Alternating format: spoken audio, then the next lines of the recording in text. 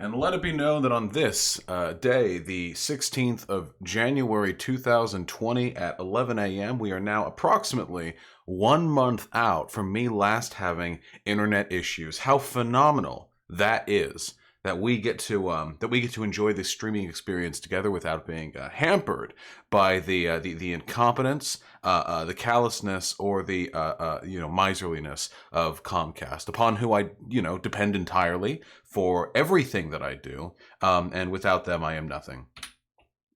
Friends, how you doing?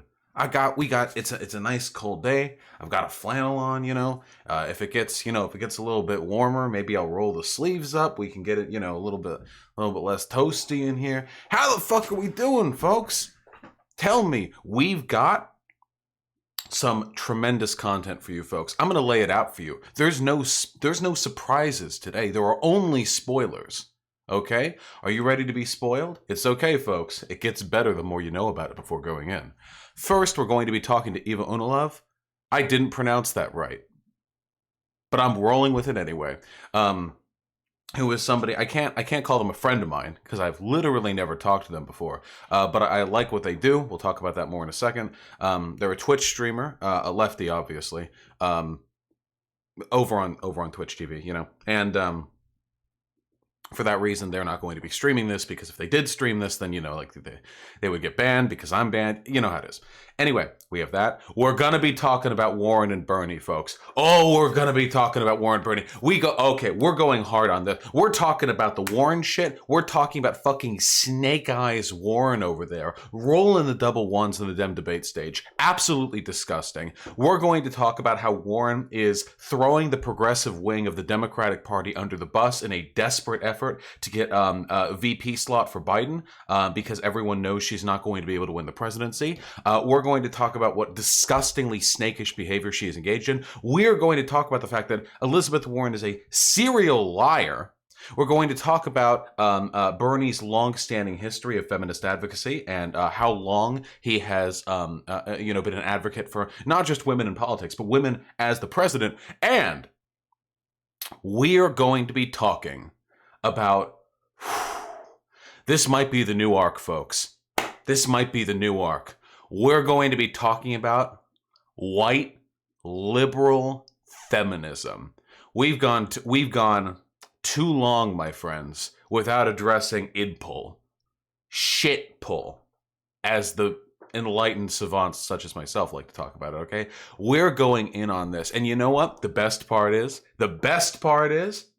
the incredible, disgustingly, I guess you could say, pernicious outreach of these liberal idpol types. It is in this case so violently immoral, so dishonest, so untruthful that I can impugn them without even being called sexist. But I'm going to be called sexist anyway, probably because one of the first things I'm going to say is I am sexist now. I hate all women. Feminism is fake.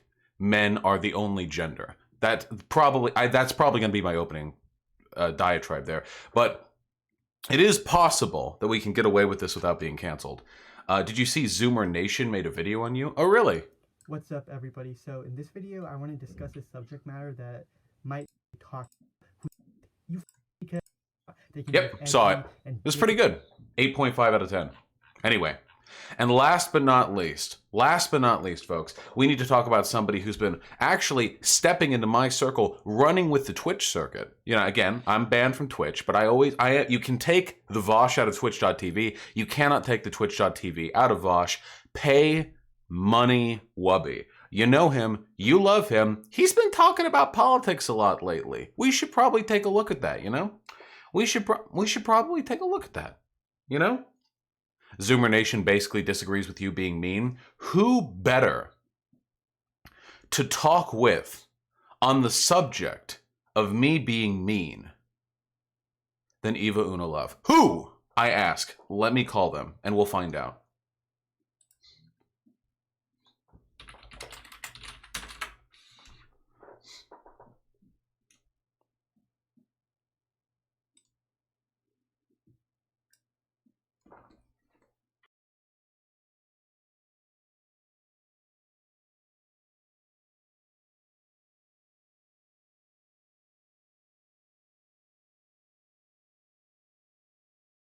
Nice.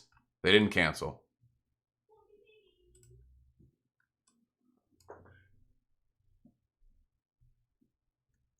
Hi. Hey! Hi, how are you? Doing wonderfully. How about you? I'm doing really well. Thank you for asking. Of course. Yeah, get on cam if you want to / are ready to. All right, I'm here. Hell yeah. Okay, wait, hold on. Picture in picture. Yeah, okay, I can figure this out. Let me get this on screen. In the meantime, how the fuck are you doing, comrade? What's up? What's on your mind? In general today, how your feelings doing? Honestly, I had a really rough. I've been having a really rough time, but I'm today I'm so much better. So, I don't know, I've had this very energetic morning where I kind of wish I was back in dance classes. That's how I've been feeling. Did you used to do dance? I did. I used to do dance in high school. So I enjoyed that a lot. I still do. Well, I don't have a place, but I used to have a pole, and I would also pole dance. So very expressive and enjoyable, but not having that kind of emotional outlet, like that connection between physically moving to express your emotions, has been disappointing. I think I need to get back to the gym at the very least. Yeah, pole dancing is like pole dancing is some serious work. When I was in college, there was a friend of mine who, along with like 7 other friends, had a big old mansion that they rented out together in East Hollywood, and it had a big pole that ran up between the 2nd and 1st floor, and the 1st floor room it led into had a bunch of pillows there. And every time they would have parties, everyone would go up and dance, and I was never particularly good at it, but holy shit, I was really strong back then, and I could barely move myself around with my feet off the ground, It's real exercising.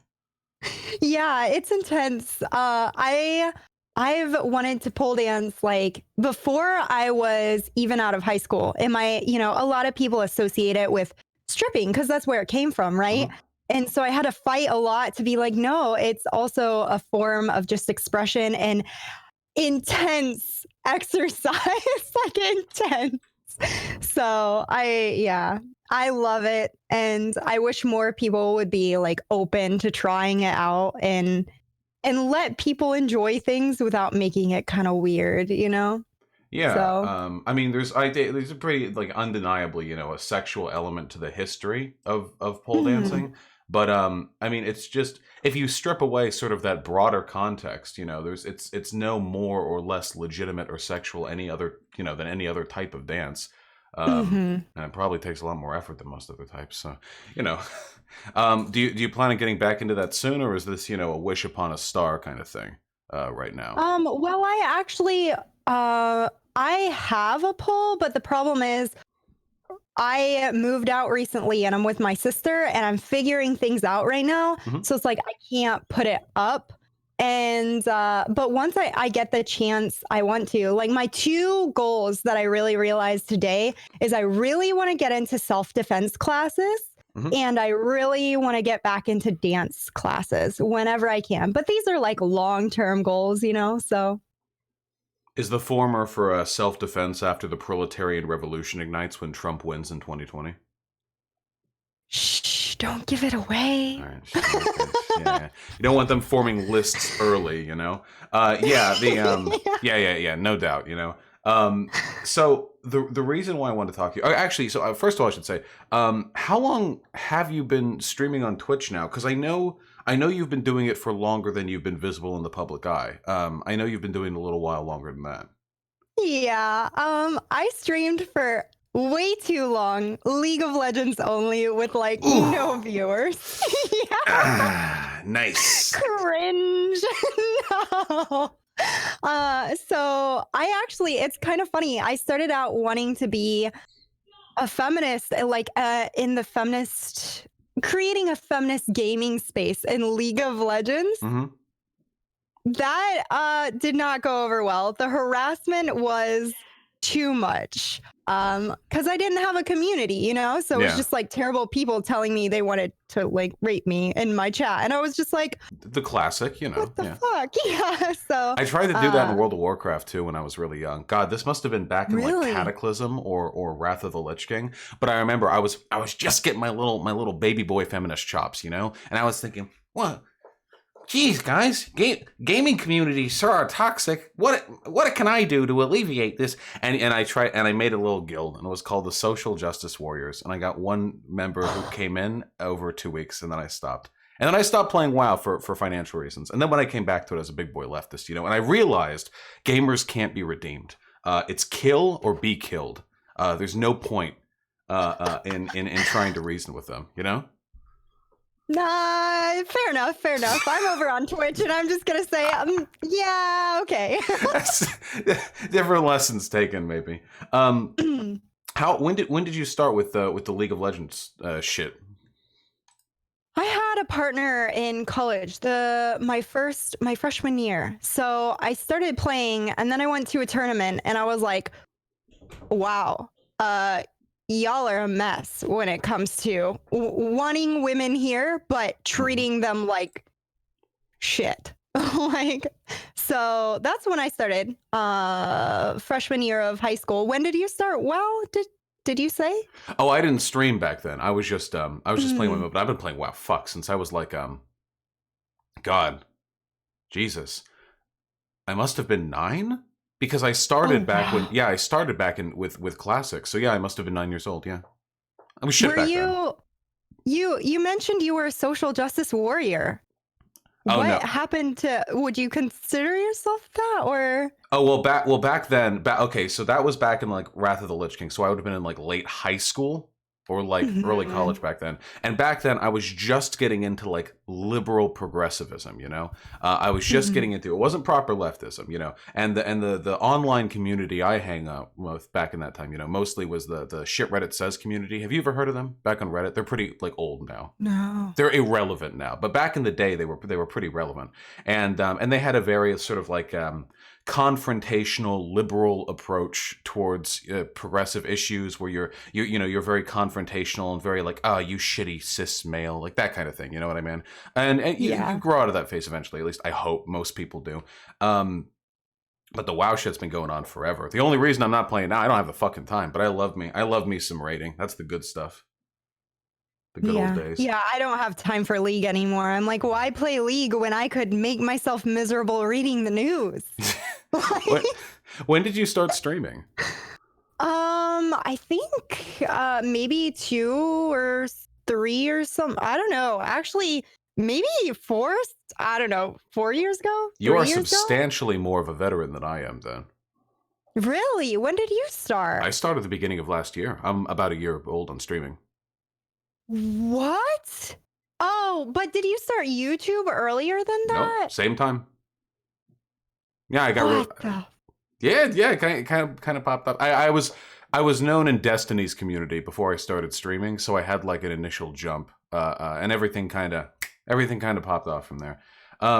You've been jumping up quite a bit yourself lately, on Twitch. At least from what I've seen. I'm not on Twitch anymore because of my, permanent ban and all that. But yeah, that'll do it. yeah, it seems like you've gotten quite a bit more prominent over the past like 4 or 5 months, which is pretty fucking rad, I think.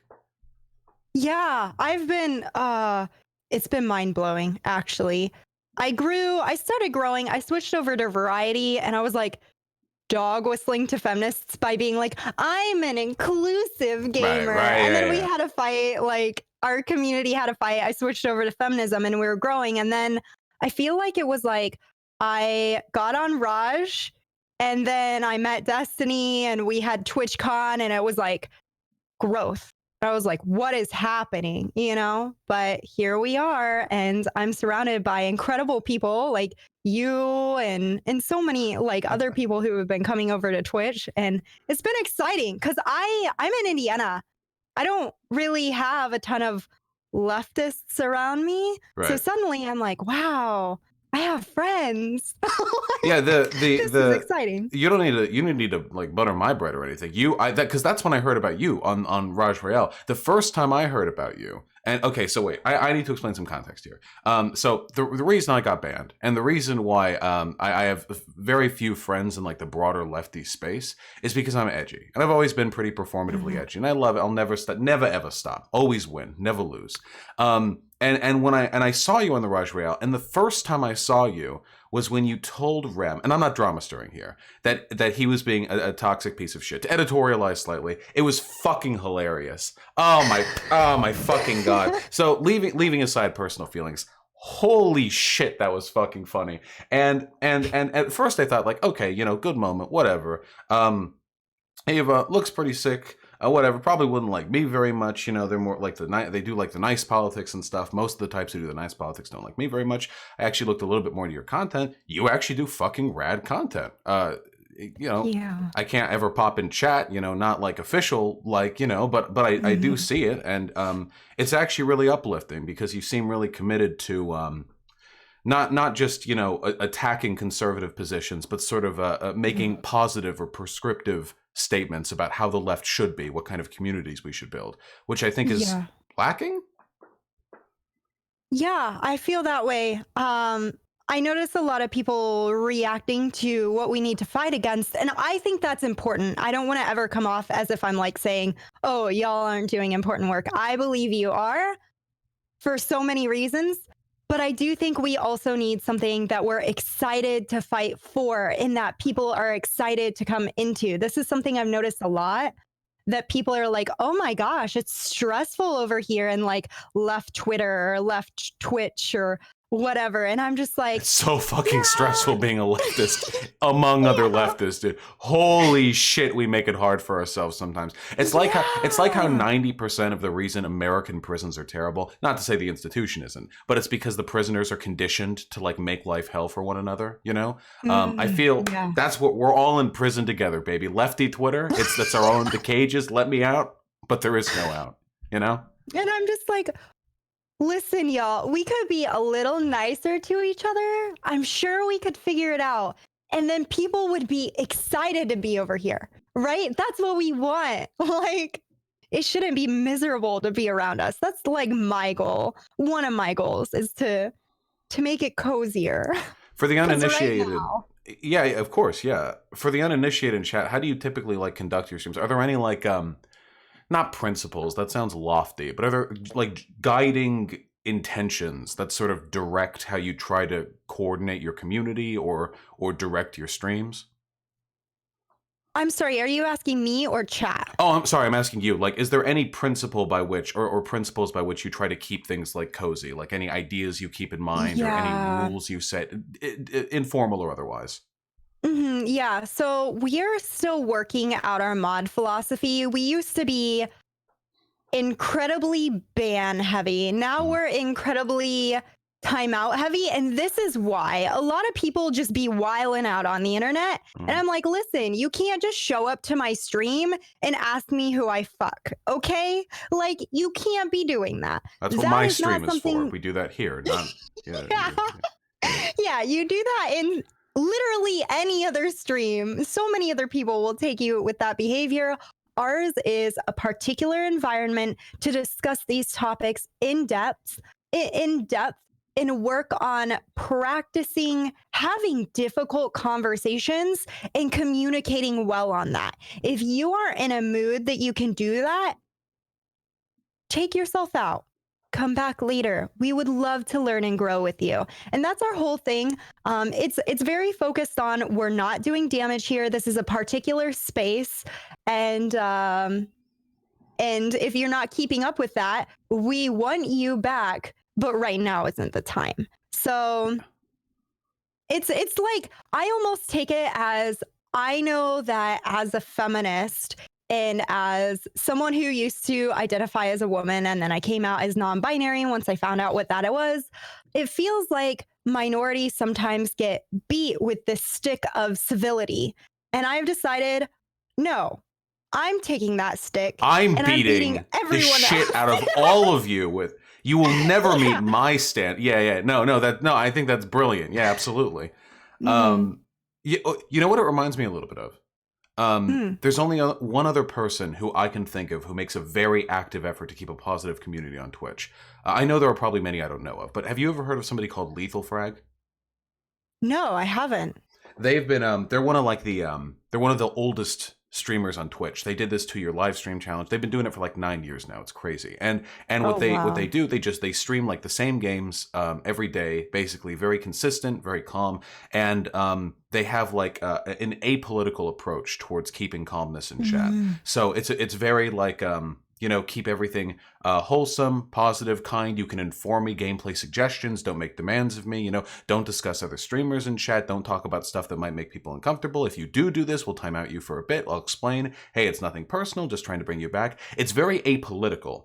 In his case, there's no politics, like none to be found anywhere on the stream. But the broader attitude about sort of keeping away from the internet's tendency towards performative cruelty is very interesting to me, because the internet is mostly very, very cruel.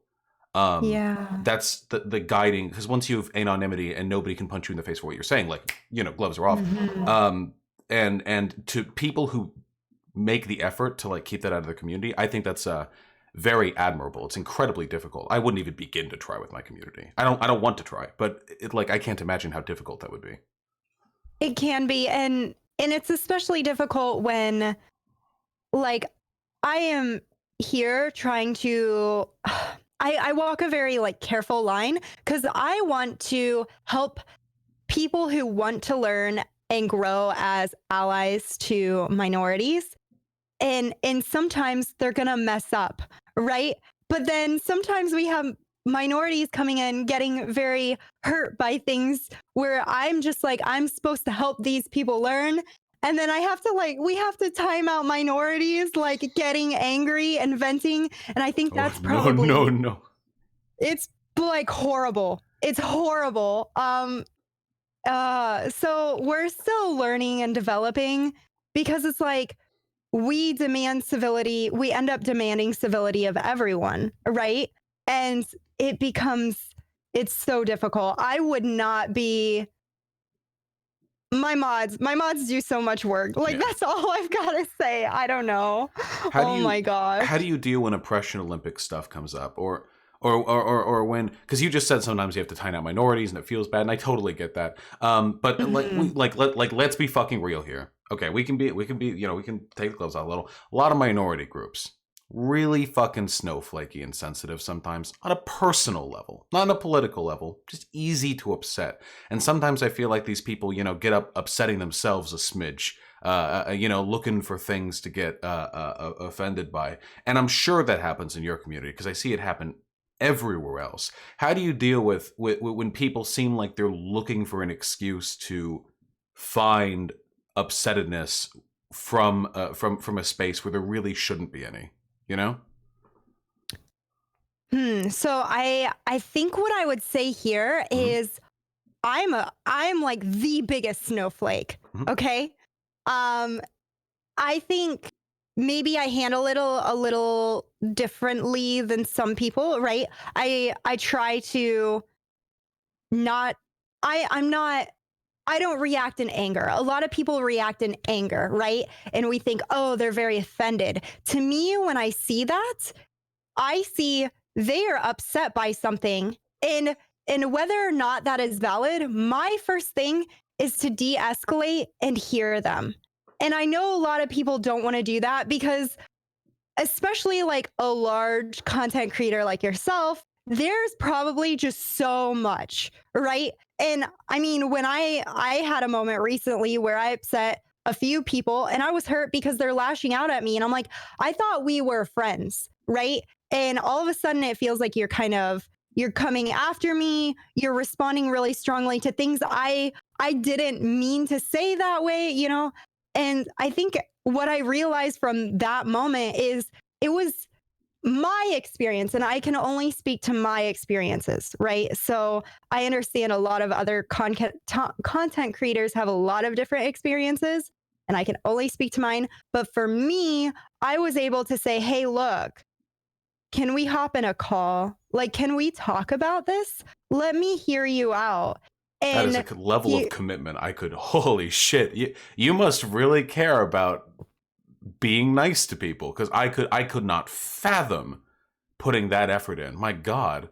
I had 4 calls that night, and it was just a lot of listening. And to me, it's listening and repeating back. And then, but the thing is, right after I listened to them, they were totally diffused. I just repeated back, like, here is what I learned. And I learned from that experience. Like, I learned that words I was using, they have certain reactions to in ways that, like, I didn't, like, I wasn't familiar with how this was used because I stay curled up in my cozy little community. Right. So I felt it was instructive. And then we even hopped on stream, my next stream together, and we talked out like some of the words, and we talked out some of the stances that we took, and I found it really helpful. I found it incredibly helpful. But of course we can't always do that, right? Like, it's not like every time anyone on the internet is upset with us, we can just say, "Hey, why don't you have an hour-long call Conversation. with me? Yeah. I'll Let's just hear you out." remediate Yeah. our grievances in the feeling dome. Yeah. But after all that, you learned to stop dropping N-bombs during your cozy streams. As you realized, mean, like, yes. oh wait, this is a slur in some communities, and you pulled back with. Oh my gosh. Yeah, that's basically what happened. That's really admirable. I mean, I come at this from. So do you? And I'm out of curiosity. Do you know what type of content I tend to create? Vaguely, I do know that you debate some people. I know that sometimes slurs happen. And I've decided that if I ever debated someone, I think I have to debate you, Vosh. I don't think I would. No, I mean, if you ever get around to it, I'd be happy to. Of course, unfortunately, you couldn't stream it because then you get banned. But you know what? I'm always open to the invitation. I know the rumor mill gets around. I try to limit. I mean, I guess I say the R slur from time to time. And I say faggot all the time. But as somebody who has sex with men, I feel I have a divine right, whatever the case may be. The type of content that I produce, it's very heavy in the debates, very heavy on the performative, like aggressive condemnation of opposing viewpoints. And invariably what this means is that sensitivity is a currency that I have very little of, because to consider the feelings of everyone who questions a given thing that I say is to invariably admit weakness to people who are on the fence about watching my content and may be swayed by, if nothing else, my conviction. Let me think, like, for example, like, because, I don't know how often you engage with right-wing types, I imagine not too often, because you keep your community safe from that shit. Just in my real life, not in. Okay. But then right-wingers respond to strength more than almost anything else. Not so much reason. That's just, if you've got the biggest dick or the biggest gun, it doesn't matter. That's what they respond to. So if I'm going off on some rant where I'm talking about how the degenerate, southern states of the United States need to be swathed in nuclear hellfire so as to save our innocent children from pedophile, fundamentalist Christians, and I'm going off in a big rant, spit flying everywhere. Everyone's having fun, but a few people in chat correctly point out, hey, there are comrades in the southern states. Indiscriminate murder is wrong, Vosh. You should know better. True. That's true. But to concede or to engage with that concern is to take away from the strength of the aforementioned rant. So I can't do that. And I often feel like it's a weakness or a limitation, because it invariably juxtaposes my ability to convince with my ability to engage with nuance. And that can be a really tough line to walk sometimes. I don't know if there's like a hard solution to it. It's one of the reasons why I want to bring you on, because you have such a different approach to navigating the disagreements in an online space. It's probably something most people could take a few pages from. Yeah. So I was actually coming on to learn why you do what you do, right? Because to me, I don't understand. Like, I've heard of course, whenever they hear like, "Oh, Eva's talking to Vosh," I get a bajillion opinions, and Mhm. I'm just like, "Whoa, whoa, whoa! Everyone, slow down! Like, this is a lot to take in." But one thing I do hear often is regarding like the R slur, right? And so I was like, I don't know. When I watch, like, I haven't watched a ton of your content, but whenever I do sit down and watch something, or whenever I have something playing, it's typically probably listening to something you've done, right? Mhm. And I'm just like, I don't know. Vosh seems like a really good speaker. Vosh seems like he's really got his points down. Vosh seems very charismatic. Does he really need the R slur? Like, why do you use slurs if you don't mind me asking? Well, I'm comfortable. The F. I guess I'll be real. I'll be very gloves on with the F slur. I should say I'm fine using the F slur. I think because I think in the broader context of my community and the content I engage in with my aggressively pro LGBT rhetoric. I mean, God, half my videos, maybe even more, are me, you know, talking up trans, gay, whatever. So I feel like in the context, it would be very difficult for somebody to make the argument that I exacerbate homophobia by using that word. And to the credit of that argument, I've never seen anyone say that. People usually go after the R slur thing. The R slur thing is more of a verbal tick. I didn't do it for a little while. I withheld it for a few years, but then I talk with so many Nazis, Eva. It's so many. They're insane. They're like lice. You know, you dig and they never entirely come out of a community unless you get out the big guns. Unfortunately, engaging with the vernacular of some of the less savory people on the internet, it invariably has a sort of osmosis effect. Not an excuse, but that is probably why it entered the lexicon again. Then the last time I used the R slur, I think was during the Sargon debate, which was very, very public, so a lot of people heard that. I do think that for the most part, my content is pretty honestly not problematic. Invariably, it's like with Destiny in that sense. If 99% of what you do is A, but the B part is what people object to, that's what's going to get clipped. That's what people are going to talk about. I have heard some pretty legitimate concerns about maybe like ableism in my community. I think that ableism is a really difficult subject to talk about because there are degrees of ableism that I think have a legitimate justification behind them, like in a rhetorical sense. For example, if I couldn't call Nazis stupid, I lose a massive rhetorical tool in regards to using sort of performative cruelty to convince those people that I'm stronger. I think the benefits outweigh the negatives. Was saying the R slur? Probably not, but it's nonetheless a shakier line than say with I don't know, like being transphobic, like with transphobia, there's probably like ironic transphobia will probably not win me any more converts to the left than more carefully phrased satire that isn't transphobic wouldn't also. And that would do less harm as well. But that's probably the gist of it. I don't think it's like a hard part of my content or anything like that.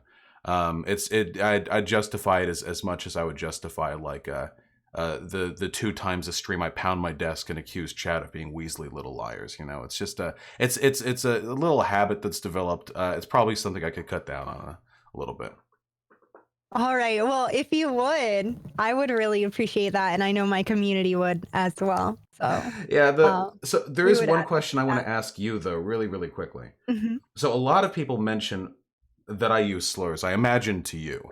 I imagine a lot of people will also tell you that I'm reactionary in certain elements. The accusation that I'm NB phobic, for example, came up. There was like a drama flood of that 2 weeks ago. It was mostly unsubstantiated. It was fun arguing. I love the drama. I But noticed that. one thing that, yeah, I mean, it's content, it's engagement, it gets me viewers, it gets me money, and viewers and money means that YouTube prioritizes the algorithm. That means more conservatives watch me, that means they get converted. Every day I get emails from former Nazis or conservatives saying, hey man, thanks for taking me out of the pipeline. Feels great. That's most of the good feels I get from doing all of this. But one thing that I do worry about a little bit is when you ask me not to use the R slur or whatever, I know you're acting in good faith. Trust. When a lot of people do it, though, I feel like they're over fixating on the aesthetics of problematic behavior to the detriment of addressing broader patterns and methods of tackling problematic behavior.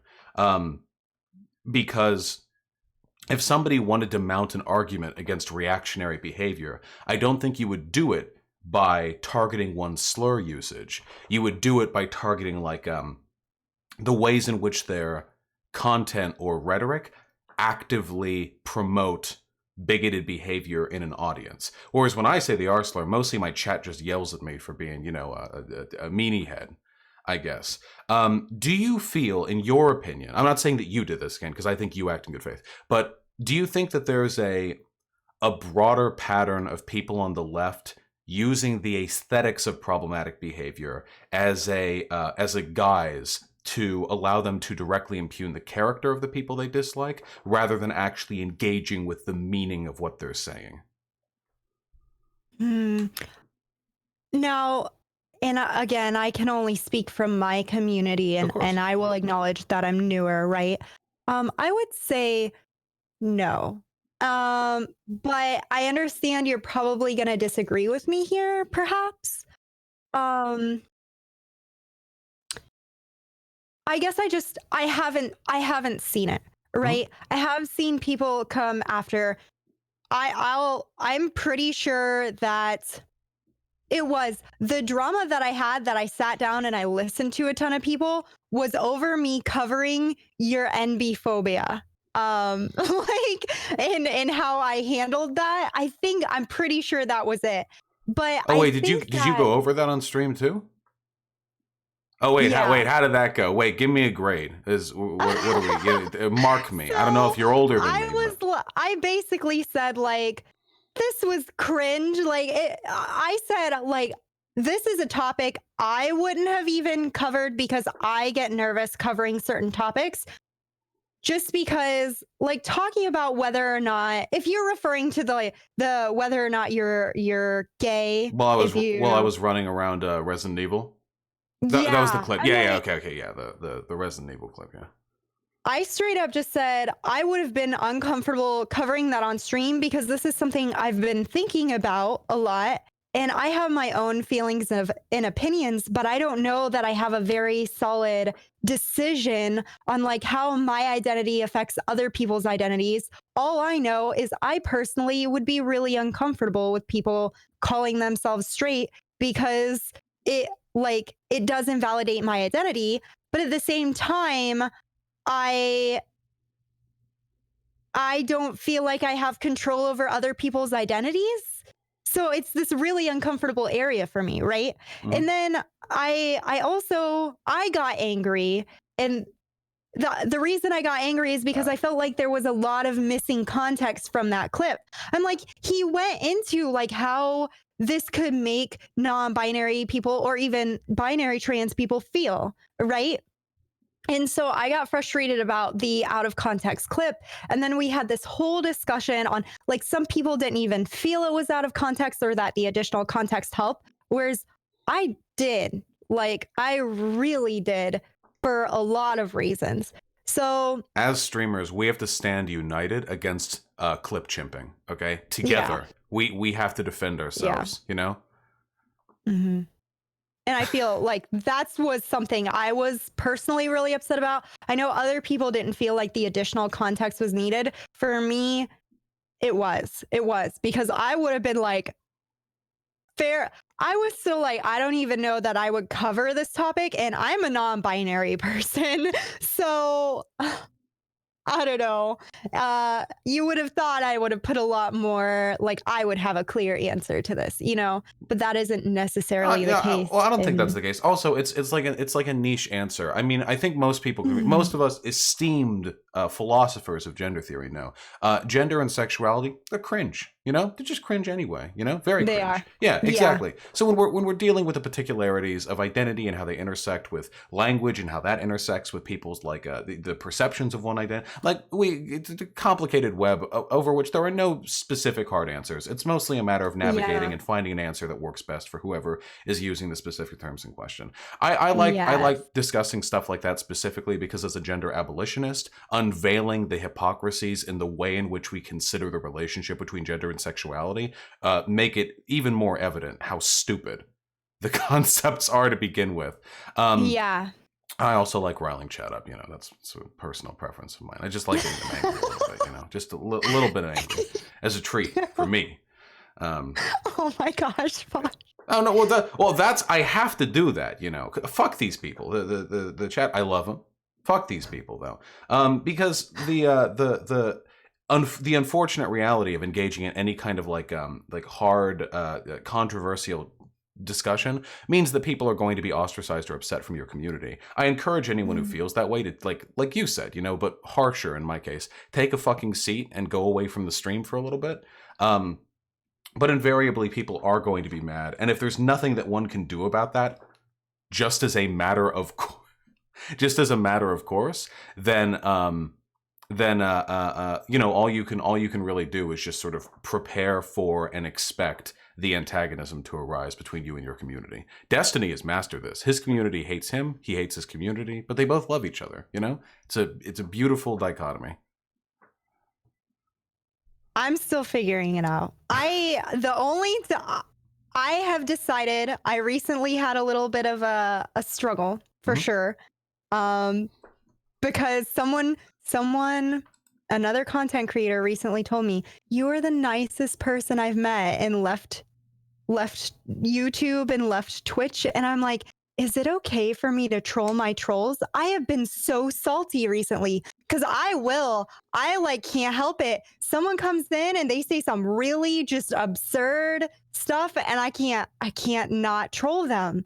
And I've recently decided that it is okay to troll my trolls, but then I see, I haven't seen you do it so much, but like, do you know Bad Bunny? I know Bad Bunny, yeah. Oh boy. I adore Bad Bunny, but sometimes I'm just like, oh my gosh, is your chat okay?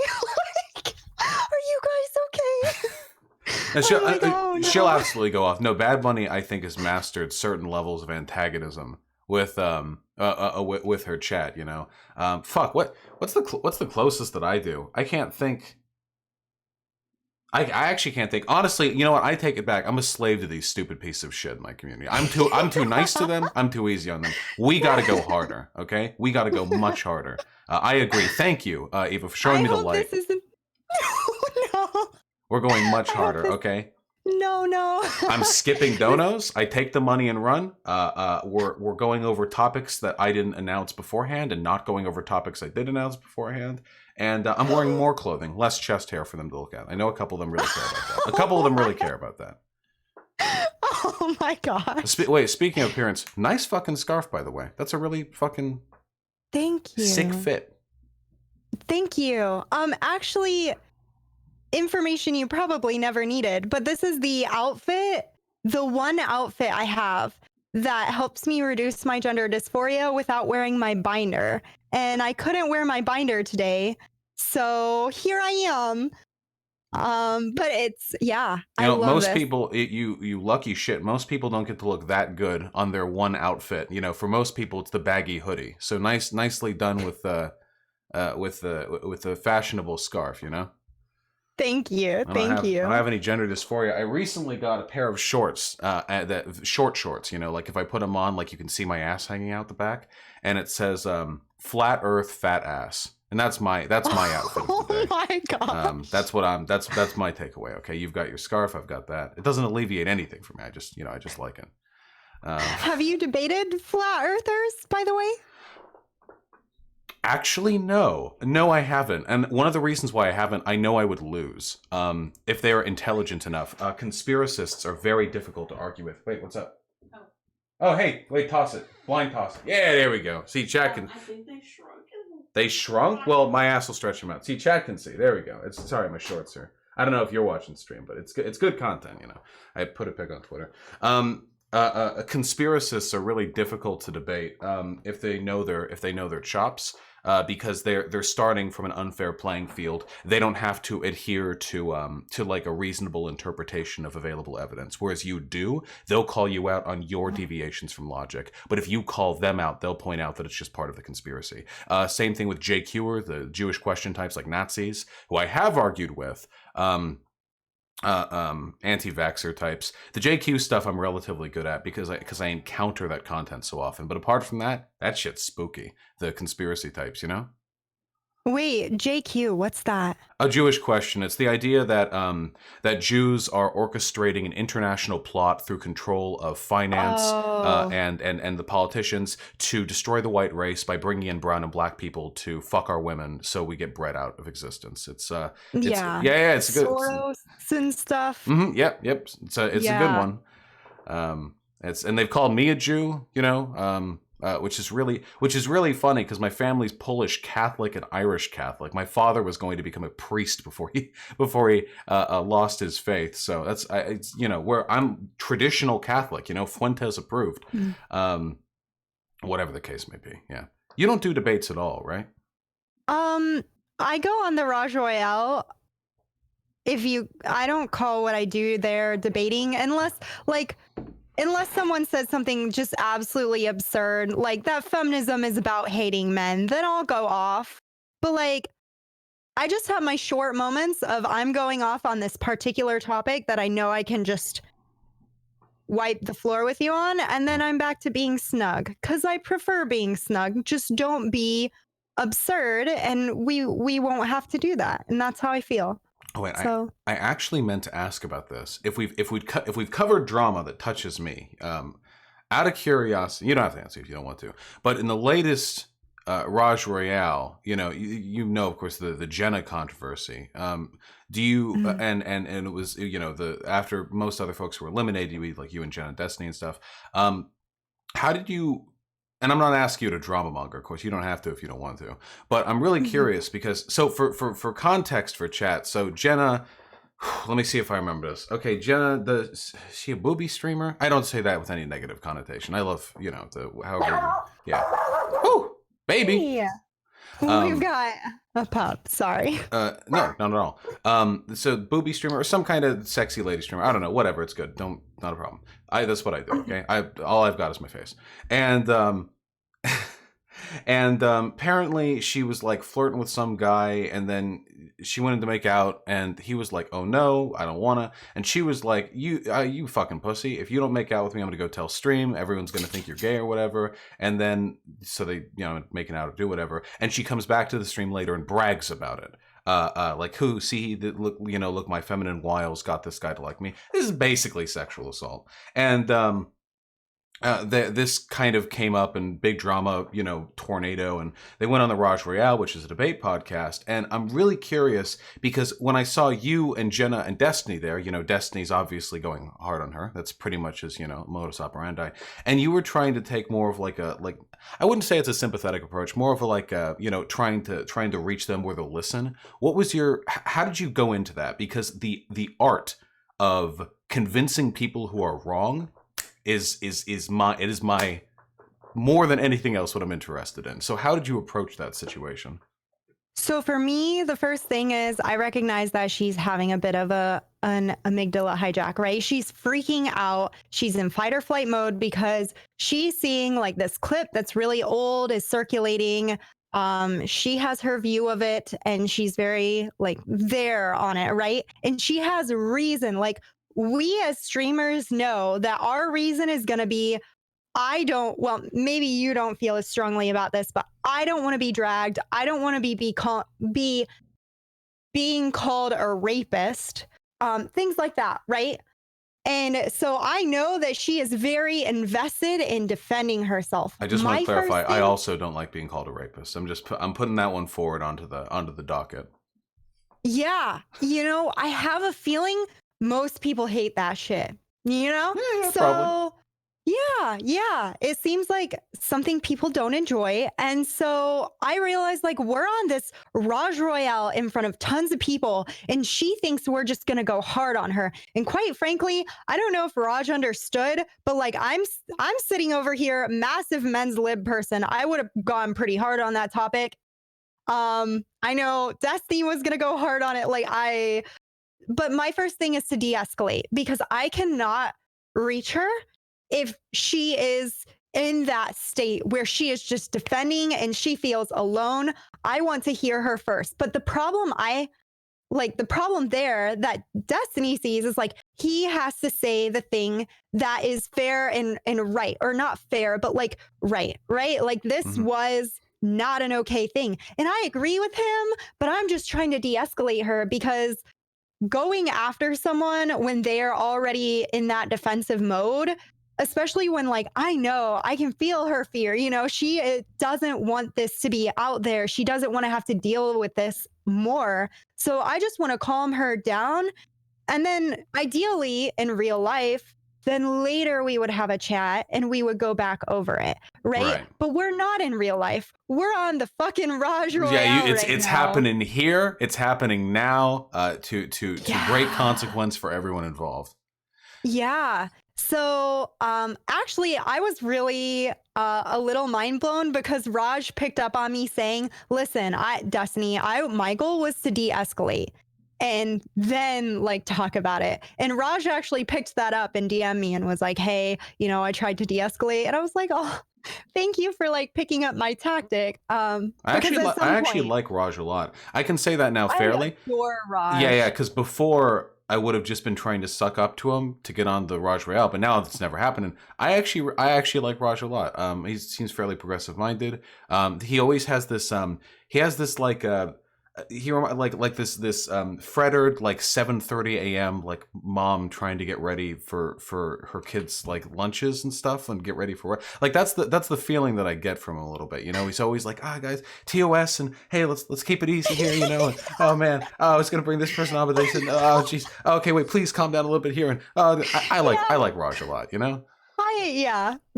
I am very mindful of the social situation and how things are flowing. Like that's what I grew up trying to be, a woman in the best way I understood in a conservative area. And that's taking care of everyone else's social needs. And so I see Raj do that, and I like want to be there and help him. And I'm just like, I just adore you, Raj. You're just a sweetheart that wants to figure things out. And like you stir up drama, but you're always making sure, like, I feel like he makes sure you're okay, And I'm just like, oh, Yeah. I respect him a lot. When I'm big enough, I don't know if I'm big enough yet. How big do we have to get? Like 4K, 5K viewers consecutive? When I'm big enough, I'll message him and I'll like just try to talk to him a little bit. Tell him I appreciate what he does, because he's like, guy's huge. Do you think so with the Jenna situation? Do you think that, and again, this isn't to impugn Destiny, which I do plenty on my off days, but do you think you would have been more successful in being able to control the situation, de-escalate, and explain if Destiny wasn't there doing his own strategy for dealing with Jenna? Of course, but I think Destiny and I have different purposes, right? Like, so absolutely, I feel like I would have managed, but then we have two different things. Like Destiny has his goal, I have my goal, and we're both trying to do what we got to do, and they're the opposite, right? So Destiny's just like, what the heck? And I'm just like, well, Destiny, hang on. Yeah. So I'm going to be going on and talking to Destiny somewhat soon, and I'm going to actually bring this up and talk to him a little bit about it, because the whole thing was super rushed and we didn't get to, Yeah, and I haven't even seen the whole thing. I've only seen maybe 6 minutes of when it was just you four at the end. It was you and Destiny and Jenna. I forget who the fourth person was. Do you remember? That was when the clip chimping really took off. No, that was wait. Or was it only Destiny, you three? Me. No, it was for Mia and I believe Canute. Okay. Gotcha. Yeah, I think I'm pretty sure. I do not think much of Canute personally, but with regards to that, because I'm curious, I would probably have taken Destiny's position on this, because my thought is if there are two approaches to take on this, you can try to reconcile and explain, or you can destroy her. Squad W, Grug. And both of them are valid ways of getting a point across. It's really who's reached by that.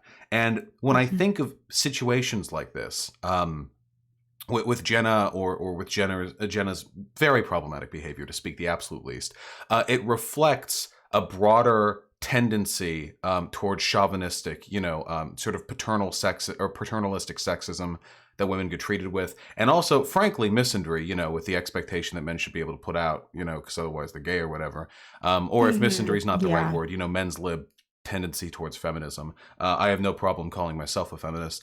And when I think of that, and the types of people who are swayed by these, I think of a bunch of greasy Twitch bros who are themselves, I'm just going to speak frankly, in every conceivable sense socially and sexually inadequate, but still find time during their day to shit on men online for not being masculine enough. That's who I think of when I think of the people who would see the Jenna thing go down and would need a talking to.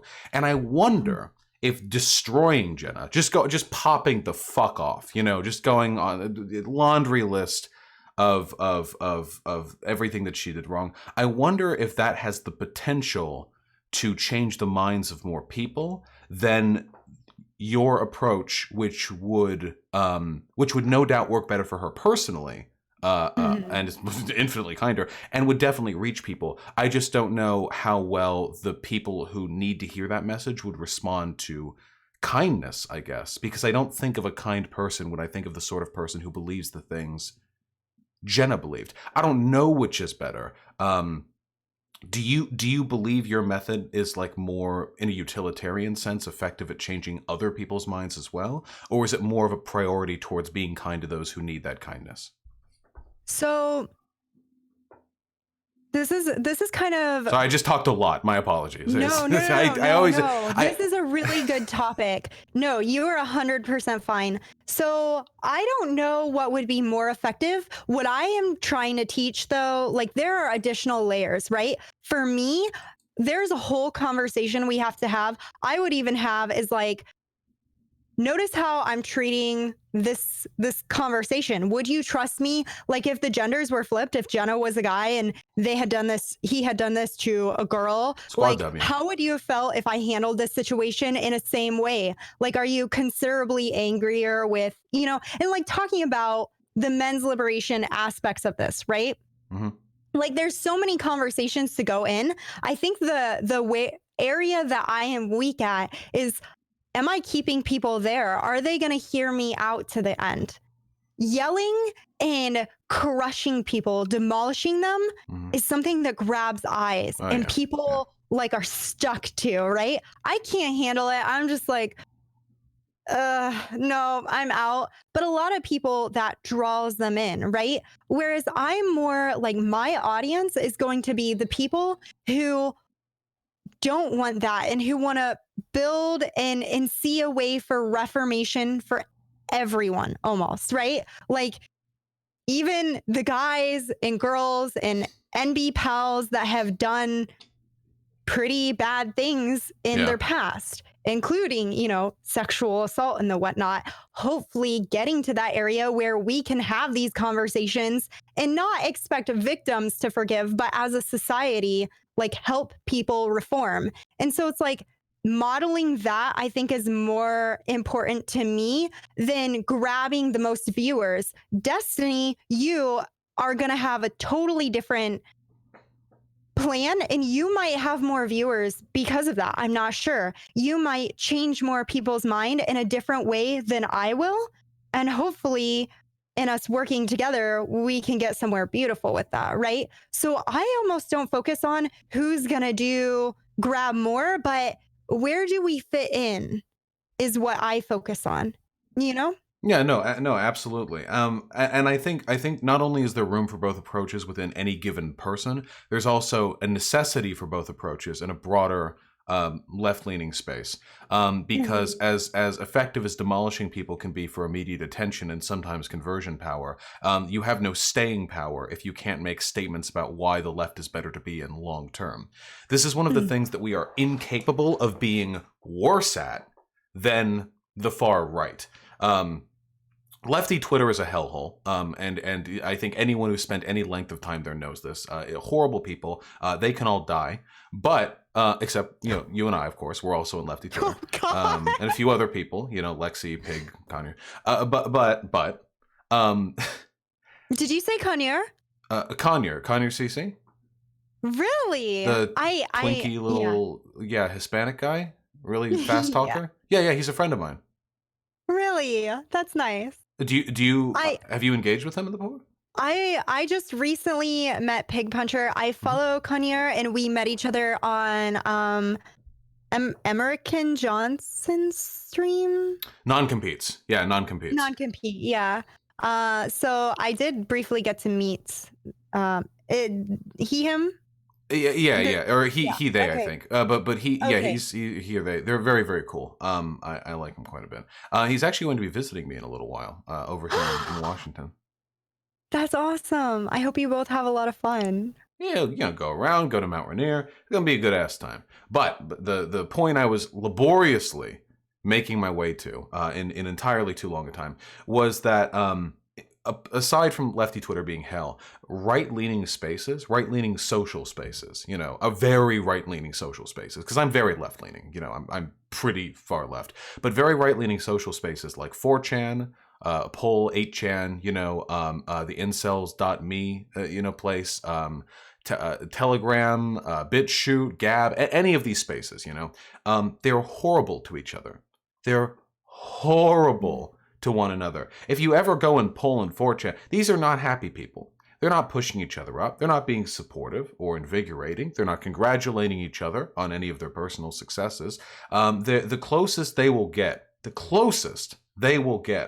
to being kind to one another is one of them will say, "Oh God, please God help me. I'm such a degenerate. I can't stop jerking off to interracial cuckold porn. I want to kill myself." And then somebody replying with a handy dandy suggestions as to how they could go ahead and kill themselves. That's about the closest we're going to get to kindness in these spaces. Seriously, I God knows I spend plenty of time in them. They're horrible to each other. And they do this because there's nothing positive for them in their lives. They're miserable, and directing hate outwards is all they have. But we have something different, You have something different. You're capable of building something different because the politics of left-leaning people are not antithetical to the politics of kindness. And that's one of the reasons why I think we have real staying power and have had real staying power in spite of the, enormous institutional challenges we face. The right is better at weaponizing hate. We're far better at weaponizing kindness. And, people are going to invariably gravitate towards one or the other. Both are necessary. We will never die. Yin Yang, Joker to Batman. All it takes is one little push. So on and so forth. Half of that was nonsense, but that was the No, I totally caught you. I actually, as you were going through that, I wanted to ask you, I don't know how to word this. Are you more authoritarian leaning, or are you more like... I'm incredibly libertarian leaning. Insanely so. I purged all the tankies from my community. Anytime I got any status in my chat, I run them over, okay? I IRL kill them. That's not true, FBI. It's true, though. It is true. As a joke. I get them out of here. The only tanky I have in my community is my moderation bot. My moderation bot is I'm pretty sure is a tanky. Just the level of authoritarianism. I don't even have control over my moderation bot, so that's pretty fucking rough. But yeah, I'm the same way. I was just curious though. Okay. Can you talk to my stream for 1 second? I'm pretty sure one of my cats is, from what I can hear, dying. And I need to check. Yeah, go. Enjoy. Yeah, go enjoy. I'll be right back. I'm just gonna make sure. Okay. Okay. So listen up, folks. What's going on? I have a problem. I haven't even got to come over and say hi to you. I posted the link to you, but okay, there we go. I'm over here by you. I can see you. Hi, chat. Is that are we getting poggies in chat? Hypers. Excuse me, hypers. How are you doing? Drop the N-bomb. What? No. How's everyone doing? There's the poggies. Oh my goodness. Patch, how's everyone doing? How's your day been? Is Vosh good to you? I hope Vosh is good to you. Oh my goodness. I'd like to think of myself as a nice and kind person, but Eva is so sweet and nice it gives me diabetes. I stopped to read a comment and I'm like, oh my god. I'm dead. It's so nice to meet you though. Vosh is evil? Dang. I wonder if my chat would say that about me when I left. You need dog? My doggo's sleeping over there. Sorry. Vosh is mean all the time. Lucid Fox, welcome in. Eva, help us. No. Oh my goodness. Oh my goodness. Do you have any questions? I might try to stop and like answer a question if you have one. You have a doggo? I do. She's a Shih Tzu. Her name is Ayumi. I absolutely adore her. She normally sleeps near me when I'm streaming. Okay. If I stream too long, she gets upset. Jesus Christ. Is your cat okay? All right, hello? Is your cat okay? The cat's fine. Okay. So when I went down there was no explanation for the noise. I could hear them screaming. I went down there, they're both just standing there in the fucking living room, okay? But apparently, earlier, they got locked out of the bedroom. Sorry, I ran. They got locked out of the bedroom because my girlfriend had a cup of water that she set on my dresser to so she could go take a piss. And then, while she was peeing, the cat jumped up on the dresser and knocked the full cup of water into my hamper, which had clothes in it. 10-second window. And then she threw them out. And then when I went downstairs just now to take a piss, the fucking cat ran up to fucking jump in the toilet and I nearly hit my cat with a piss stream. Fucking... absolute fucking lunatic. Out the door. Out the door tomorrow, I swear. Every day I swear this. He'll live till he's 25. Ugh. Okay, sorry. I swear I heard fucking cat screaming, but no, they're fine. They're just chilling. Well, I'm glad they're okay. That's what's important. Yeah. Okay. What did I miss? What you radicalized? Say the N-word? Do I need to delete the VOD? Yeah, they told me to say drop the N-bomb or something, and they said you're evil. And they asked me about my dog. We chatted about my dog. Nice. Okay, good. All positive. So we had a lot of fun, yeah. Yeah, all positive vibes. Okay, I'm glad to hear that, you know. Vosh, why are you interrupting Eva's stream? Yeah, I'm sorry. Sorry, I sprinted up here after the piss thing, you know. I felt I'd had enough bad luck with them. I didn't want to, you know, test it by staying around anymore. Oh, no, they were really sweet. Chat? Yeah, I have my rule in my community is nobody gets to be edgier than me. That's my threshold. Because one thing I'm really cautious of is that there are a lot of, okay, so you know Gamergate, right? Yeah, vaguely. Yeah. So, yeah, because there were a lot of like skeptic, concerned, you know, political agitators who are concerned about the SJWs taking over video games. A lot of these people were at least ostensibly liberal. You know, they don't believe that all, you know, they don't want to bring back slavery or want to bring back apartheid. They don't think women should be locked up in the house barefoot, you know, and pregnant. But because they were, you know, put it lightly, fucking idiots, you know, they let their communities trend much farther right than they did. And for that reason, I'm very cautious of the idea that edginess can be sort of an invitation to reactionaries into my community. So that's the rule. It's as edgy as me and no further. Anyone more edgy than that, you're out, or you have to tone it down. The Discord is actually like, my Discord, I swear to God, these people hate me. Every time I go there, it's people complaining about how problematic I am. But I would rather have a community complaining about how problematic I am than a community telling me it was epic and based when I shouted down that non-binary streamer I talked to, you know, and how it was, you know, cringe that they weren't, I don't know, whiter. I don't know, whatever analogous, you know, comparison you want to make. So that's the line that I draw. I think it's a reasonably fair one. As long as people can agree I'm not a reactionary, nobody can say my community is. Yeah, I heard a lot of, you know, I heard a lot of things about you. And then what's interesting is I ended up meeting a fair amount of your community and I was like, dang, these people are actually a little bit like a bunch of sweethearts. They're meanest to me. They're meanest to you. Oh.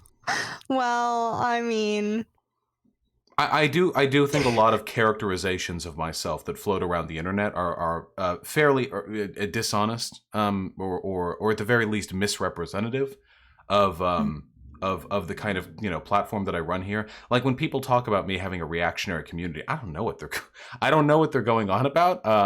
If anything, my community is too sensitive for me. I let slip, you know, the R slur a time or two. The chat just starts yelling at me.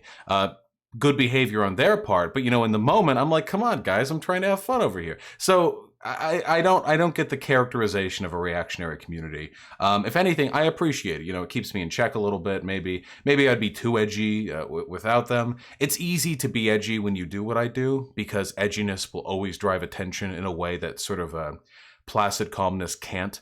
And that makes it a bit of a, you know, monetary incentivization that is fairly alluring, I think. So I guess I appreciate them being, you know, little babies. Well, chat, thank you for keeping Vosh in check. I appreciate that. Oh my goodness. That's nice though. Yeah. I've never thought of that before, like your chat being less edgy than you. Fair enough, fair enough. Yeah, I mean, I think that's a good policy. Yeah, because, well, you and I agree, keeping control of your community is like one of the most important parts of doing any kind of online advocacy, you know? Even if we assume... Oh, sorry. No, I interrupted you. I didn't realize. Oh, yeah, but I talk forever. I swear I say this, every time I talk to somebody, I feel bad because I don't do this with other people. I don't like go on shows or anything. I just yell at a mic for 4 hours. I'm not used to talking to other people. So when I do, I invariably talk forever until they get a chance. So please go and then I'll ramble. I totally understand. I was just going to say, like, do you feel, I mean, how many people are here right now? I don't even know. Probably about 2,000 maybe. Yeah. So do you feel that it's still possible to keep some level of control over your community at that level? Some tiers of it. My website chat and the Discord, yes, definitely. The YouTube chat I've given up on. YouTube chat, I think most days is pretty okay, but it gets infiltrated with Nazis anytime I talk about certain political figures. I don't even bother. We ban the worst ones, but I don't consider them part of my, like, the social net of my community, you know? If anything, I'm glad they're there because it means that my rhetoric reaches people who disagree with me, who are, of course, where my rhetoric needs to be, you know, concentrated towards. My Discord has like 7,000 people, but I think active users would probably be in the less than 1,000. They're pretty okay. Getting past this point, though, I don't know how you could control a community much larger than this. Destiny doesn't control his. That's what I was thinking of, yeah. His Reddit and Discord have as many progressives as they do reactionaries, as many liberals as they do, you know, illiberals. He clearly either can't do it or isn't willing to do it, which means that there's either a threshold that can't be overcome without insanely aggressive moderation, or that he just isn't interested. It's probably a mix of both, you know? Yeah, I always wonder about this because I've been very concerned about, like, obviously I'm very mindful of my community because it's supposed to be like a combination of a safe space and like a learning space. So I'm very careful about that. But I just wonder, like, as I get larger and I hear, like, I have heard Destiny mention that, right? And so I was just wondering, like, where is the point at which you can't anymore? And do I, like, I don't know. I don't want to lose control of my community. And I get super angry when I don't even call people out on Twitter anymore because I get so mad if one person goes after them in a mean way. I'm like, listen, no harassing other people. I get really mad about it. You're so much more. I love having a harassment mob that I can summon, because most of the people I disagree with are Nazis or very far right. I have no concern whatsoever for these people's well-being. I simply don't care about them as humans. When I'm arguing with like the sensitive lefty type stuff, this is okay. So a while ago, like 6 months ago, I went on this big arc where I got really, really goddamn mad at I call them woke scolds. Some people say Ben Shapiro made up that term. I disagree with their, you know, with their sourcing, but whatever. It doesn't matter where the term comes from. Very, very sensitive left-leaning people who seem more interested in performatively canceling others or you know, exaggerating. Oof. Sorry. No, not at all. Exaggerating moral grievances than they are with actually advocating for leftism. I think the term woke scold's pretty okay. You know, it sounds, it's evocative, whatever. And I would engage with these people from time to time. I've found since it's not worth doing. And it wasn't particularly satisfying for me, in large part because an inexorable component of criticizing left-leaning people, especially since a lot of these people are trans, is that I'm going to attract the type of people who like criticizing left-leaning trans people. No matter how I do it, no matter how I phrase it, no matter how I engage with it, no matter how responsibly. So now I try to only do it in the most distanced, like a sort of like hands-off, like political abstraction possible, without actually getting in the dirt of arguing with individuals or even with broader communities. I find it works much better, you know? Yeah, I respect that, and I appreciate you recognizing that. I do. I disagree with the term woke school, but I figured probably, but you know what I mean, though. You get the Yeah. sentiment, yeah. I do. I think I understand the concept. I feel like what I'm going to like, if we continue talking, I'm gonna be the one that like, I almost sometimes feel like I am on the side of what you would call the woke scolds. It's just I can take what they are saying and try to tone police the fuck out of myself and try to communicate that to other people.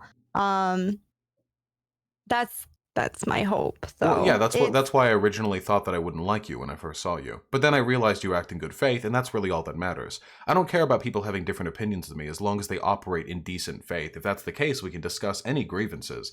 It's when people disagree with me and they misrepresent my positions to the extent that we're not even operating the same reality, then I feel like there's nothing I can really do but sort of performatively engage in aggression. But people who act in good faith, I have no, problems with them.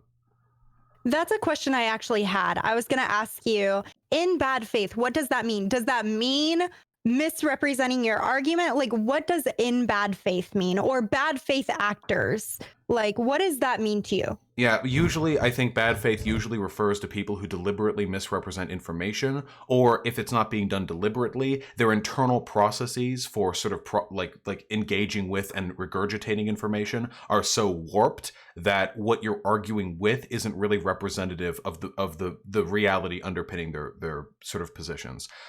So I get this a lot when people say, for example, that I'm a fascist. I think that this is such a ridiculous mischaracterization of my position. I don't think there's any evidence they could have been presented that would lead them to that conclusion, like in a logical way. It has to be through some sort of bad faith process, or they're lying deliberately when they push it back out. Same with people who say, for example, if we can get a little bit more prescient, people who say that Natalie Rinn, that ContraPoints is a true scum. I would say that that the evidence for this is simply non-existent, or at the very least, incredibly, speculatory, and that anyone making that claim in confidence is doing so in bad faith.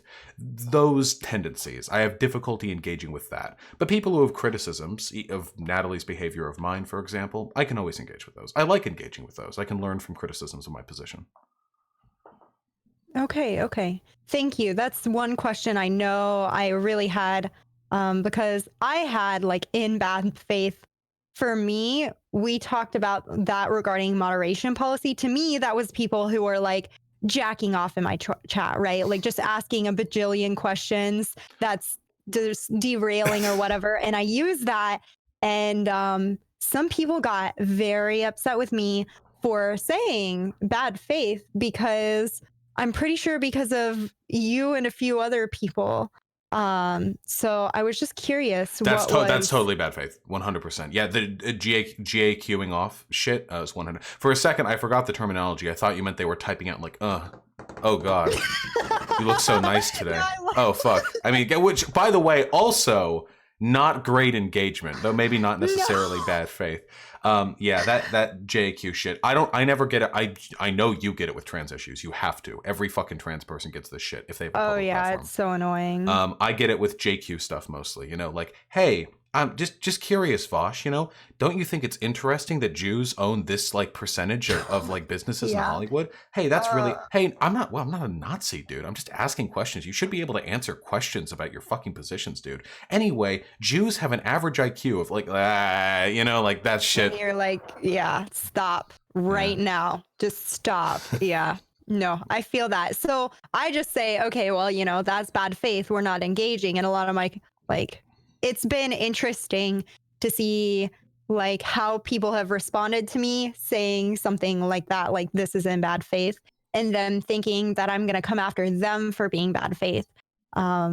You're totally in the right on Probably. that one. That's a fair characterization of their behavior. Also, someone in chat has been begging us to say diabetic rights. I'm out of the loop on this one, but yeah, diabetic rights? Yeah, 100% Sure. diabetic rights. I don't think I've ever actually said that before. I guess I assumed that was implicitly suggested, but yeah, sure. Yeah, I'm here for it. He said it. Yes, we solved it. Okay, there we go. All right, they're freaking out now. They're having fun. Fucking weirdos. Diabetic rights mean free healthcare for all. Yeah, okay, yeah, that's fair. Oh man, do you how often do you talk about ableism in your community?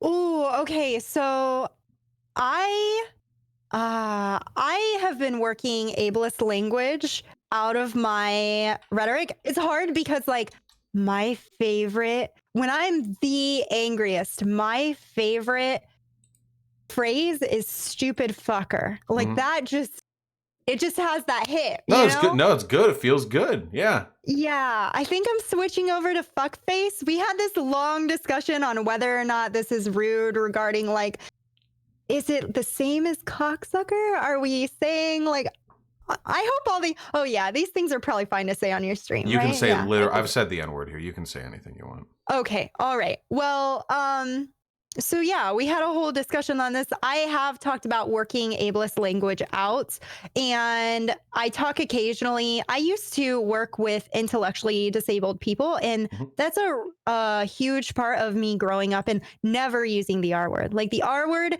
is super offensive in our family, yet my mom will say the N word and like not get why that's a problem. Anyway, I do occasionally talk about ableism, and I'm working even more on doing that. One of my main hopes right now is to be teaming up with one of my moderators who's hard of hearing and hopefully a few disabled streamers and talking about the basics of disability rights and the social model of disability and things like that. I'm learning though. I only have like some experiences. Ableism is such a tough one for me because so there are obvious levels of ableism that I think any reasonable person could say are bad, like fucking like insulting Down syndrome people or whatever. Like, come on, like why? Yeah. Like, come on. The thing is though, like with but you could also make the argument. I'll make the argument. I won't distance myself from this. I'm making the argument that it is generally speaking good to be intelligent and not good to be unintelligent. Those are moralizing terms, but I mean this in a utilitarian sense. You know, you can generally do more. And again, this is all very broad and abstracted and stuff, but it means that there's always going to be a prescriptive power to making accusations as to someone being like unintelligent, for example. That doesn't exist with other like isms, like with racism. It's not better to be white or black on an intrinsic utilitarian level. Well, actually, on a utilitarian level, it's definitely better to be white because life is easier for us on account of privileges and stuff. But Privileges, yeah. Right. But in terms of the sort of intrinsic characterization of one's abilities, it doesn't have any effect. If anything, being black means you're free from sunburn a little bit easier. So it's, they've got that up on us. But with ableism, I find it a little bit more difficult. Also because it's such an important component of performative cruelty, which is like the only way to reach some right-leaning people. Calling people stupid or brain dead or smooth-brained or whatever.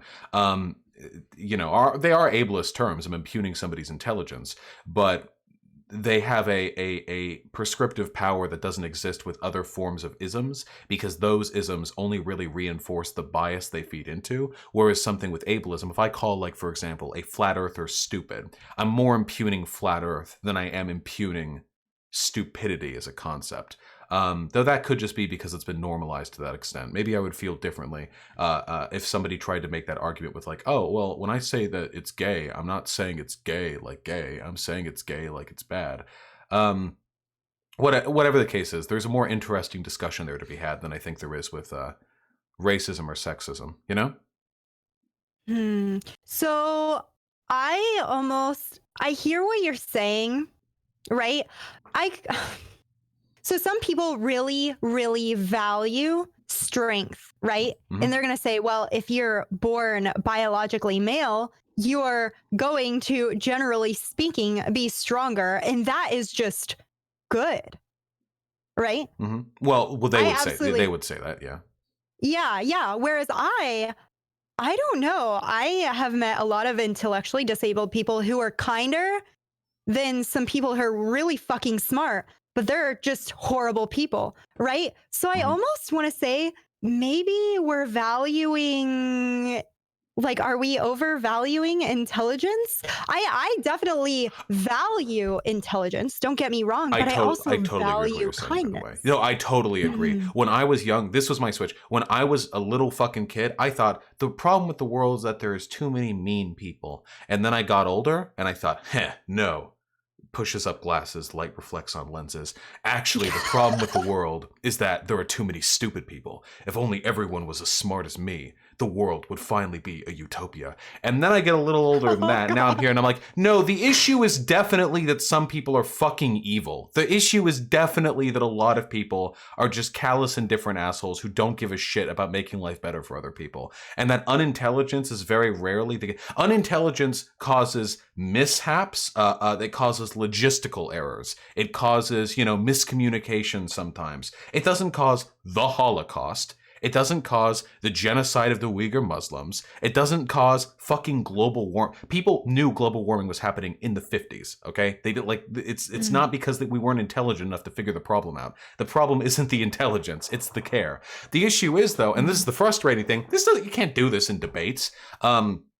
If I'm arguing with some like ethno-nationalist and they're arguing that our economy is being devastated by brown people or something, and all the evidence is against them, which it is, and I can point this out, I can't say like, hey, here's the evidence. You're fucking mean. You're unkind. Like it lands like a whoopee cushion. Nobody. It's unimpressive. Now this I hear. Yeah. Yeah. It lands like nothing. But if I say, here's the evidence, you're a fucking idiot. How dare you shame me by arriving to this discussion with the 3 IQ points that you were born with? How dare you not bring to me more? It will always sell harder. It will always hit harder. But what I really want to say, and what I really believe, of course, genuinely in my heart, is that the intelligence isn't the issue. The person isn't stupid, the person I'm arguing with. Most of the big conservative figures online, with some exceptions, aren't really stupid. They're just really fucking cruel, and they arrive at their positions because it's the only way they can justify that cruelty. It's irrational, but it's not stupidity. It's just, post hoc rationalization of their hatred of certain groups of people. I just can't say that because it doesn't work, Okay. Maybe for a few people. I almost want to say, could you just call them disgusting? Could you find words that have a similar punch but aren't ableist? No, I have to call them an idiot. I can throw disgusting into the mix there, yeah, but no, I have All to. right, well, I'm gonna slowly. This is what we're gonna do. I'm gonna just be like, Vosh, I think that we're gonna put Vosh on harm mode. We're gonna find a way. I believe it.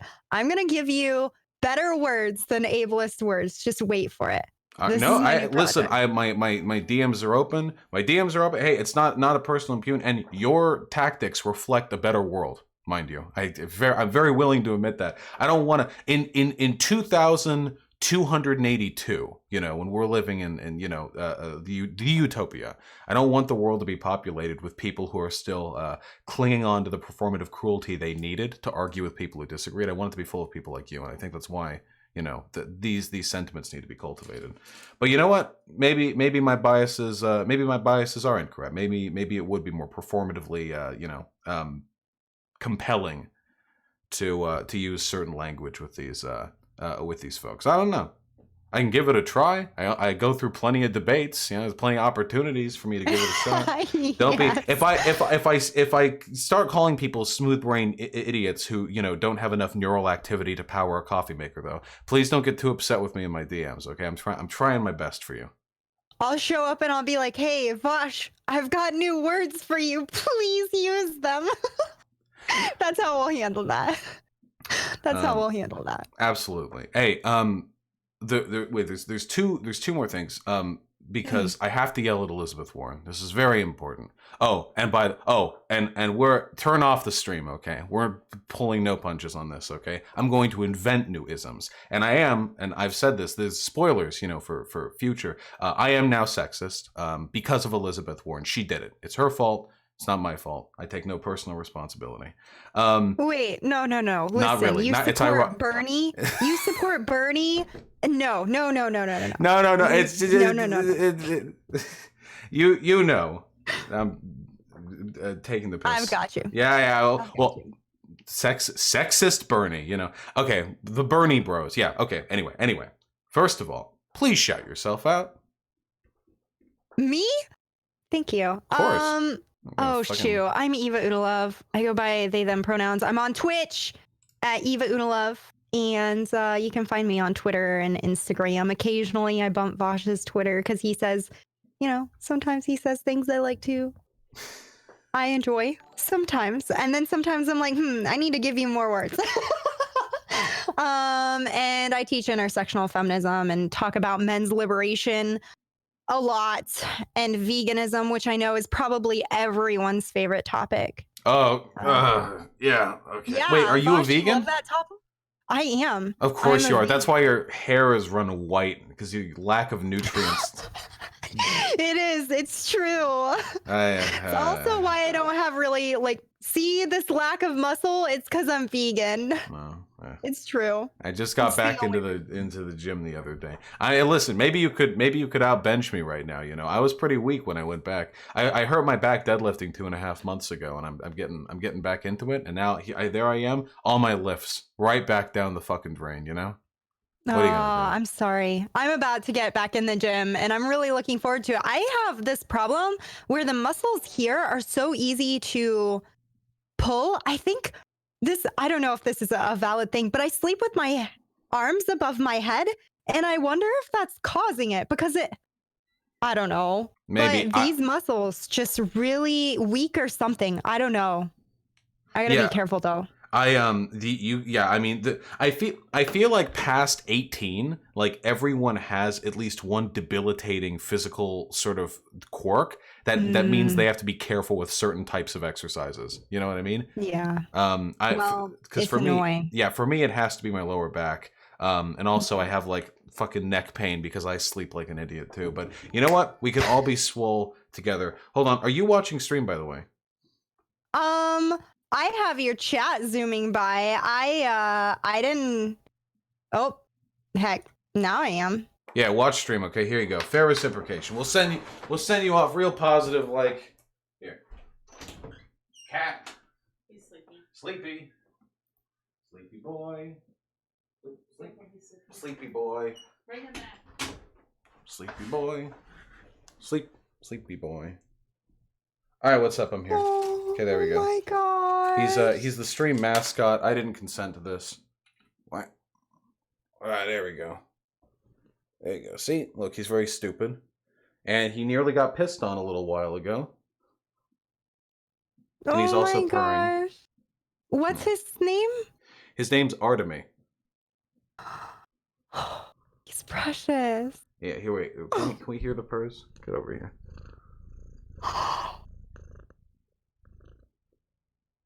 Fucking lunatic. Aww, he's so precious. There we go. That's the fair pet reciprocation. Known famous because when he was younger, every time I'd bring him in here, he'd say the N-word into the mic. Oh, God. Hey. Oh my goodness. Eva, thank you so much for coming to speak with me. I really, really appreciate it, and I appreciate your content a lot. I can't pop into chat or nothing, but I'm there when I'm there. Thank you for having me, and thank you for stopping by. Thank you for all the support, and thank you for bringing me purrs. I don't have a cat. I grew up with cats, and I miss that, so thank you. Of course. Have a wonderful day. You too. Have a good one. Thank you for having me. Bye, chat. Bye, Artemis, and have a lovely day. Yeah, get back into dancing. It's a lot of fun. Thank you. I will. Peace.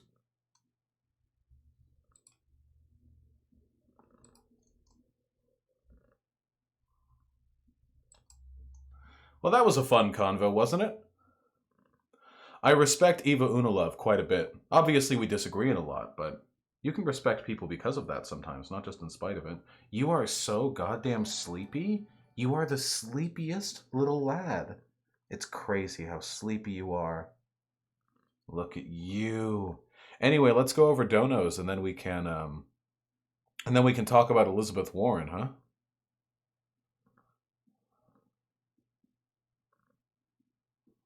Bwah. Kind of boring, TBH. I can see why Destiny dislikes lefty circle jerks, Vosh. Yeah, I generally dislike circle jerks as well. I feel Eva and I have different enough perspectives, and I want to learn from them in some respects, that it doesn't feel like a circle jerk, but it's definitely, I can understand how some people wouldn't be interested in this type of content. You are just the beautifulest boy. Look, oh my god, look at you. You're still purring so loud. God, you're fucking rumbling against me. Are you proud because you almost got covered in my piss? Vosh, I sent you something on Twitter? Wait, what do you mean sent me something on Twitter? You mean like in a DM? What does that mean? I'm nervous now. Is it a bomb? What am I looking for? Ah, yes. Yeah, we gotta add new emotes, comrade. We'll take a look at those. Alright, hold on. Okay, you're sitting on my earbud. You're sitting on my ear. Okay, here we go. But you can never debate Eva on your different positions, on your different opinions. I don't think that's the kind of interaction you can have. No, of course not. When I debate, I debate. I'm not, you know, I don't like debating my friends because I tend to lose friends that way. How the frick did you almost piss on your cat? I said, when I was peeing downstairs, I left the door open because I just wanted to quickly pee. And he ran up to the toilet and put his fucking face in the bowl, like a disgusting bastard. I had to misangle the piss stream to avoid hitting him. You suck. But you're very cute. Cute baby. Alright, get out of here, you little troublemaker. You want to take him? Don't put him down, he was sleeping. Here. Transfer the He's finally sleepy. calm. Transfer the sleepy. Liver nose. I'm not a dog. Why would you signal me like that? Jesus. Alright. Hold on. We're going to read donos, then we're talking about Elizabeth Warren, and ooh, are we... I'm so fucking glad that we opened with Eva, because now I have saved all my general aggression for this. See, because normally we open hard. This time we open soft, we open cozy, and then... Squad W! I'm ready. I'm ready to get mad. But first we have to read donos. That's important. If we don't read donos, I can't pay my rent. Well, actually, I pay my rent whether or not I read them, but I should still read them. Chloe's super secret alt with the tier 1 sub. Thank you, comrade. Professor Studs with the $5. I got a roll in Glass Menagerie. Thanks again for all your well wishes, comrades. Nice! That's fucking rad, comrade. Also, Vosh, can we please do the Caitlyn Bennett Pride cop video? Please, please, please. Peepo hug. I promise we'll do it soon, if not today. Promise, promise, promise, comrade. Congrats on the Glass Menagerie. Sake Tanuki with the $5. We always hear of ableism, but we never hear of Canism. True! The Canites. No, wait, that was a Sandman joke. None of you are fucking old enough to remember Sandman. Did Eva teach you to be nice and have good optics with reactionaries? Kind of. We all learned today. And Sake Tanuki with the $5. I also have no way to address just how amazingly unintelligent Ben Sharper Image is without using the exact phrase of degenerate derp derp king of derp fuckistan. If you can ever get on his Daily Wire show and directly call him that, I'm sure that you, as a vanguard of v.gg, I will be very, very proud of you. Modern Day Debate with the $2. Vashi Poo, you my boy. Hey, Modern Day Debate. I love you too, comrade. Okay? Can't wait. Future business engagements, mutually beneficial. I love you, buddy. Past and future. Alex with the $5. Socrates, no man knowingly does evil. That is true. Nobody believes they're in the wrong. But boy, are some people in the wrong. Hammer Time with the $1 without believing in canceling / oppression Olympics, etc. How does Ava explain woke feminists in social spaces saying believing Bernie is automatically something only a misogynist would do? I'm sure that Eva would again agree those people exist and are a problem, but they're only speaking from the experience of their community, and even in their community, they make a deliberate effort to try to interpret the message of those types in a productive way, so that they can be expressed in a conducive to change. Sake Tanuki with the $5. There's no way to express the stupidity with enough impact to certain conservative figures. That is true. It really does feel like the English language. Like lacks some like words. There are missing words. There aren't any words severe enough, in my opinion. Von Tux with the incredibly generous $20 donation. Thank you so much, comrade. If your goal is to engage with the right and bring them left, use the language you have to use. That'll mean some lefties won't like you, but it's the way it's got to be for leftists. Don't need to be brought further left. Stay strong. Yeah, that's true. Of course. I'm interested in what Ava has to say in large part because I respect their positions and their intelligence and their and such. But my goal is not and never will be to appeal to the most sensitive elements of the left. And they admitted they were sensitive, so I feel fine saying that. That's not my job, and it's not it's not what I need to be or should be doing. But it is something I can learn from, and I'll always say that. Did you know your name became a banned phrase in D.GG? No, but it doesn't surprise me. Illumilani with the $5. Cannot wait to watch you respond to the absolute bullshit Warren polled at the last debate. Popping my popcorn right now. Oh, absolutely, comrade. Just get ready. Comrade Courtney with the tier 1 sub. Thank you. Tell your sleepy boyo Courtney says hi heart. Will do, comrade. Will do. We'll let him know after the stream. Sim with the tier 1 sub. When do we get a 4-hour stream of your cat purring? Presumably that'll be the 100K sub threshold there. We'll get it done eventually, comrade. Are you going to get your keloids removed? Eventually. I do hate them. I'm just lazy. Sake Tanuki with the $5. Thank you, man. As always, is there anything Ikan's Warren could do to lose your vote in the general? Her positions are just still better than those of her contemporaries, even if she's a fucking snake. And if I were to change my mind on having Warren as my second, it would just be because I have a parasocial relationship with Bernie. Don't get them cut that makes them grow back. Not if you use radiation. That's the secret. But I get you. Sake Tanuki. Try Anon with the $5. Vosh, you've had us fooled that you had started washing your hands, but when you were AFK the other day, Max... Oh, no. Why would you listen to Max? When you were AFK the other day, Max and Hyena confirmed that you still don't always wash. Hibernian plot to spread germs. Don't listen to them. They lie. They're lying liars. They're Weasley little liars. Always lying. Still lying, dude. Still lying. You called me a liar in the v.gg chat? I call lots of people liars. What are you talking about? Brit Mouse with the 690. Thank you, comrade. If you're at all familiar with the Model UN, any tips you have? I'm not at all. I have no idea what they do there, comrade. I'm terribly sorry. I am utterly ignorant as to what's going on over there, Or I guess for general tips on networking and whatnot as a trans girl, Peppo G, all you can really do, I think, is do what everyone else can do, is be calm, confident, forward-speaking, honest, and open. I don't know how being a trans girl specifically affects the system of the Model UN or anything like that. In my personal opinion. Horse Me with the $5. Reactionaries try to cancel Bernie. Uh-oh. Sanders campaign organizer. Free education gulags need to re-educate you to not be a fucking Nazi. Yes, I'm familiar with this. This is the Project Veritas video, which we will be going over, comrade. Nothing to worry about. Don't you worry, comrade. We'll give it a look. Sake Tanuki with the $5. I remember Sandman, edgy as fuck comic. Hey, man, it wasn't edgy at the time. It was revolutionary, okay? It only became edgy when those tropes started getting repeated over and over and over again. For real.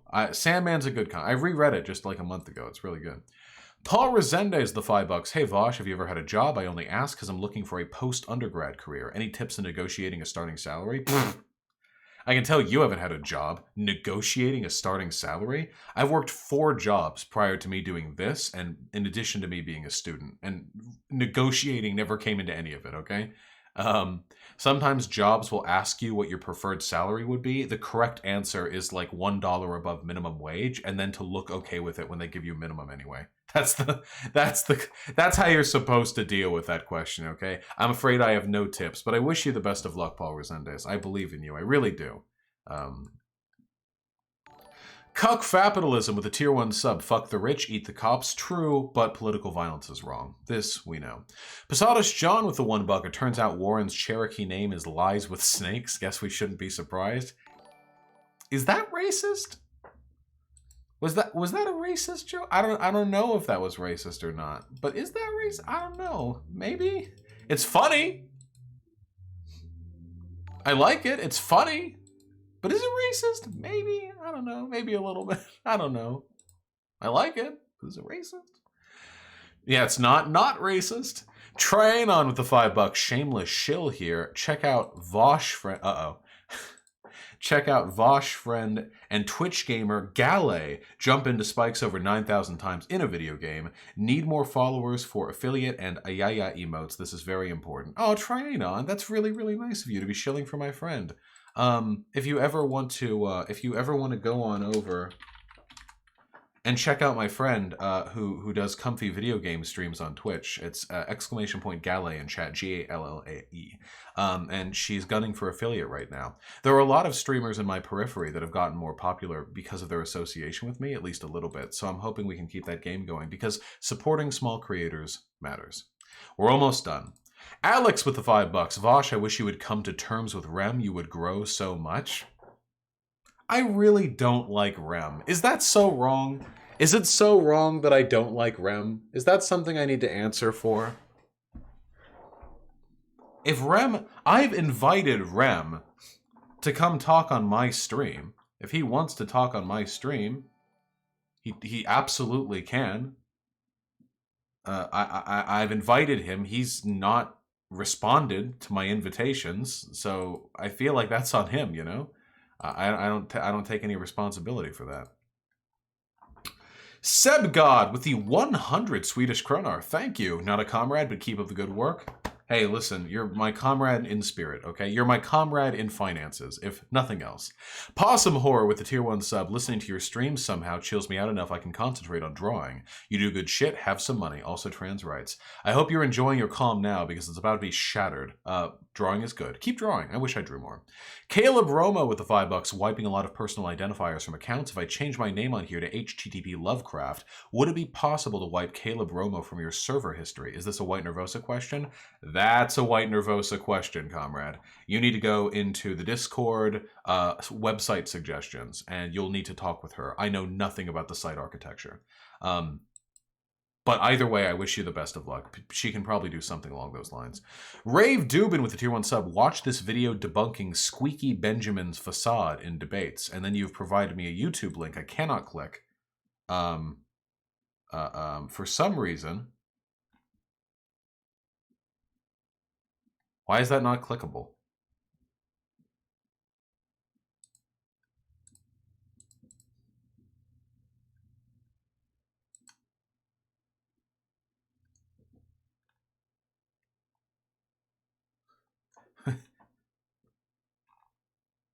Well, Vosh, there we go, Rave Dubin. Thank you for saving me from embarrassment. I need to make those links clickable. What is this? A 20-minute video. Hello, Ben I'm Nathan Shapiro Robinson is of Current scared Affairs of real magazine, debate because and deep today down I'm going he to knows argue he's that full Ben of shit. Shapiro is scared of real debate. Probably why Ben Shapiro. For a while there, I couldn't pause the video. That's very strange. I hope my computer's okay. I'm going to add this to watch later. Thank you, comrade. I do love people shitting on Ben Shapiro.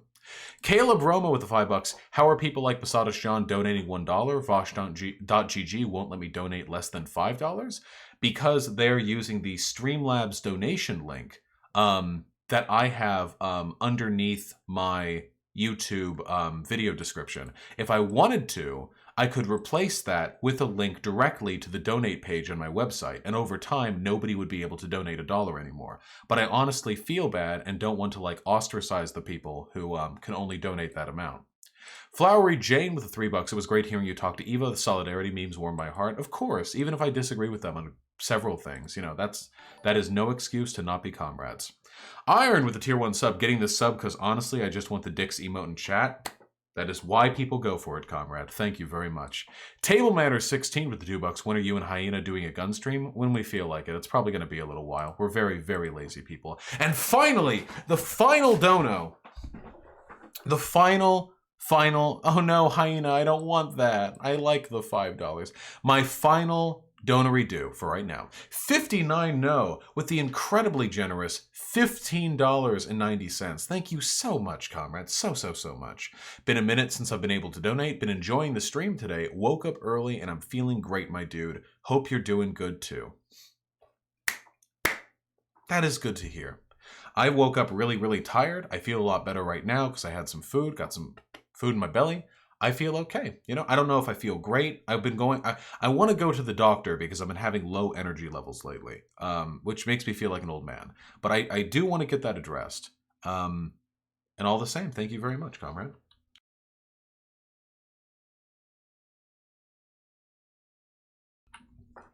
It's time.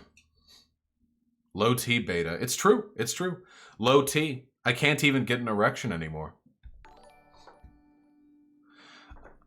The God Emperor with the $5. Philip wants to talk to you. Nope. I've fallen for this trick before. You fill up my nuts. Fill up my nuts! Ha! Thank you, the God Emperor. Nice try. And Lexify with the $1. Ha ha ha. Never-ending donations. Oh no. Hyena. Hyena. Oh my goodness. Sake Tanuki with the incredibly generous $20.12. All turfs T equals 20 are bad. Probably a reference to something, or maybe math or a joke. I don't know. But that is an incredibly generous donation, comrade. Thank you so much for the $20.12. And, oh, I won't complain. I won't complain at all. However, thank you so much, Sake Tanuki. I really appreciate it. However, it's time. Editing the stream title. Wait. I need snake emoji. This is essential.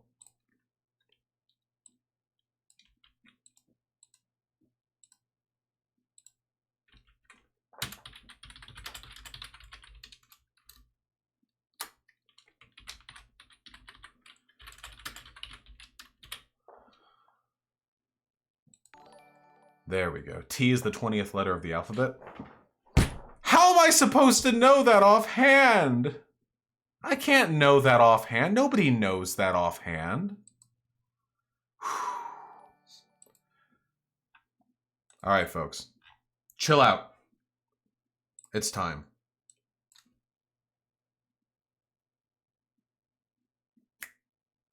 There are two specific things that I want to talk about right away, okay? Following this, what would you call it, kerfuffle? Nonsense with the Warren campaign. The first thing I want to do is a summary of what has transpired up to this point, what's happened, what's gone on, who did what, why are we cringing, who are we mad at?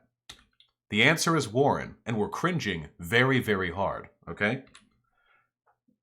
Don't spam too hard, guys, as much as I agree with the sentiment. So, here is what happened. Let's roll up to it. Okay. 2 days before the last DNC presidential debate, there was a bit of a drama incident that cropped up. Essentially, a Bernie Sanders telemarketer. So the, you know, the telebank like callers, they call around, they ask like, "Hey, who are you voting for? Can I convince you to vote for Bernie?" A script was leaked from this person's workplace, and it had within it some information pertaining to how to speak to people if they were fans of Warren but ought to be fans of okay, we're purging.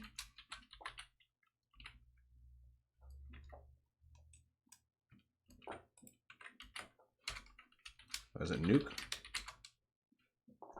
Yeah. Goodbye. So anyway, as I was saying, the script from the telemarketer was leaked. It contained information pertaining to how he and the other people at that office should be referring or speaking to Warren supporters. It was a volunteer in the Slack chat, if I recall correctly. I'm not totally up in the specifics. It's totally possible. Whatever the case may be, the Warren campaign commented on it, sending an email out that Warren found it disappointing that Bernie Sanders had used the language that was found within that script. Now, that script was unofficial. It was not approved by Bernie Sanders. It was being used independently by volunteers. It was being used. The script wasn't fake, but it also wasn't official Bernie Sanders TM memorabilia trademark merchandise, okay? However, in spite of the fact that it wasn't official, Warren commented on it anyway, exposing millions of people to news about the contents of a script that may have well only been used by a few people. Which was really, really, really, really strange, but not nearly as strange as what happened the next day. CNN reported on a story saying that 4 people had reported to Politico saying that they had been present at a private 2018 meeting between Bernie Sanders and Elizabeth Warren, wherein Bernie Sanders had said that he did not believe a woman could become president. So we have 4 unconfirmed anonymous sources claiming that they were present at a private meeting in 2018. CNN published this story as though it was fact, in spite of the fact that there have been people who have since come out saying that the context in which this statement was made was one in which Bernie Sanders was remarking upon the capacity for misogyny in the general election and the opposition that women will face, particularly against Donald Trump, who has a particular, it seems, ability to rile up misogyny amongst his fan base. I mean, God's like, look what fucking happened to Hillary, okay? He absolutely weaponized that against her. So the allegation is as such, okay? The allegation is this. CNN reports saying that Bernie Sanders told Warren a woman can't be president. CNN reports this as fact. At the time of the reporting of the story, Warren's campaign refused to comment on it. Sanders's campaign outright denied it. And CNN reported it as fact anyway.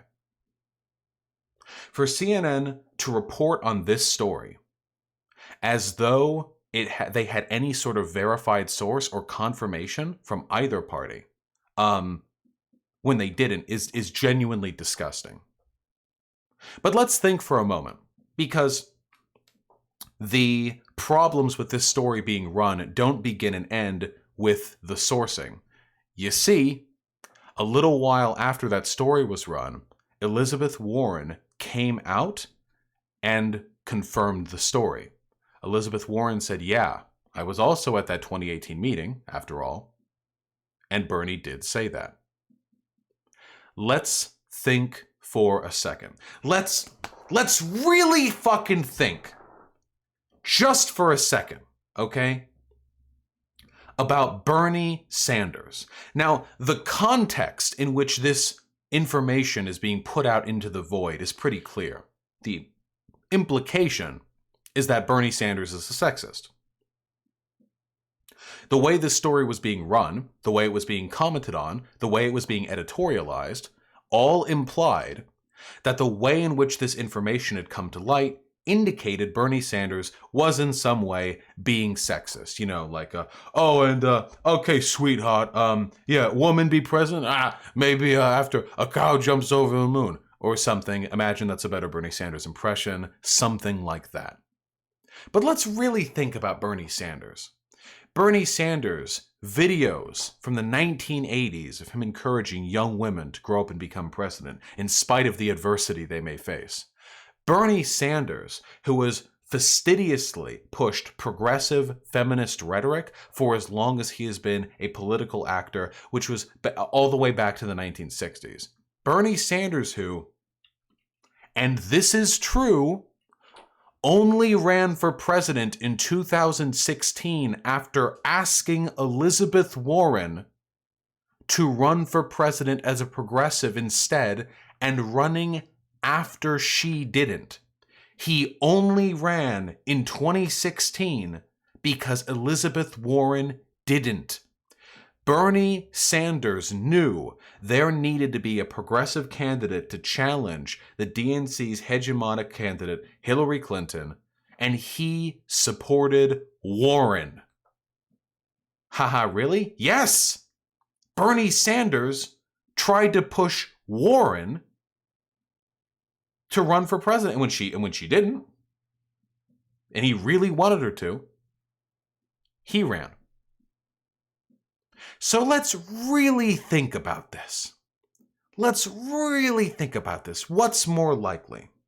Well, there are three possibilities. The first possibility is that Warren is flat out factually lying. And this to me seems like this to me seems unlikely. I don't think that Warren is just fabricating a piece of information out of thin air. I don't think that's the case. The second option is that Bernie Sanders is a misogynist. Secretly, even though he's encouraged Warren to run for president before, that he, in a private conversation, let the mask slip after decades of feminist activism, literally decades longer than I've been alive, twice as long as I've been alive, in fact. He let the mask slip, and he said, actually, I don't think a woman can be president. And Warren confirms that version of the story. What seems the most likely story to me, the most, if we infer to the most reasonable possible, probability, what seems most likely to me is that Bernie Sanders said he believed, and again, I wasn't there at this meeting, so I can only assume, he believed that a woman would face significant challenges becoming president in this upcoming election, in all likelihood, due to the lasting legacy of Hillary's defeat and opposition from Trump, who has a virulently misogynistic base. And Warren misinterpreted that and ran with it. It wouldn't be the first time Warren's done a little oopsies when it comes to telling the truth, Elizabeth, first woman of color from Harvard Law, Warren, Elizabeth, what was it, Pow Wow Chow, Warren, Elizabeth, marked myself down as Indian American on government forms, Warren, Elizabeth, Elizabeth Warren, it wouldn't be the first time I think she's run with an idea, perhaps in spite, perhaps, of, common sense or decency. Yeah, natives have high cheekbone. Elizabeth, my parents eloped through racial tensions, Warren. Really? Well, or my grandparents, was it? Considering how much native blood there is in her, I can't imagine they would have been too different in skin color. Elizabeth, I have faced significant challenges due to being a woman of color, so on and so forth. It won't be the first time.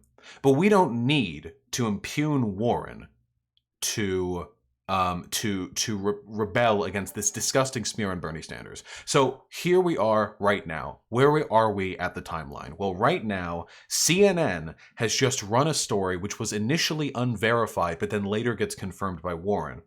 Hey, hot top, that suggests the Warren campaign originally corroborated with and confirmed the allegations CNN published as fact. That's why CNN ran with it and Elizabeth Warren later confirmed it. Otherwise, they probably wouldn't have run with it until getting commentary from either side. The fact that they ran with it without getting commentary, at least from Elizabeth Warren's campaign, kind of sort of suggests that they collaborated on making this story. Not only collaborated on making it, also collaborated on dropping it the day before the Democratic debates hosted by CNN. Oh, just a little coincidence there, you know, just a smidge. Perhaps a little smidge of a coincidence that they just so happened to run an unverified story that favors Warren right before the DNC debates, where they have control over the questions being asked, and then Warren confirms the story even though they hadn't commented on it prior. That is a strange coincidence indeed. Shocking, even. Well, the DNC debates happened, folks, and well, you know, I tried to find a good segment of when this happened. I couldn't find any that wasn't being editorialized to hell and back by other people, so I just used my own stream VOD for when I streamed this on DLive. You can see me reacting to this captivating moment down here in the bottom right while I am drawing big boobies. That is actually what I am doing at this point in time. To make sure that they are elected in order to defeat the most dangerous president in the history of our country. I would love to know why it's not playing back at ordinary speed.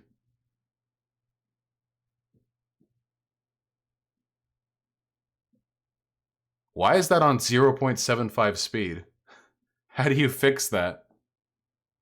Will you upload the VOD? No.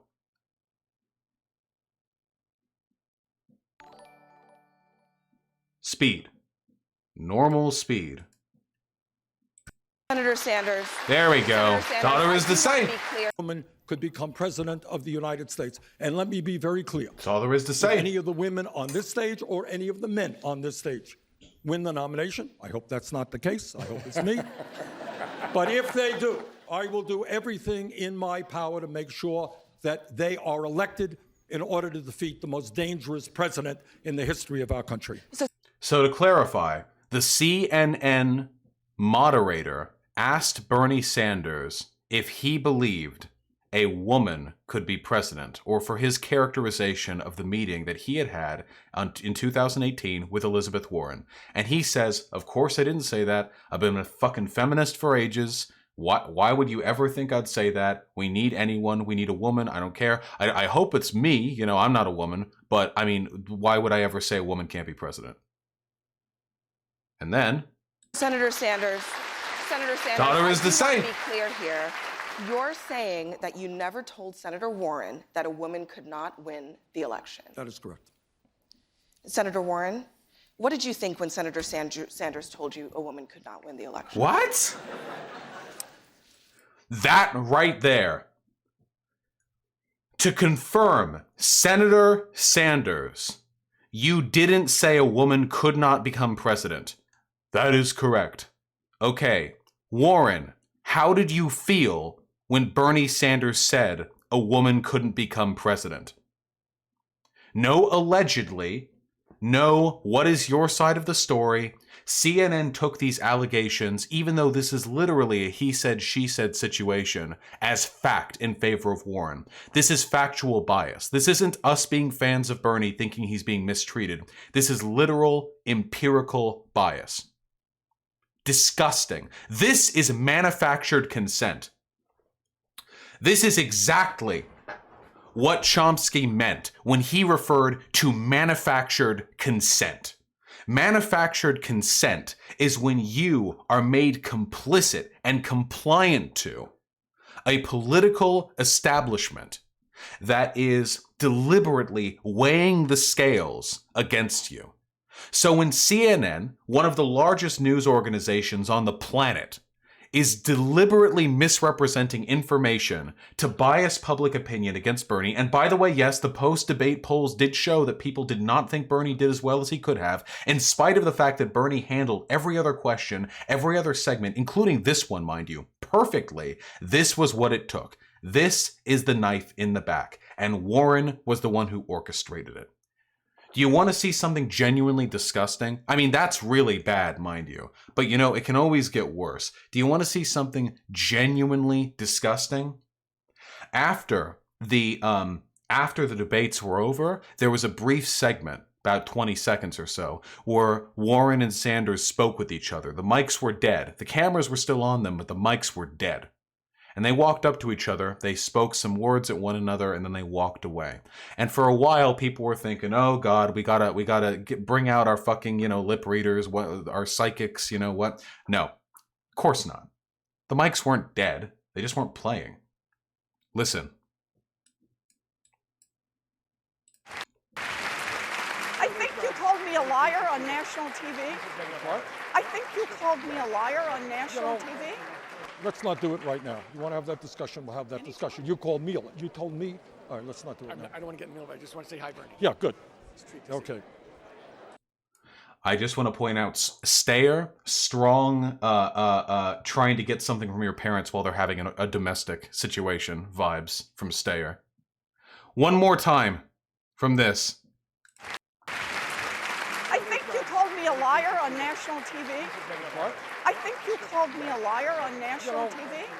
Let's not do it right now. You want to have that discussion, we'll have that discussion. You called me, you told me. All right, let's not do it now. I don't want to get in the middle of it. I just want to say hi, Bernie. Yeah, good. Okay. After being the subject of preferential bias, after CNN deliberately frames a question in a way to impugn Bernie with no evidence against him, after Warren benefits from a hit on Bernie that she and her campaign almost certainly coordinated with CNN, she has the audacity to walk up to him, deny him the handshake, and accuse him of accusing her of lying. What which he never directly said. He never said, Warren, you lied. He just said, I didn't say that at that meeting. There's room for interpretation here, but the lie was directly catered to Warren's favor, and rebuking that lie was all it took for Warren to accuse him of being a piece of shit. Thin-skinned Warren. Warren is not the president we want against Trump. Warren is not a progressive candidate. Period. If Warren was a progressive, she would not be orchestrating this fake drama, this fake controversy, this fake accusation of sexism against the real progressive candidate. She would be going after Biden. This is genuinely disgusting. I will not withhold here for the disaffected, oh, I'm too cool, I'm an anarchist, all politics is dumb cred. This is genuinely disgusting. Bernie has done nothing his entire fucking life but advocate tirelessly for the things he believes in. Warren, fucking Meemaw Warren, fucking woman of color Warren, former Republican, gets in on the progressive ticket. Warren, who would have run for president in 2016 if she had taken Bernie's advice and Bernie's encouragement. Warren has the audacity to go after him, to work with CNN, to spread deliberate misinformation, to engage in bias. That is inexcusable, because even if Bernie is wrong, because he's not a god, even if Bernie is wrong, and though I imagine the odds of him just being sexist in private after everything he's done in his life are unfathomably low, but even if he was wrong, CNN's bias is empirical. CNN saw a he said, she said, published a story right before the DNC debate, assumed the story was true with no actual evidence, and then framed it as though her side was empirically correct. Genuinely disgusting. And you know the reason why? Because CNN is run by fucking reactionaries. Because CNN is run by apolitical dipshits whose only concern is maximizing their finances. Do you want to know how I know that? Do you want to know how I know that? This is how. GNN hires GOP operative with no journalism experience to coordinate its 2020 coverage. CNN hires a Republican operative who has never done journalism to coordinate its coverage. Enemy of America. This is manufactured consent. This is a fake neutrality bias. She is the person at the heart of this. This is a conservative who was brought on to a purportedly liberal network because they knew that she could orchestrate drama in a way that would make them more money. Enemy of the people. CNN.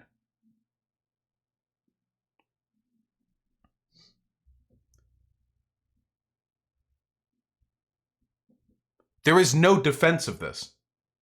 No journalism experience? Oh, I bet the GOP loves this too. I bet they love it when CNN coordinates with the second-tier progressive candidate to snipe the first-tier progressive candidate. You know what I think this is? You know what I think this is?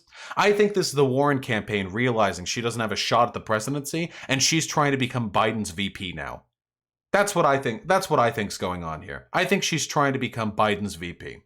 I think she's trying to take down Bernie, CNN approved, get in, be nice, Elizabeth Warren, know your place, get in line, just be a VP to Biden, just let the DNC picked candidate run through, doesn't matter what the people want, doesn't matter. Democracy? What? It's the DNC,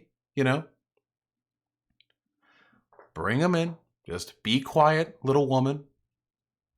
Forget about Bernie. We have to take Bernie down. Bernie has real principles. We can't buy Bernie, We can't work with Bernie's campaign to sabotage other progressives.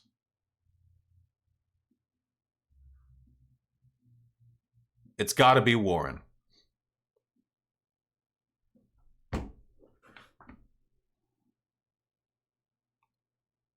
Being charitable here, what probably happens is that Warren, who is very intelligent when it comes to policy and not as intelligent when it comes to actually dealing with the nitty-gritty of politics, probably is a little bit overexcitable, probably gets things in her head that she can't get out of her head. Same way she got it in her head at some point that she was Native American and then rode that her entire life until embarrassing herself in front of the entire world after kowtowing to a snarky, a dare, essentially, from Donald Trump. She probably had a private conversation with Bernie, and Bernie probably said something about, systemic oppression that women face, something about how women have obstacles they need to overcome before they can become president, something substantial, women have unique obstacles. This is true. And Warren got it in her head. And Warren, let me tell you folks, Warren is very thin-skinned. Very thin-skinned. You can see it there at the end of that debate where she withheld a handshake because she felt she had been wronged. She's very thin-skinned. So in all likelihood, Warren, now she's up against Bernie. She's doing the presidential run. Bernie supporters are calling Warren a fake progressive. Bernie supporters are saying why they like Bernie over her. Bernie's doing a little better than her, Bernie's doing good. Her polls are falling a little while Bernie's are continuing to stay steady or even rise. Bernie's running top of the Iowa caucus, take it all a little bit as a personal slight. Why don't they like me? They like Bernie. Why don't they like me? Get a little thin-skinned, get a little bit hurt sometimes. The more you're hurt, the more uncharitably you interpret things that have happened in your past. And at some point, Warren says, or maybe some of her staffers say, hey, how about that convo you had with Bernie back in 2018? And Warren's like, yeah, he did say that women couldn't be president, didn't he? And you run with that. Thin-skinned people do this. Narcissistic people do this, people who aren't used to taking criticism, people who think too highly of themselves. This is the thing that people like this tend to behave this way. I don't think Warren believes she's flat out lying. I think that Warren's gotten it in her head that Bernie is an opponent in a way that he is not, that his opposition to her is antagonistic when it is not. He does not speak ill of Warren at all. Even that fake campaign script that Bernie never signed off on was incredibly fucking milquetoast and kind to Warren. And I think her campaign rolled with it. I think her campaign took advantage of weak, snowflakey, thin-skinned little Warren, in my opinion.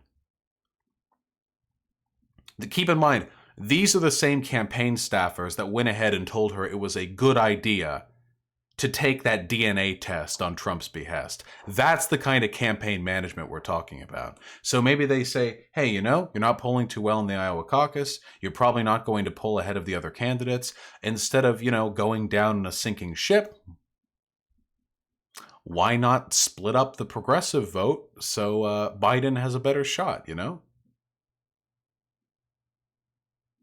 Why not be VP?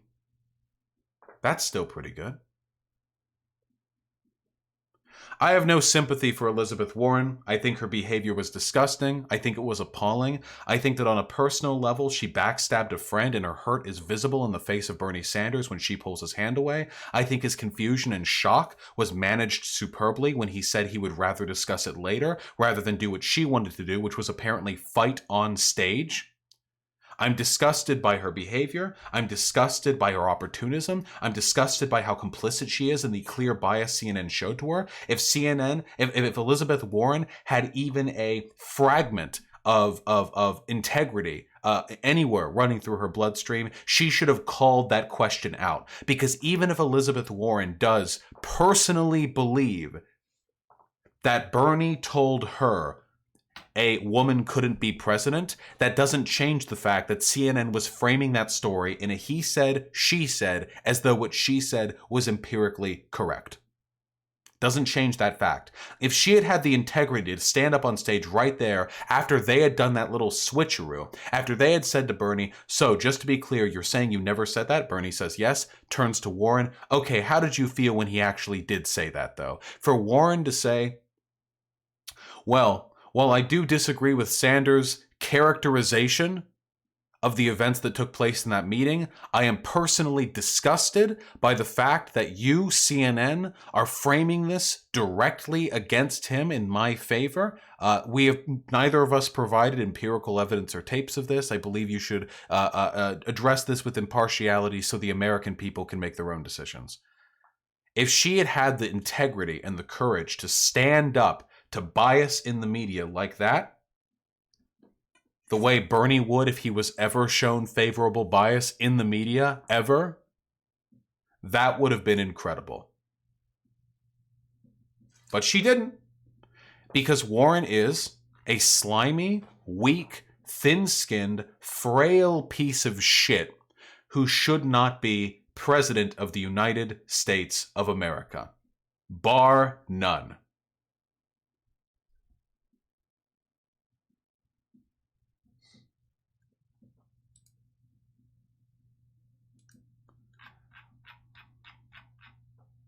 We're not done. I need to pee because I drank a bunch of water this morning, but we're not done. Everyone stay put. We're not even reading donos. We're getting right into part 2, where we talk about white feminism. White wine mom feminism. Vosh, you are insulting her just for being a woman? What the fuck are you talking about? Guys, I didn't even do... Did I say anything there that was insulting Elizabeth Warren for being a woman? Normally I do occasionally engage in, like, ironic sexism. Did I do any of that this time? I don't think I did. Chat is filled with triggered woke scolds. Ah, stay mad, you stupid fucking neoliberal pieces of shit. Ah, stay mad. So sorry that we can't be... So sorry that my prioritization of having an actual decent progressive candidate full of integrity outclasses having a woman, someone with a pussy. In the office, you know? Because you know these fucking wine mom neolib types are transphobes too. You know it. You absolutely know it. Since when do woke scolds equal neolibs? These people are neolibs. Now hold on. 1 second. Also, you can woke scold anything. Woke scolds can absolutely be neolibs. Let me pee, then we're going to talk about fucking wine mom white feminism.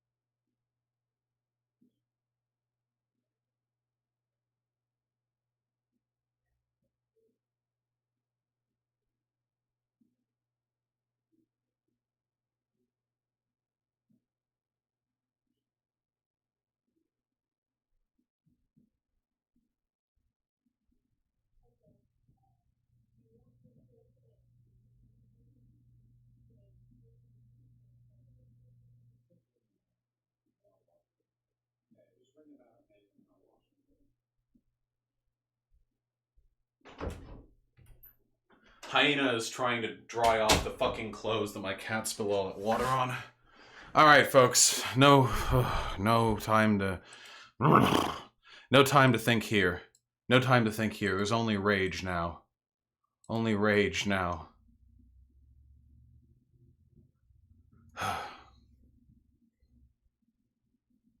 The only thing worse than Elizabeth Warren's... I'll be frank, okay? I've already done the other video. Fuck you. The only thing worse than Elizabeth Warren's frank fucking betrayal of Bernie Sanders and her being complicit in CNN's manufacturing consent by exercising clear editorial bias over a he said, she said dispute between Bernie Sanders and Elizabeth Warren. The only thing more disgusting about this are the stupid fucking, I'm be real, fucking femoids on Twitter. The crazy fucking neoliberal wine mom dipshits who are talking about this like Warren has repudiated the physical manifestation of sexism, dude. Holy fucking shit. Look at this. Look at this. Holy fucking God. Watching the Tuesday night kabuki in slow-mo, you can see that Sanders, who's notoriously irritable and suffers from cardiac issues, was riled by whatever Warren said and by her refusal to be touched. He shook a finger at her, then again.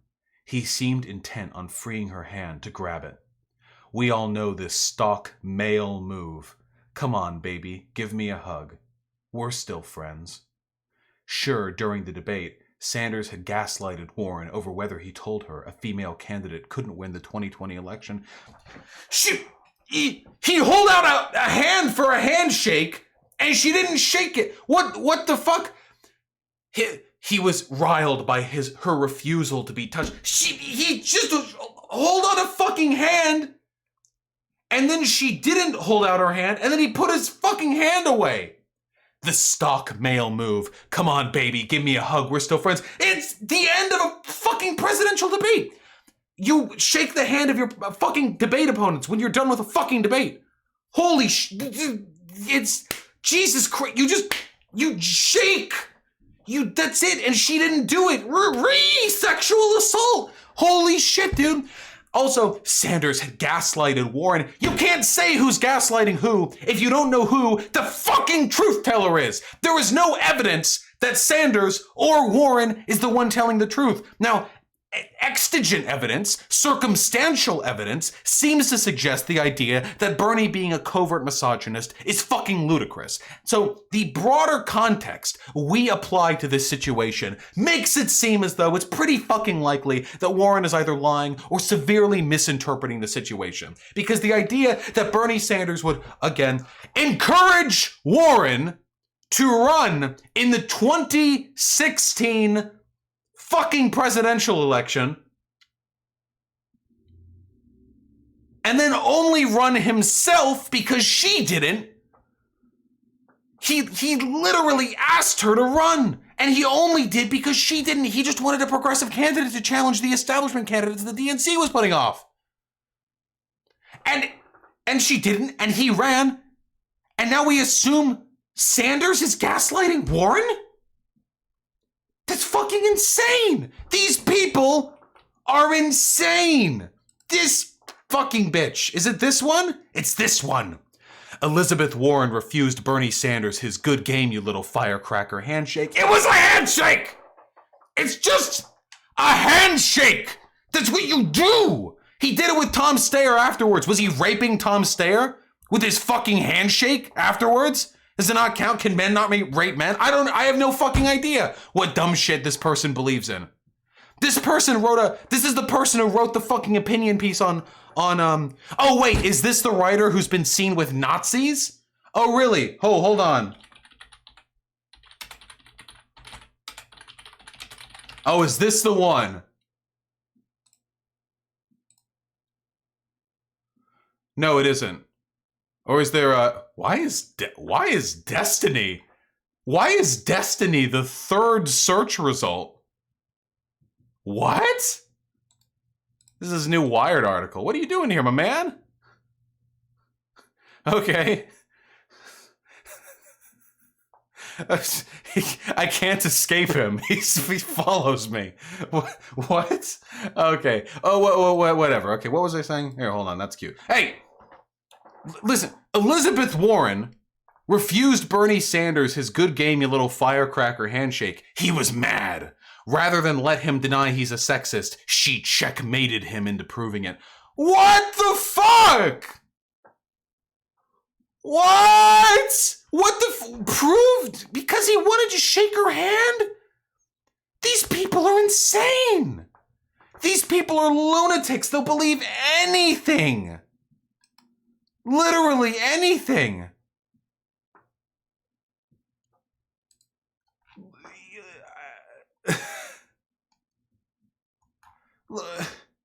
Look, we have to.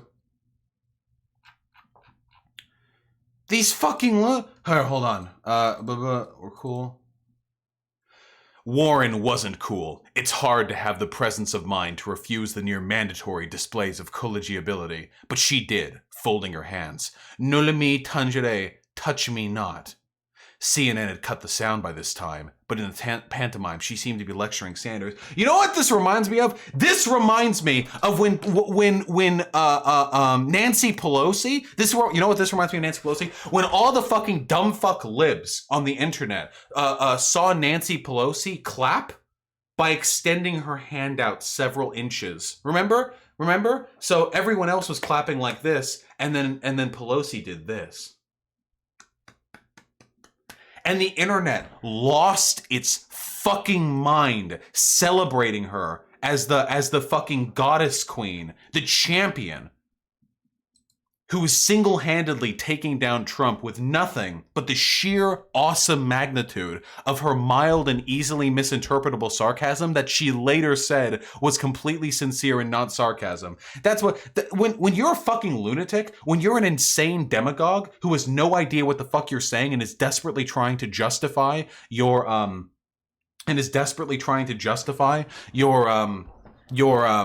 like your emotional predilections using whatever like logic you can tenuously grab onto, you'll misinterpret literally fucking anything. You'll do anything.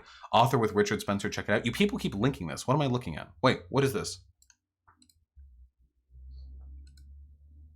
Julia Loff. Where's Richard Spencer? Julia Yoff. Yep, this is the person who drank with Richard Spencer. Is this the same person? Julia Yoff? This is page 88. This is a different person. Why do you people keep saying this is the same person? Is this actually a different person? Or are all of you stupider than I give you credit for? Why the fuck would you keep saying these are the same person? You could see who the fucking person we're looking at is. Right here, Virginia Heffernan. Why would you waste my time? Oh yeah, I know about that one. Darth Ryan, and we'll get to that in a second. Anyway, this is another cool liberal or whatever. But this is irrelevant to what we're talking about right now. Fuck you.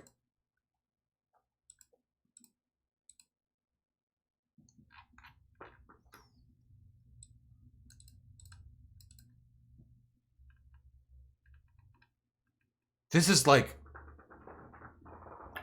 This is literally fucking insane. I don't know what else to say. There's a certain mentality to this, and this is endemic to white liberal feminism, bougie white liberal feminism, by the way, because poor people don't do this. Can we be perfectly clear? Poor people, no matter how white and no matter how liberal, don't do this. This is exclusively in the department of wine liberals. This is exclusively something you see midst the upper middle class couch moms who are done taking care of their kids and think it's time to give politics a shot. This is something, look at this. Look at this.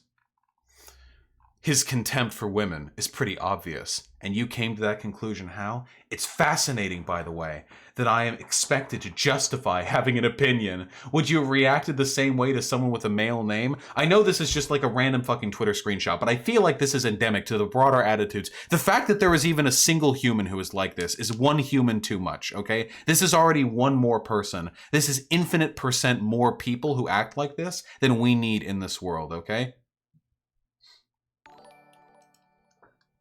Why I'm a creationist? Is this bitch a creationist? Are you serious? Oh, really? Virginia Heffernan. Why I'm a creationist. Damn, well, at least we know her persistent irrationality is characterized by multiple opinions she has then. Jesus fucking Christ. Oh, no, no! This woman is actually insane, by the way. The woman that we're looking at right now. But in spite of that, I mean, look, she gets thousands of likes on her shit. Where was that? Where was it? Where was her Hillary Clinton article? Op-ed, Elizabeth Warren brushed off Bernie Sanders and taught a masterclass in handling sexism. She pulled her hand back! She pulled her hand back from a handshake that everyone gives everyone else. You can see in the background, there's another person giving another person a handshake. It's just something you do. It has nothing to do with sexism. There's nothing. There's nothing. It's a handshake. Where is the fucking Hillary Clinton article? Where is it? Where is it? It's got to be here in the comments, isn't it? I know someone. Yes! This bitch! I read this. I read this. I read it. We can get the full thing back in the day. I read this. Hillary Clinton is more than a president. She's an idea. A world historical heroine. Light itself. When people told me they hated Hillary Clinton, or far worse, that they were not fans, I wish I had said in no uncertain terms, I love Hillary Clinton. I am in awe of her. I am set free by her. She will be the finest world leader our galaxy has ever seen.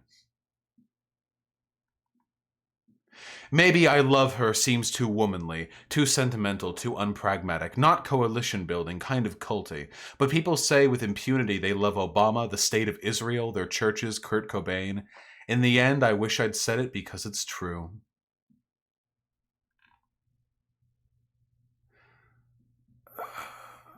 Hillary Clinton did everything right in this campaign. And she won more votes than her opponent did. She won. She cannot be faulted, criticized, or analyzed for even one more second. Instead, she will be decorated as an epochal heroine far too extraordinary to be contained by the mere White House. Let that revolting president-elect be Millard Fillmore or Herbert Hoover or whatever. Hillary is Athena. Ah! Ah, Jesus Christ, man! I'm gonna throw up. This is a human! And people listen to her! People listen to her! She has 123,000 followers!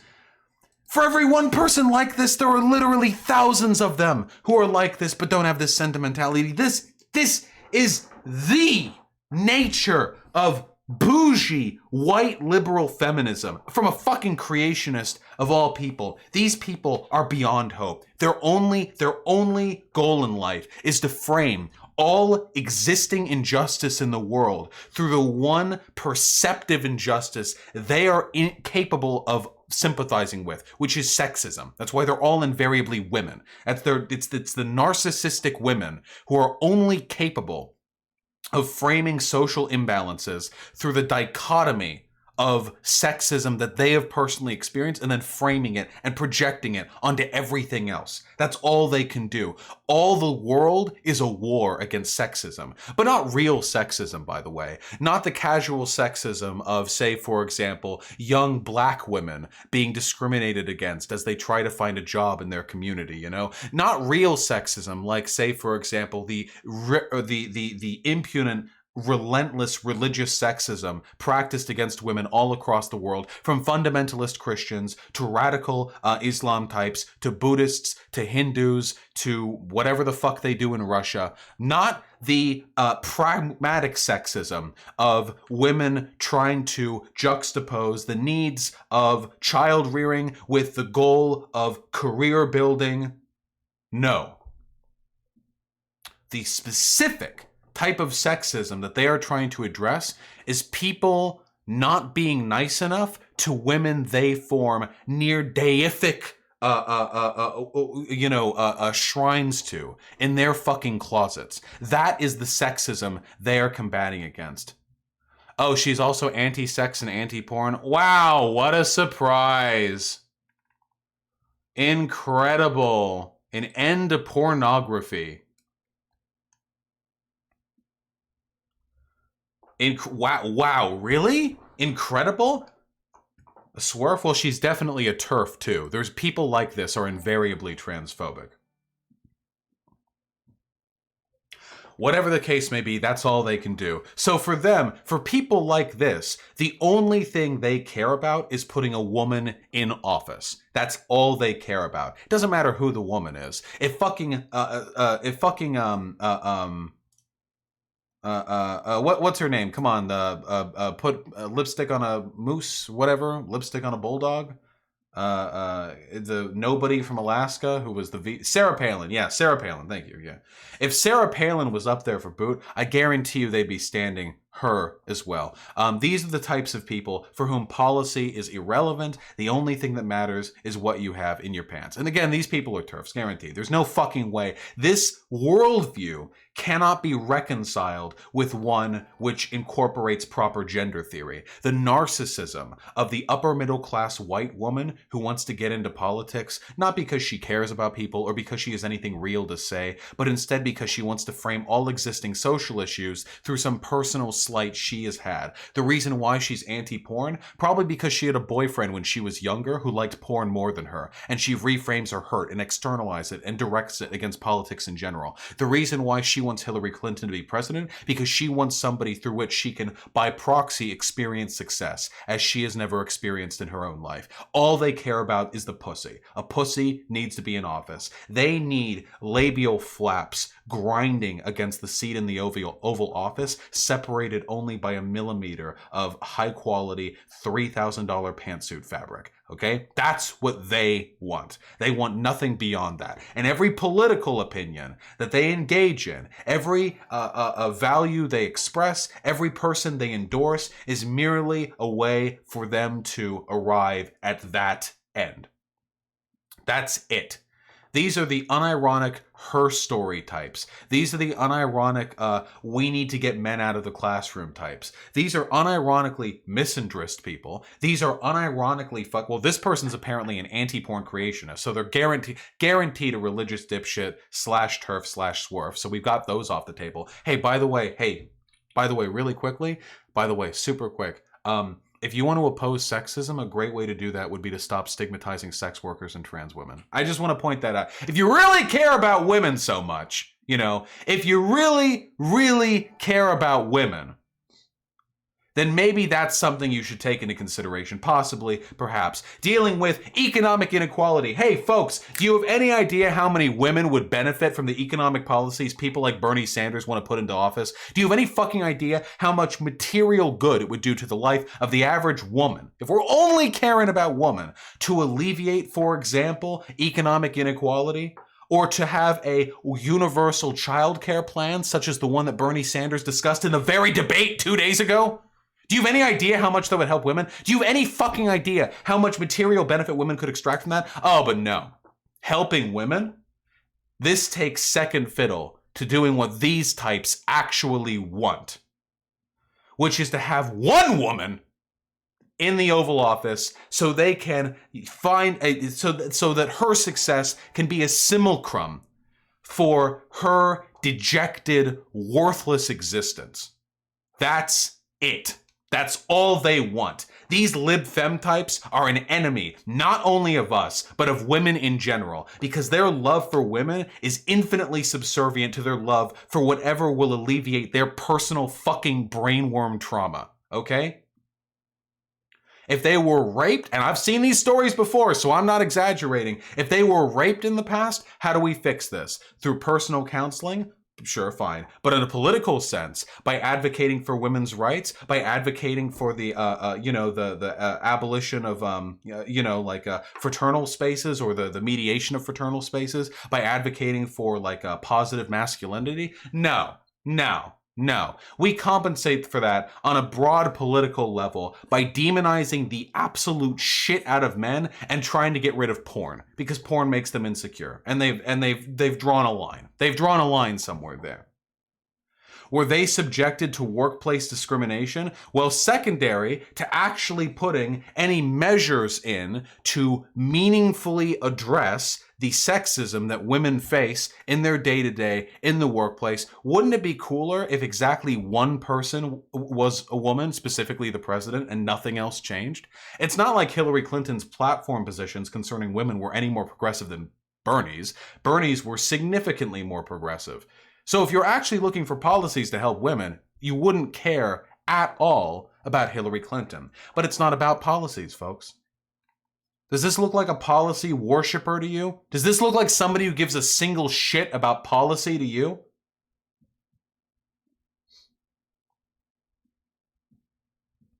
Because it doesn't to me. This is not about policy. This is about cult-like adulation and nothing else. And who are we debating today? Sarah Blackheart. You can get in the Discord, you can get in the voice chat. I don't know what you want to debate about, but I've seen some pretty stupid fucking takes from you in chat.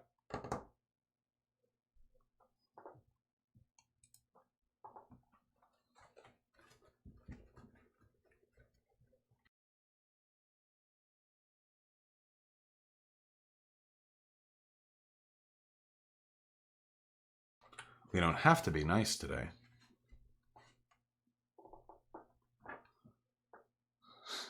Hey, Eva Una Love. It is delightful to have you here. All right, I'll be looking at the voice channel. Oh, look at that. They're already ready. There's no reason for us to wait. How nice.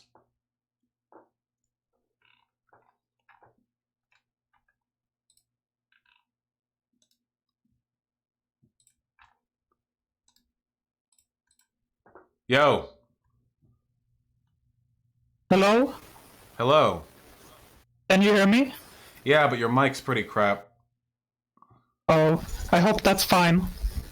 We can go for a little bit, though. That is definitely a mic quality. That is at odds with the needs of a stream. What's up? Did you look at Bernie's body language during the debate? Body language? I mean, I looked at Bernie. Yes. Well, it's obvious that he was deflecting and acting very guilty. How? Wait, how? Why? How? Warren was very calm and collected, and she accused him of something very serious. Oh, well, I was looking at Warren's body language, and it was pretty clear to me that under the podium, she was raping a dog. She was finger blasting it. It was fucked up. So, yeah, wait, can we substantiate our claims a little bit? Okay, so Bernie would avoid looking into her eyes. He was trying to shake her hand, like trying to bury the hatchet.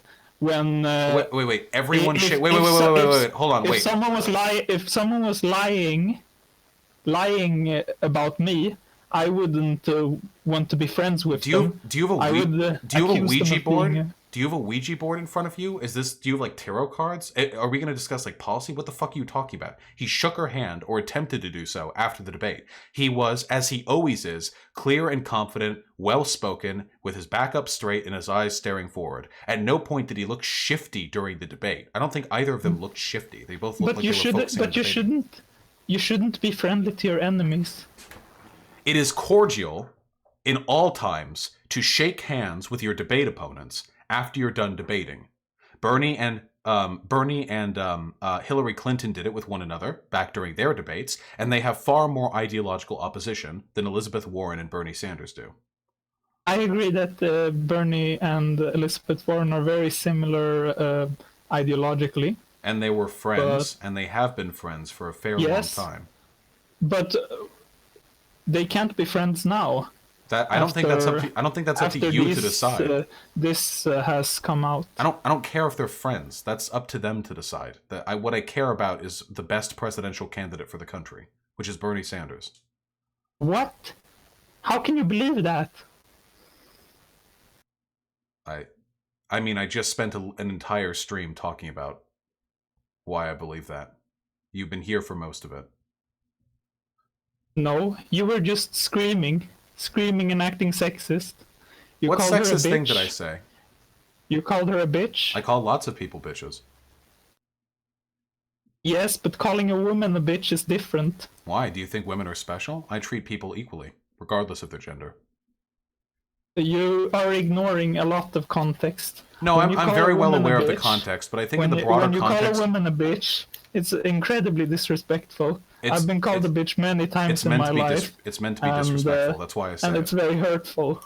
Yes, that is the reason why I bring it out. I'm very mad at Elizabeth Warren. Yeah, you would be a stupid fucking nigger. Yeah, I kind of figured. Bitch. Fuck you.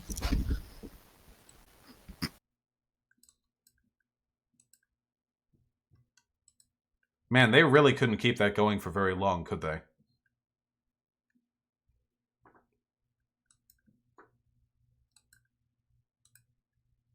Cringe.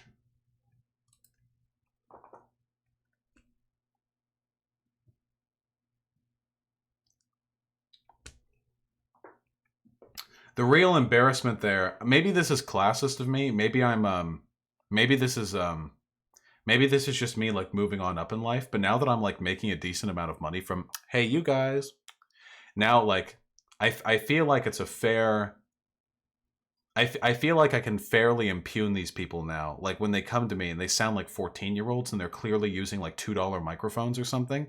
Like, is this working out for you? Do you like my clear audio? Do you like my clear dulcet coming through to you? Is your lifestyle working? Are you doing it? Are you living your true life right now? You know? I feel like I'm a king, like king streamer over here, like sitting on a throne made out of microphones and computer cases, and somebody comes up to me like covered in dirt, in rags, and they run up to me and they're like, stupid faggot, and then they like run off. And what am I to take from this? What am I to take from this?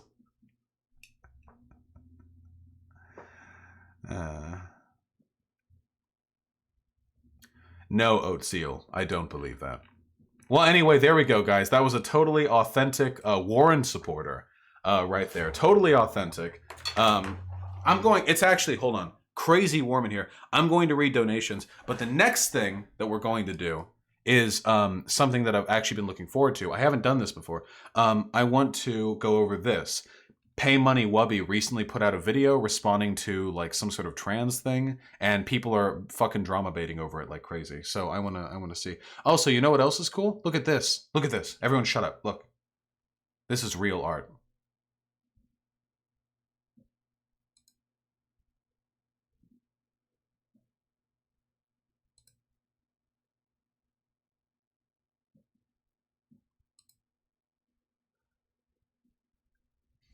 That's some good ass shit right there.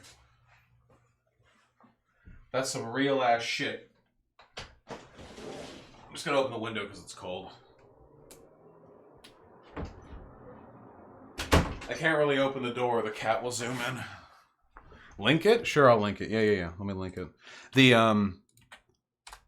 Really though, that's the thing that we should be most, I guess, happy about more than anything else, is the fact that Bernie Sanders may not win the presidency. He may not, you know. Bernie Sanders is going to die soon. There's no getting around that, you know. But one thing that is at this point unavoidable is that Bernie Sanders has done an overwhelming amount of good in terms of inspiring the public.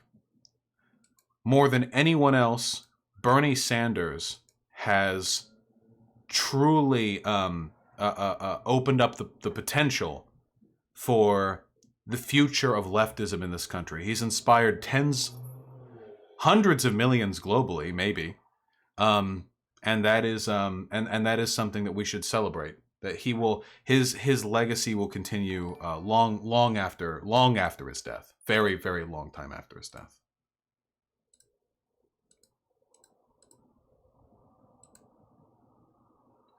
Yeah, his platform is immortal. Anyway, let me read donos, then we'll go over that PAYMONEYWUBBY. And if we have time, we can go over the Project Veritas video, which might actually be a better thing to go over first, but you know. Nice on the bed gaming. Felty with the $13.12. A cab to YouTube, brother. Thank you for giving me a Google Doc link for your True! A cab. That is true. Never marry a cop. And if your partner thinks about becoming a cop, run. The fucking cars with the music only ever drive by when I have the window open. They know they're doing it. They're doing it deliberately. Anyway, Crack Rock Steady with the $5. Can you say Romesh is a simp who gets drunk off melon juice and his smoothies and cooking are fucked? Also, what's your thoughts on George McGovern? I do not know what George McGovern are. What a George McGovern is, comrade, or what they are. Let's just say they're cool. Sake Tanuki with the $5, and now we know why she didn't. She was in talks with HRC for a cabinet position as early as 2014. Yep! Hope she gets nothing out of this, the duplicitous cunt. Sake Tanuki with the $5. Thank you, man. She's the Sith apprentice of HRC. She learned from HRC's Bernie hurt me in the general narrative well. Oh yeah, it's going to get worse. It's going to get worse. We still haven't gotten anywhere near as bad as 2015. HTTP Lovecraft with the $5. Name change check. 1, 2, 3. What on earth was Warren's strategy? She could have angled hard with no resistance to be Bernie's VP. Did she sign a deal with Biden instead? Warren isn't a lefty. Warren may be a progressive, but she's not an economic progressive. Bernie is. And if sabotaging Bernie in light of serving the interests of the corporate establishment is what she has the opportunity to do, then yeah, she's just a lib, She's definitely going to be a pick for Biden's VP, or at least a hard consideration. Hammer Time with the $1. One of the things that pisses me off about this is it harms the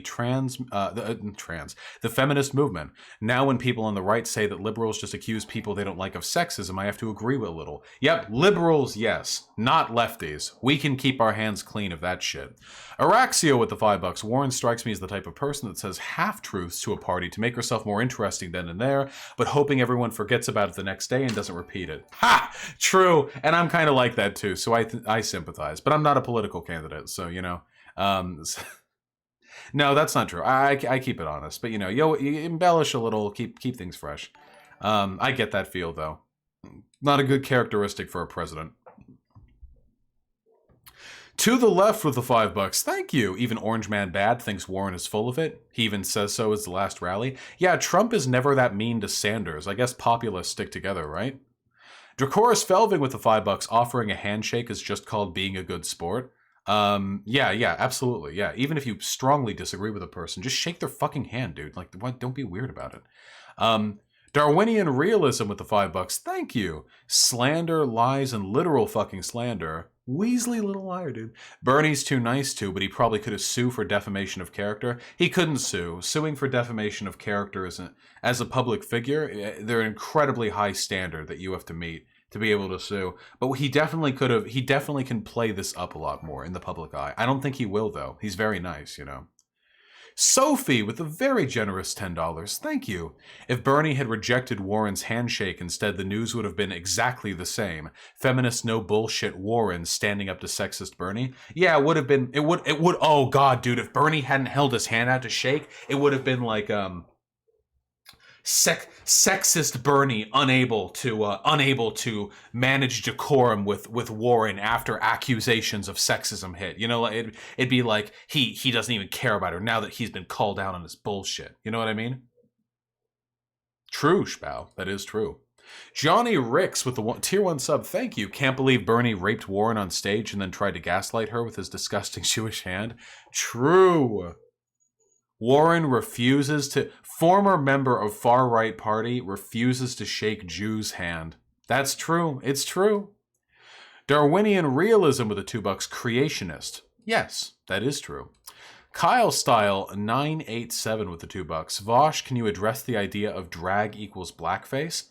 No, because that's incredibly stupid. The reason blackface is impugned is because in minstrel shows, white people would do blackface to do a racist caricature of black people, whereas there was no history of women and women's broader cultural subjugation being made manifest through men dressing up in drag to do shallow performances of women. When women are discriminated against, it is not because somewhere out there RuPaul exists. Blackface actually contributed to broader cultural discrimination against women, like significantly. The jokes of blackface were that black people were stupid, shallow, flighty, work-shite, and weird champ, and incompetent. There is no such joke in drag where men dress up as women and then run around on stage, like where the punchline of the joke is that they're all like stupid and can't reach the pickle jar on the top shelf or whatever. Vosh, you're wrong on this? No, I'm not. If you unironically believe drag is anywhere near comparable to blackface, you're a fucking idiot. I'm sorry, comrade. Like there's just no comparison. There are issues with drag. I don't disagree with that, but the idea that these are even remotely comparable is fucking ridiculous. Simena with the $5. I applaud this woman for defying ableism and finding success, because I cannot imagine being a functioning adult and being that fucking stupid. Yeah, I guess women live life on easy mode, huh? Heftatius with the tier 1 sub. Thank you, comrade. Posadas John with the $1. The Hillary Clinton worshipping white feminist proves we need to wash the world in holy nuclear fire. Yeah, that's true. That's a strong argument for Posadism. There's no denying that. Shakespeare's pieces were performed by all-male casts. That's not drag. Ancient theater having men play as women isn't the same as drag. Drag is a specific... Nothing, never mind. Also, that wasn't about shitting on women. Neon Noir with the €10. Thank you. Vosh, what do you think about the Sino-Soviet split? Are we talking about when Russia and China stop being buddies? Is that what we're talking about? I don't have a particularly strong opinion on it.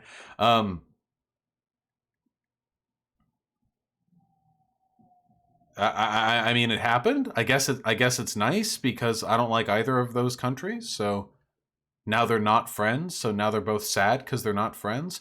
Vosh, I'm going to debate you on this. There's no. Oh, I didn't know there were so many. I didn't know there were so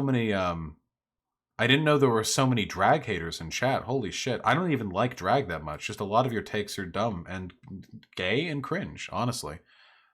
Eva, are you still here? What's your opinion on drag? Settle it. Settle it. The God wait, I already did that one. Whoops. Sophie with the $10. More donations. True. That is true. Thank you, comrade.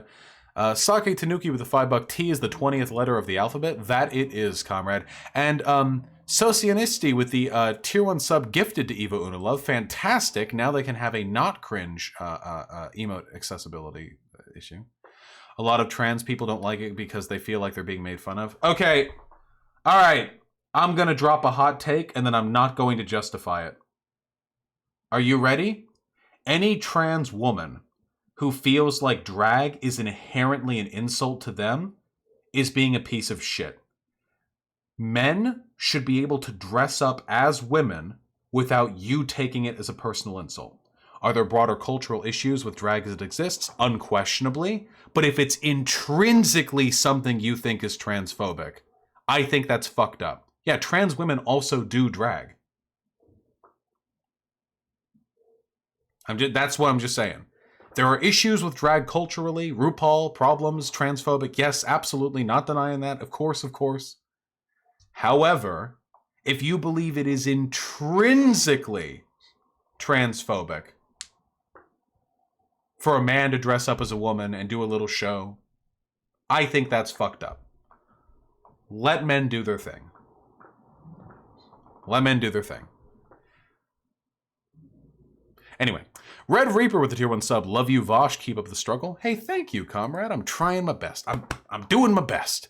Balthazar with the $5. I specifically bought a Blue Yeti just so I could have some decent voice quality when I call in. I appreciate the consideration. I hope that didn't put you, too much out of your, out of your wallet. Blue Yeti's like $130, and I don't do viewer call-ins that much. But one way or another, comrade, your consideration and kindness are duly noted, because I sure do hate poor mic qualities. I love you, buddy. Crick Chirp with the tier 2 sub. Thank you, man. I'm also subbing in addition to donating because you are cute boy. Bless. Bless, comrade. Here, for the remainder of the donos, I'll be even cuter here, okay? Here. For the remainder of the donos, we can have my hair down, okay? There we go. Alex with the incredibly generous $33. Thank you, man. If you assimilated a similar degree of scrutiny for the justification of belief as Rem, you would grow significantly. Hopefully he resolves to respond so you can have a rich and fruitful discussion. You are keen with the meme, but you still need to study. Alex, I am not a moral realist. I'm not a moral realist. I've heard moral realist arguments, and I just don't find them convincing. And frankly, and I love you, and I thank you so much for the dono. I really do appreciate it, but I just want to be clear. Frankly, if I want to learn philosophy, I don't think that Rem is the best person to learn from. I think he frequently misrepresents issues. I don't think he's a particularly good communicator. I have personal reason to dislike him because he framed me as a sexual predator and continues to frame me as a sexual predator for months. I don't like him. I don't like his advocacy. I don't like his rhetoric. I don't like the way he engages in leftist praxis. It's undeniable he knows more about philosophy than I do, but I'm not a moral realist. And even if I was a moral realist, I'm sure there are better moral realists that I could learn from. That's it. That's it. That's my clarification. However, and by the way, I think that my scrutiny for justification of belief is perfectly fine, considering the fact that I'm not a moral realist. I can justify every single one of my beliefs up to an axiomatic level, all the way up to the axiom. And since I don't believe you can go any higher than that or empirically justify axioms, that's the highest level I can get to. But that level, being able to justify my opinions to the axiomatic level, is infinitely more, scrutinous, than the vast majority of political commentators, and infinitely more so than what is required for political engagement, in my opinion. Okay, I love you. That is my opinion. I will not shy away from expressing disagreement just because a person donates a lot, as much as I love the donos. I love you. You're beautiful, Alex. You're beautiful. And I love your name, okay? Just pointing that out. Also, he can come on any time he wants. System Freeze with a 569. Warren did a poo-poo stinky. Yes, we've shifted debate tone now, or discussion tone. True. That is true. Natty Ice Life with a $5. Got a shit mic, but disagree with how angry you are with Warren. Happy to discuss, like what you do. I love you, comrade, but no, I think that one non-discussion that I had was about all we're going to be getting from this, at least for today. I love you, though, and maybe it'll happen in the future. I do video game streams a lot. Oh, guys, wait, hold on. Before I continue with donos, the craziest thing happened the other day. I do video game streams in addition to the politics streams. They're usually at night. They get less viewership. I play Dark Souls. Probably next to be playing Hollow Knight or Celeste or something. And normally, so this is really fucking wild, okay? 2 months ago, my video game streams were getting like 300 to 500 viewers. Yesterday, we got 1,200. And it dwindled to 900 over the course of a 5-hour stream, but still, that is insane. And the whole time, by the way, we're playing, we're talking politics. I talk nonstop the whole time, I never stop. I never just play the game. We're always talking politics, philosophy, media. There are people now who are watching me just for my game streams. A few people in chat were like, yeah, man, I just like your Dark Souls streams, That's fucking crazy. That's crazy. Anyway, I just want to say, that's fucking wild that's happening. That's fucking sick. And and if any of you, have such a predilection, you should check out the video game streams, because they're basically just politics streams, except I engage with chat way more often, Yeah, I talk with people. I'll just talk with people, you know? Because during my politics streams, I'm making YouTube segments, you know? And I have a game to play in the background. And having a game to play in the background really perks my mood up because I have ADHD, which means that I lose attention so quickly when I'm just doing politics streams. But with the game streams, you know, I'm there the whole time. Also, I'm pretty okay at video games. Not top tier or anything, but I'm pretty okay at video games. You know? You know. Okay, I need a drink because I don't know how other fucking commentators do this.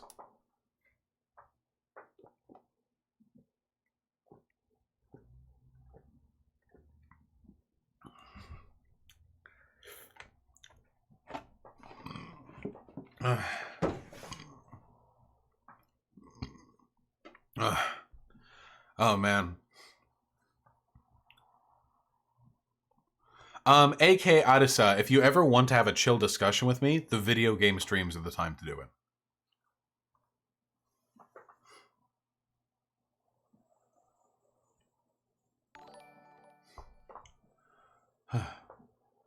Mountain of Madness with the $5. The Dark Souls Gale lore was so fucking fire. Yeah, Thermia has a video of that on his channel. It's pretty fucking sick. Unconquered Bruja with the $5. There are a plethora of trans women who have said drag has helped them in cementing / discovering their gender identity. Either way, fuck RuPaul. He's a capitalist pig and we're eating him. True! That is true. I didn't even think of that. How good drag must be for people trying to explore, you know, gender, you know, fuckery stuff.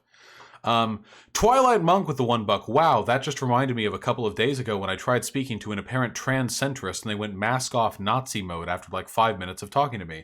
I guess fake civil chuds are a thing we have to watch out for. If a person says they're centrist, they're probably far right. Nobody says they're centrist unless there's a political game they're trying to play. People don't usually derive any benefit from being wishy-washy about their positions unless they're deliberately obfuscating a position they hold. Just pointing that out. Just pointing that out. Keyford with the $1. Are you East Gippsland? Because you're hot. Also, did you see that leaked list of Bernie donors? The N-word with a hard R donated $5K. Also, thoughts on someone going to a Crowder Change My Mind booth and going further to the right than him? That's how I RP it. Unfortunately, Crowder doesn't leak the locations beforehand, so it would be really difficult to plan beforehand. But yeah, that's definitely on the table. I have not seen that leak list of Bernie donors. I don't know if you can donate more than $2,400, but damn the N-word.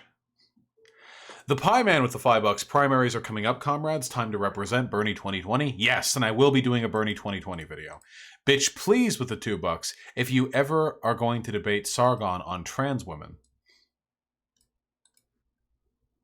What makes a woman? Stefan Wolford versus Carl Benjamin, Sargon Akkad. Oh, is this a debate on the subject? Is this like a good debate?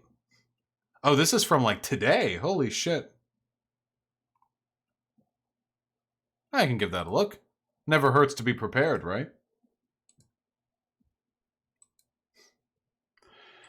Japes with the $5. Trump siding with Bernie as a campaign tactic to yoink Bernie supporters pissed at libs / the DNC. If he loses, he did the same thing in 2016. Yes, that is true. It is generally beneficial for him to do this because he knows there's no chance of his like voter base interpreting his irreverency as an opportunity to a jump ship to the DNC. We're almost done. Colin Morse with the $5. I kind of lean towards believing her, but even if she's honest, it might not be bad in context. It sucks, but we're too sexist to vote women. Yeah, I don't believe that Elizabeth Warren is making it up 100%. I think that Elizabeth Warren is probably like misframing this in like a really bad way and then playing along with media bias, which I think is pretty cringe. You know? And Crick Chirp, thank you for the $10, comrade. Very much appreciated. Daniel Brockman with the 1,000 Swedish kronar. Thank you so goddamn much, comrade. That is incredibly generous of you. Jesus Christ. I have been deep into feminism and feminist theory And progressive politics and critical theory my whole adult life, I still am. The reason this kind of shit pisses me off is because it's like you said, literally makes me a fucking sexist. What the fuck? Keep doing you, Vosh. Hey, listen, if opposing Elizabeth Warren's dishonesty is sexism, then we're all gonna be sexist together, comrade, okay? That's what we're all gunning for tomorrow. I talk way too much. That's what we're all gunning for together. Thank you so much for your incredible generosity, Brockman. I really, really appreciate it. Okay, we've almost done it. TGS with the $1. Could you explain transmedicalism and true scum to us? Love your work. True scum is someone who believes in transmedicalism. Transmedicalism is when you believe that being trans is something defined exclusively by possessing gender dysphoria as diagnosed by a medical professional. Hence, transmedicalism. War Kaiser with the $5. Great content today, Vosh. I'm fairly new to your channel and enjoy getting educated on modern social and political issues. I feel sorry you had to deal with that call-in. Sending you lots of love. Oh, it's no big deal. It's actually sort of uplifting that the people who dislike me are so immature that that's their where their humor level is kind of stagnated at, you know?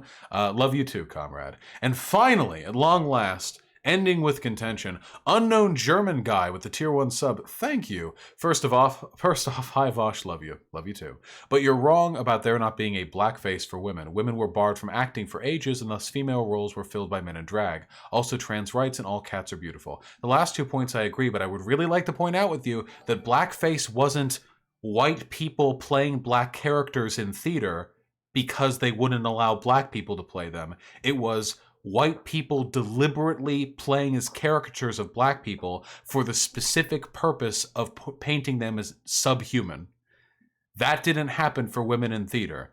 There weren't minstrel shows for women where men would like paint themselves up as girls and then run around. I want to pick something up, but my large breasts, worthless save for their necessity to feed children, are getting in the way of my arms. Like that.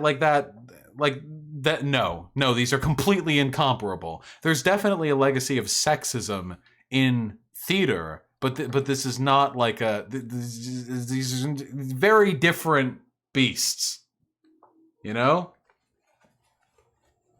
Very, very different beasts. Hold on. Wow, I can't believe anime is actually drag. There are some really good anime this season. Dorohedoro looks like it's gonna shape up to be really good. Also, please keep your hands off my whatever. What is it called? Keep your hands off my anime club. Are any of you guys seeing this shit? Fuck you guys. I don't care about you.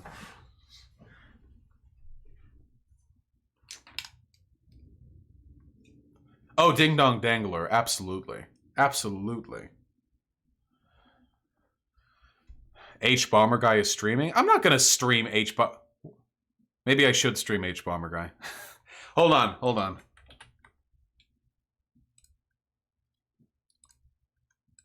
Maybe that would be a good coalition building move. Keyford, what am I supposed to be looking at here? Keyford, if this is a stupid meme, I'm banning you. Looking at Bernie's top donors for 2019 and seeing a lot of problematic names. So?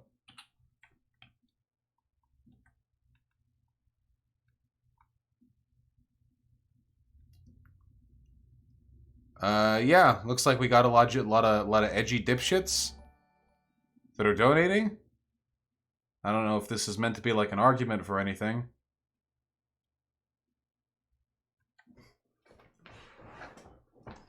My gamer, Sure Kelly, R. Kelly. Shut up!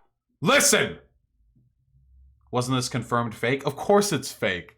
Do you really think all of the top donor slots for Bernie Sanders, every single one of them, has an edgy meme name? You don't think a single person here on the top listings would have a would like take it seriously and give something normal? No. All right, everyone, listen. Shut the fuck up. Okay, listen.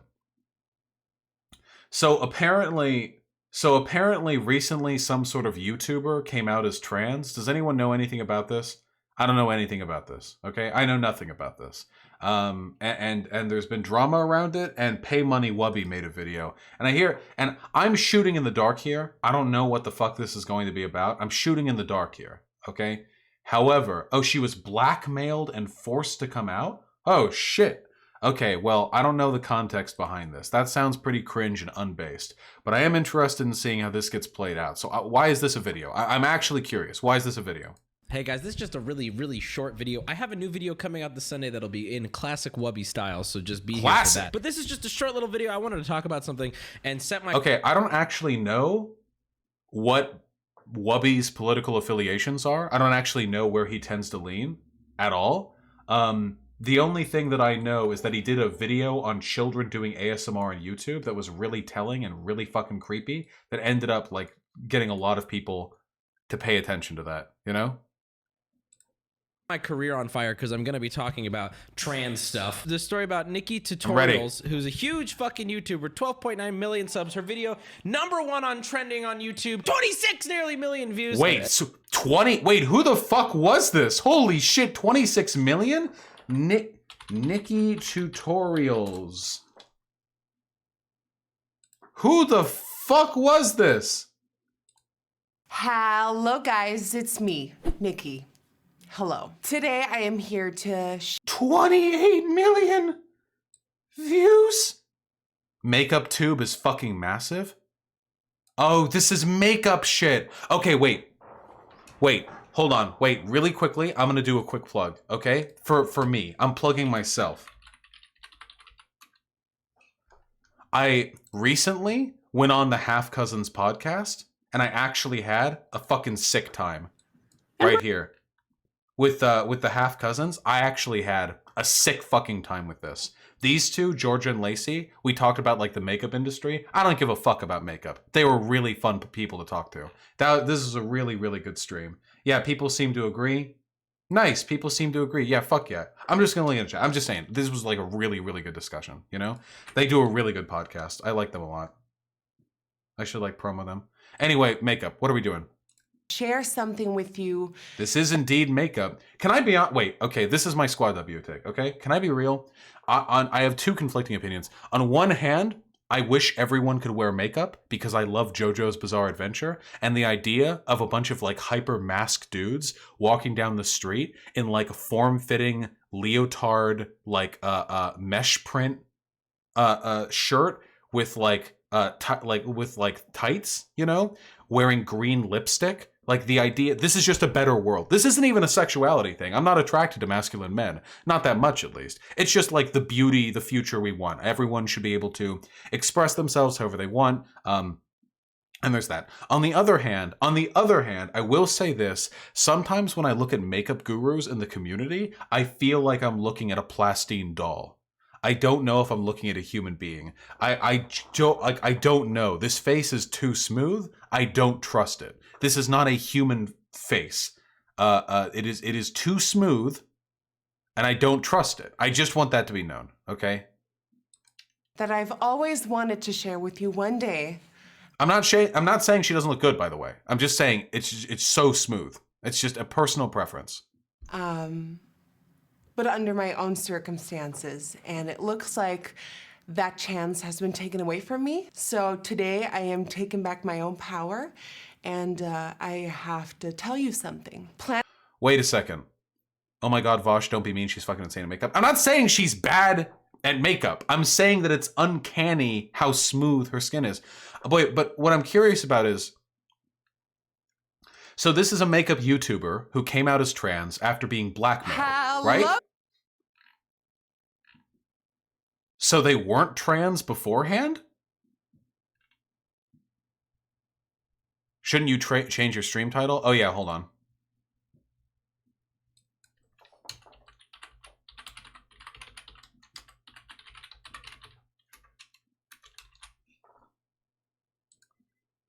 Stealth trans? Okay, listen. Maybe she's a trans woman, you idiot. Holy shit.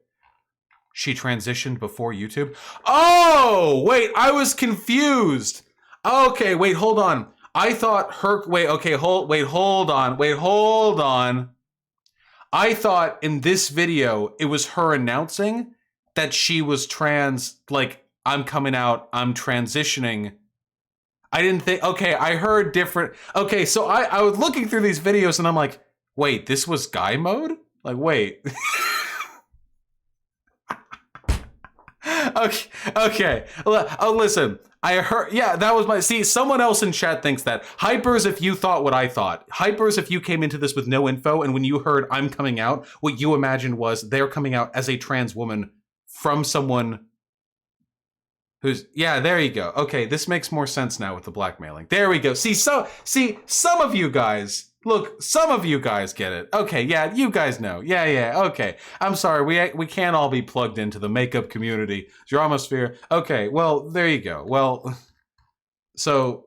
Planet Earth is full of labels, and I never felt comfortable with labels. I wanted to be my own person, my own identity, my own human being without any rules, without any labels, and without any... Vosh, no, I thought she was quitting makeup and transitioning to male. Okay, that's not what I thought.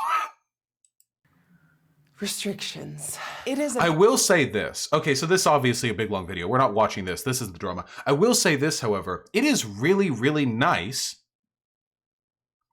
to see what is, you know, essentially a pro-trans video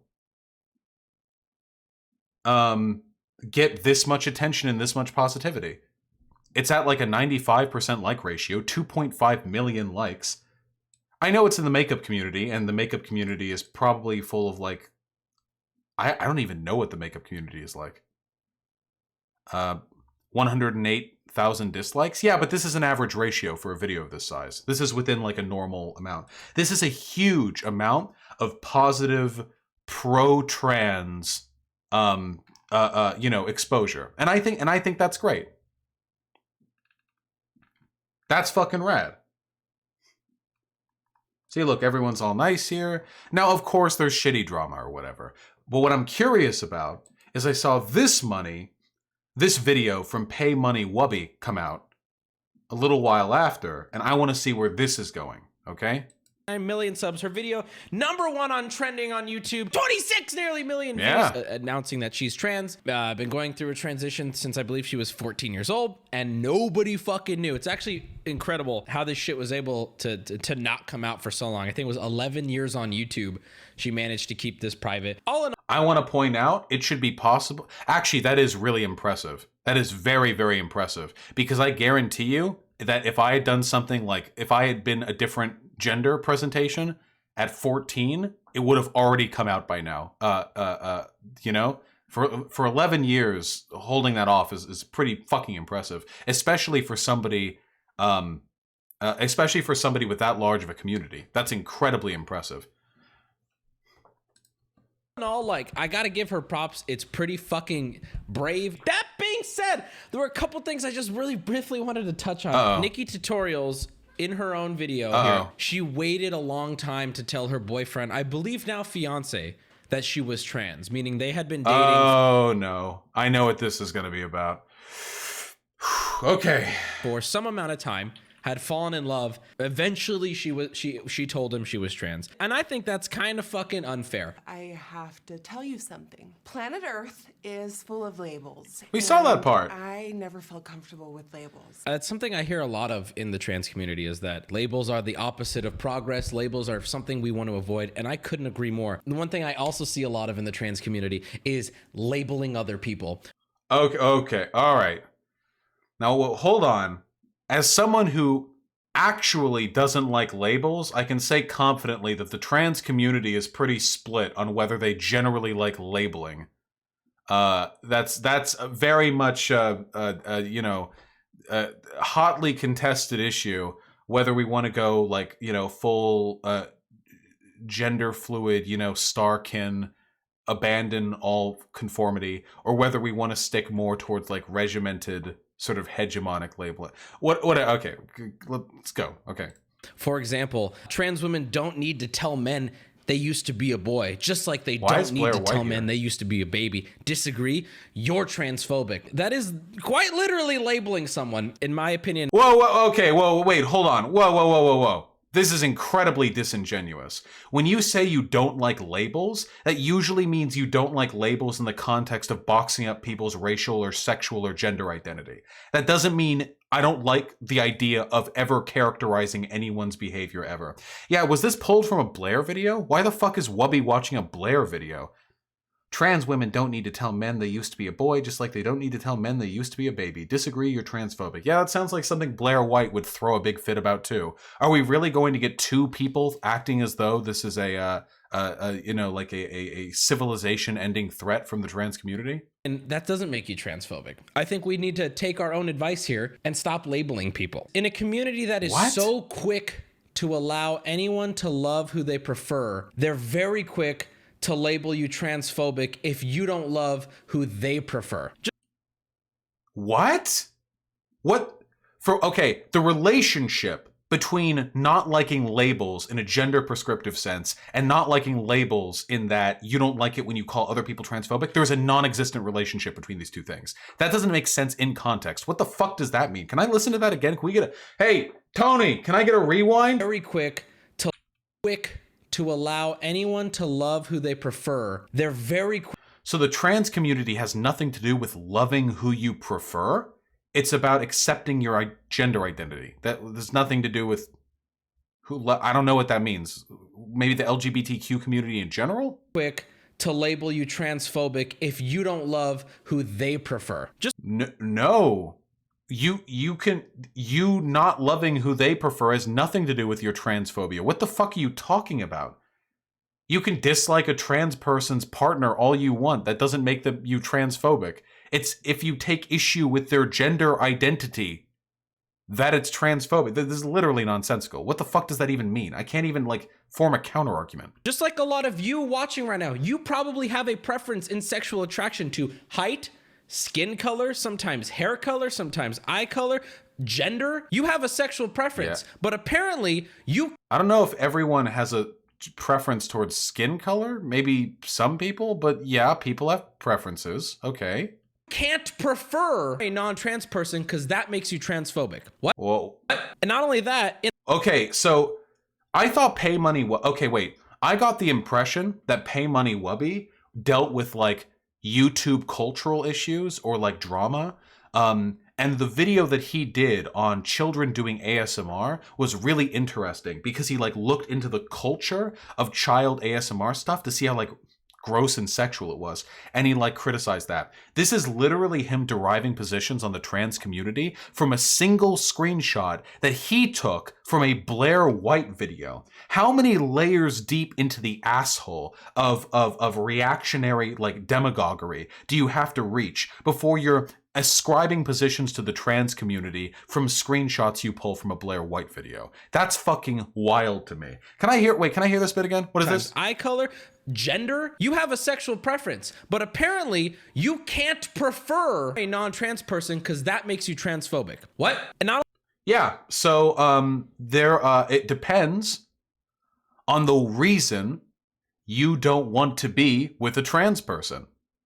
So this is super simple, guys. Super simple. So if you're transphobic, you probably don't believe a trans woman is a woman. If you're not transphobic, you probably do believe that a trans woman is a woman. So here's the thing. If you don't want to be with a trans woman because you generally don't like, dicks, you like pussy, and the trans woman that you're into has a penis, that's fine. That's totally fine. If that's your preference, you don't want that, then go for it. Sure. If you don't like dick, then yeah, that's whatever you want. But if you are with a trans person and you love them and you don't know they're trans, that probably means there's nothing about them that elicited any sort of displeasure from you pertaining to their body, as seems to be the case with that makeup guru and her fiance. Which means it is literally irrelevant whether or not she's trans. If you see a woman and you're attracted to her, and she's got a pussy, and you're into pussy, and you're not into dick, and the only reason you're not into her is because you know she's trans, it's not because of anything physical or behavioral, it's just because of the identity, that means that you're not attracted to her functionally because you don't think she's a woman. And that's transphobic. It's that simple. It's the reason why. You can have genital preference all you want. Yeah, Contra did a video on this. Not only that, in a world where I'm allowed and celebrated to like who I like, you're now labeling me and telling me I'm wrong. What the fuck are you talking about? This is literally like, oh, you guys believe that you should be able to love whoever you want, huh? Then why are you telling me I'm wrong for my opinion? What the fuck is he talking about? This is like legit like 40 IQ argument right here. There is no relationship at all between the points he's trying to make and the arguments he's using to make them. I'm not even speaking for myself here. This is the crazy part. I'm going to be labeled transphobic because of this. I would fall in love with whoever I would fall in love with. Okay. But I think at the end of the day, it's on the trans person before you get to that point to disclose that you're trans. What point? And again, disclose you're trans or disclose that you have like a penis? I agree that if you're like hooking up with people at bars, you should and you're like a trans girl and you have a penis, you should probably let the dude you're like flirting with and sitting in the lap of that you have a penis probably sometime before he takes you back to his place or something. If for her protection, if for no other reason than for her protection, you know? The genitals thing, yeah, that's a pretty big like make or break for a lot of people's sexual preferences. For the identity of being trans, though? Why? Oh, fertility. Yeah. If you're a trans woman and you pass completely, clothes on or off, and you're a trans woman, you're infertile. I mean, you can't have a baby in your stomach, I assume. Just tell them that. Just be upfront with that. You should tell them that anyway. That's not a trans thing. You should just be clear about your medical history with that respect. That's relevant. Like, that's it. Just tell you, like, hey, you know, I can't house children. You know, I'm infertile. I'm infertile. You know, not all cis women are fertile. Cis women have to have that conversation too. I would be pretty pissed off if I had a girlfriend who was cisgender and I was going to marry her, and only after marriage did she tell me that she was infertile, that she couldn't hold children. That would piss me off. What if I wanted to have kids? You should have let me know. So just say that. Just say as a trans woman. You don't have to say you're trans. You can just say you're infertile. Doing just a little bit of research, there's a weird thing in this community where not telling someone you're trans seems to happen a lot. And I understand that it can be out of fear. There's a lot of trans women that I've seen that I'm watching on YouTube who were scared to tell. And I totally understand that. But at the end of the day, you need to. And it doesn't make me transphobic that I'd like to know. That jump in logic is... Again, because Wubby here is so bad at making his argument, it's impossible to know whether he's arguing against the identity of transness or arguing against characteristics he thinks are associated with transness, like infertility or having a penis. This is so vague. Why are we talking about this? Isn't this response to that fucking makeup YouTuber? Why? He's literally just going off a fucking screen cap from a Blair White video. What are we doing? It's insane. Now let me be fair to Nikki. I do want to address though that if you're watching this and you're... Wait, what do you mean be fair to her? She hasn't done anything to not be fair to. What? Same situation and you have truly fallen in love with someone, you have to tell the person that you love at some point. It's what they deserve. It's what they need. I honestly, I give her full credit and I see that. I disagree. If you're a fucking trans girl and you can live your whole life without ever telling anyone, if that's your preference, that's fucking rad. Go for it. Yeah. I mean, you can be upfront, like you never have to lie or anything. Hey, I have a pussy. Hey, sometimes I have trouble self-lubricating. Maybe, if that's the case. Hey, yeah, my breasts have implants. Maybe, if that's the case. And I can't hold children. I'm infertile. And I'm a woman. And you just live your whole life like that. What? Yeah, that's based. Why is he even talking about this makeup guru? There's nothing. They don't even disagree on anything. This actually, I saw this a lot more watching other trans videos. A lot of them saying you need to tell as soon as possible, right? But the one thing I fundamentally disagree with is that I think you should be telling these people before or right at the moment of entering a relationship with them. Dating a trans person. Why? Why? Why? Why? Why? Whether you want to pretend or not, dating a trans person comes with different difficulties and different situations. And a lot of times... Wait, like which? Like which? Because you can express those difficulties or deal with them without that be necessarily indicating you're trans. Every relationship has difficulties associated with it, no matter how cis and straight and white the people involved. So what are these problems? Again, I'm assuming the trans woman we're talking about here, this hypothetical trans woman, I'm assuming this hypothetical trans woman has a pussy. Because if she had a penis, you wouldn't need to tell your partner that you're trans. They would find out pretty quickly, I imagine, unless you're waiting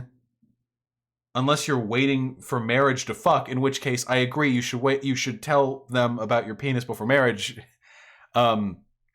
Obviously, a lot of trans people have depression and family issues. I think it's important to communicate that. Yeah, like if it's necessary to, but if there's no reason to communicate that you're trans, you shouldn't have to. Family issues are your issues. And if your family doesn't have an issue with you being trans and accepts your identity, then it's never an issue with them. Depression, I mean, everyone has depression, you know? It can be harder, or at the least very different from dating someone who's not trans. And to not tell that person until you've fallen in love with them is a disservice, and it is fucking wrong. Wait, like what? Like what issues? What specifically are we talking about? He's shit-talking you on Twitter? That seems unlikely.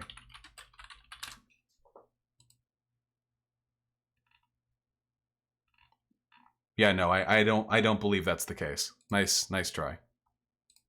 I'm very gullible. You shouldn't say that to me.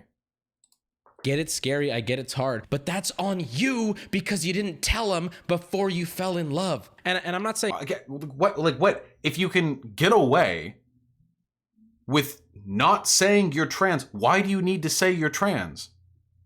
Yeah, this is a crazy moralistic argument on his part. He's not making any arguments. He's not using any specifics. And there isn't even like a precedent that he's using as a justification to express his opinion on this topic.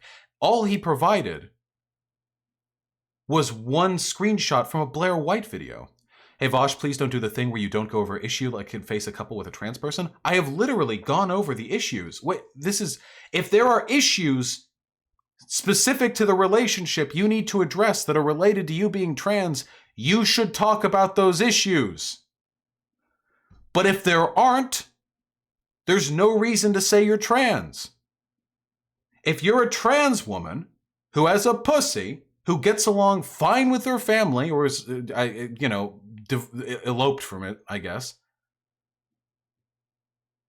who passes very much as a woman, with the clothes on and off, who just takes her fucking estrogen, like a little quietly, just a little pill in the purse, then what reason is there? There's no reason anymore. You should go over issues if they exist. If they don't exist, there's no reason to disclose you're trans. But I can't tell what the nuance is in his position because he's not elucidating any specifics. Saying Nikki said this because she didn't, but to sit here and watch other people label someone like me transphobic because of what I just said. Where? Who? When? What happened? Who? Who called you transphobic? I thought we were talking about the fucking makeup bitch. Fucking ridiculous. Something like just putting out this video right now, it's gonna label me transphobic. Labeling me and casting me aside to the undesirable is not going to further the conversation. Okay, quit bitching, dude. Fucking every big... I'm not saying he's transphobic, by the way. I can't tell if he's transphobic because he isn't making any fucking points. I honestly can't tell if he's transphobic. Maybe he thinks a trans woman always has a penis or something like that. So maybe he thinks this is legitimately something that should be disclosed and he's just using, you know, allegorical language. Or maybe he is impugning the concept of transness. I have no idea. He's being so fucking vague. But I will say this though. Fucking ridiculous. Something like just putting out this video right now, it's gonna label me transphobic. Labeling me and casting me aside to the undesirable is not. This is a super cringe thing to do. This is an unbelievably fucking stupid thing to do. Yeah, just for my opinion, I'll be cast out into the undesirables. Quit being such a fucking snowflake, dude. Express your opinion and deal with the fucking consequences, okay?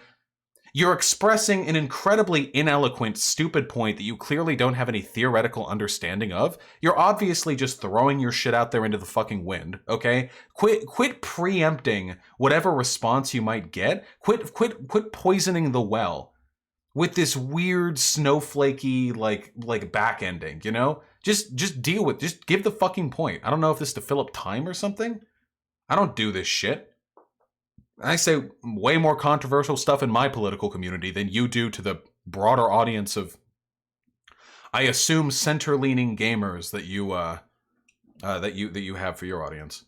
Not going to further the conversation or help in any way. I do hold a little bit more of an extreme opinion than she does, but we seem to be on the same page. I have something I want to ask you guys, but first, let me give you some context. Here, Nikki explains how her and her mother both, when she was growing up, felt like she was a woman, even though she was born a man. Let me play this for you. When my mom was pregnant, she later told me that she was convinced that she was having a girl. She didn't get any echoes because she was convinced that it was going to be a girl. And out came me. And there was a little surprise. A surprise to my mom, definitely a surprise to me as soon as I had brains to think with. Ever since I was born, I've always thought that I was a girl. And I just couldn't understand why I had. I don't have an issue.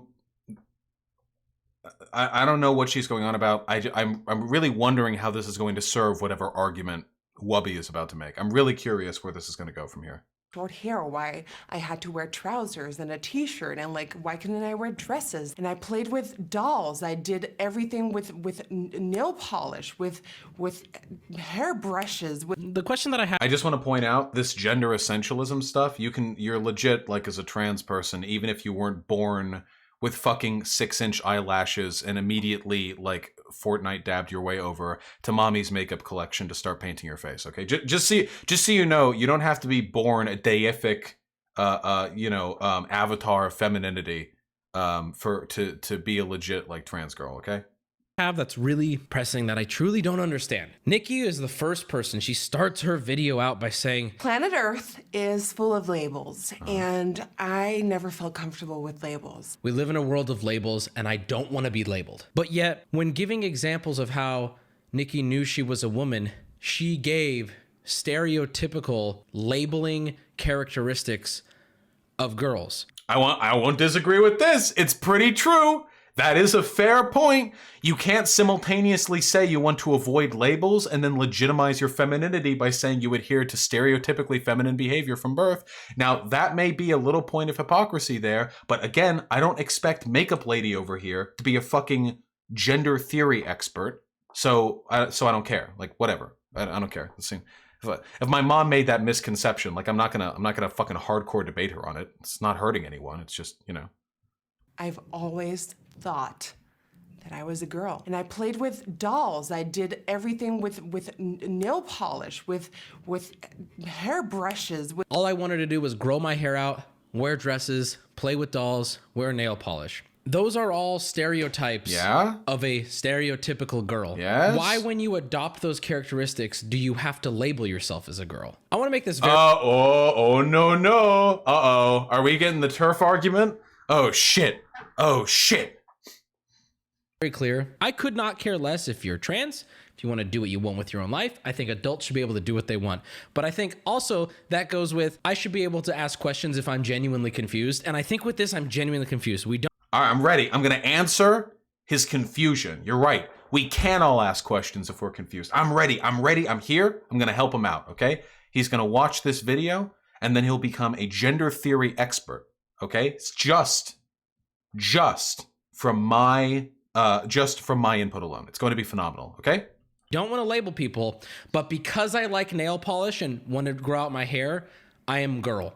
No.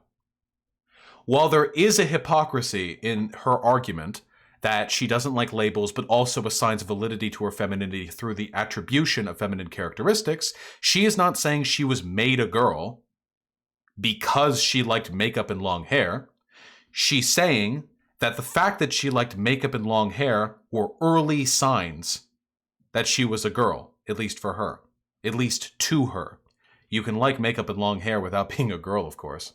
But when you say like, I liked makeup and long hair from the moment I was born, I crawled out of my mother's womb and immediately started pulling on the doctor's hair, like, or some shit like that. You're not saying that made you the woman. You're saying that was an indication that you're a woman. And again, I disagree with the gender essentialism stuff here, but that's the point that's being made. I've never understood when they say, I feel like a girl. I don't know what it feels like to be a man. Yeah, you do. This is something that cis people often don't like understand that well because they've never been in a different position. It's like explaining like the water to a fish, you know, or like what does it feel like to be in an Earth atmosphere, you know? How does it feel, Earthling, to be in an Earth atmosphere? Well, I don't know. I've never really experienced anything else. Cis people don't tend to understand this well because they've been immersed. They've been immersed in like their sort of identity from the get-go. But what it feels like to be a man, well, that's up to you, really. But for a lot of people, I bet it probably feels like, feeling like you got to be, at least here in the West, a little bit chivalrous, maybe. It feels like you got to puff your chest out. You got to be strong, confident, presentational. There's like a degree of intelligence. You have to present like a certain cunning to your behavior. Being like dumb and ditzy isn't really like a guy take after all, but you can pull it off if you're a girl, if you're pretty enough. For guys, though, not necessarily the case. What does it mean to feel like a guy? I don't know. Walk down the street. Think of how you think about the people around you. When you see other guys, do you think, hey, yeah, I'm taller than that guy? Or, oh shit, that guy's pretty big. Damn, man. Do you see girls and think, hey, that girl's pretty cute? Or do you see that girl and think like, hey, man, that ass looks so fucking fine. I would dig my hands right into those cheeks. There's nothing wrong with any of those things, as long as you're not weird about leering at girls. At all, but these are behavioral characteristics that are associated heavily with the internal dialogue of masculinity. If you talk to a trans person, particularly a trans person who transitioned later in life, you will often find that their self-perception and their feeling of what they are changed dramatically. Before and after they realized they were the gender they now identify as. There are some trans women out there who were like in their 20s, fucking bodybuilders, you know? And there are some trans dudes out there who were long hair, big titty bitches in the past. There is an incredible multiplicity of ways to experience gender. And I think gender is gay and dumb, personally, in my opinion, but that doesn't change the fact that we experience it. And I experience it too, even as a gender abolitionist. I have feelings that I know are tied to my internal dialogue of what it means to be a man. So that's what it means to feel like a gender. There we go. That was good faith answer, Because I show gender stereotypes of a man, but isn't that just labeling? Shouldn't we take all labels? Well, yes, all gender is labeling. By necessity, all gender is labeling. Because gender is a social construct. Even non-social constructs, like sex, are themselves labeled into man and woman and intersex and what have you. Labels away and say nail polish, dresses, hair, Barbie dolls, and G.I. Joe dolls. That's for whoever wants them. Not boy, not girl. Those are just for anyone. If Nikki... Careful, PAYMONEYWUBBY. I'm pretty sure that the gender abolitionist route that you are going down is going to be far more radical than you imagine. Be careful, because gender abolitionism is a centuries long effort to radically reassess how we how we envision people's behavior. But the reason why, here's the clicker, the reason why we might want to get rid of these labels is because these labels hurt people, especially trans people. It hurts non-trans people too, you know. Men get hurt by some shit, women get hurt by some shit when it comes to gender, you know, definitely. But it hurts trans people a lot. So if we're getting rid of labels to keep people from getting hurt by gender, it doesn't make very much sense to get rid of those labels in such a way that it then ends up hurting trans people. Like, then what was the fucking point? What was the goal there? Why were we doing that, you know? If we're going to do gender abolitionism, we have to do it for the benefit of those who are hurt by gender non-abolitionism. When Nikki was growing up, wanted to play with dolls and wanted to wear nail polish, they would be able to without having to think about gender. I genuinely... Well, wait, the kids aren't thinking about gender. Well, hold on. Most kids aren't thinking about gender when they play with toys or whatever. It's usually parents who put that on them. Parents will buy the G.I. Joes for men. Parents will buy the Barbie poo-poo playhouse for girls or whatever. The kids are just playing. The parents usually frame the play in a gendered dichotomy, you know? So just to clarify. Only want a conversation rather than, oh, you're transphobic, cool, we don't want to talk. Anyway, guys, I hope you enjoyed. Thank you so much for watching. I'm live right now on twitch.tv/PayMoneyWubby. Check out all the great content. Hey, whoa, advertise on your own. I guess this is your own YouTube video. Okay, well now it's mine. We're back onto me. Hello, it's me, Vosh. There you go. We answered the questions, okay? We answered the questions. Maybe PayMoneyWubby, we can talk sometime. Probably not. He's much bigger than me. Much bigger than me. There we go. Them's the answers, okay? Them's the answers. He didn't. I will say, weird video. The first half and the second half felt disconnected, and it felt like it had nothing to do. It feels like he just had some questions and concerns he wanted to express about trans people, and the only way for him to be able to make it into a video was for him to tie it to the thoughts he had while watching the incredibly popular I'm Coming Out video by that makeup lady, you know? I think he had thoughts and concerns. He wanted to tie it to that for marketing reasons. But otherwise it was just about his opinions, you know? Lol Vosh is not a gender abolitionist. He's a gender essentialist 100%. I am the least gender essentialist person you will ever find. I cannot fathom a content creator who is less gender essentialist than I am. It is astonishing to me. We're approaching levels of uninterpretability that border on outright delusion. You know, are you against trans medicalism and why? Thank you, wonderful with the $2. Yes, I am. Trans people are just people who do not identify as the gender they were assigned at birth. Whether or not they have gender dysphoria. I don't think doctors should be used to legitimize the existence of trans people. You know? Oh yeah, what is John Doyle up to these days? Happy to see John Doyle. Happy to see John Doyle is getting more YouTube subs than me.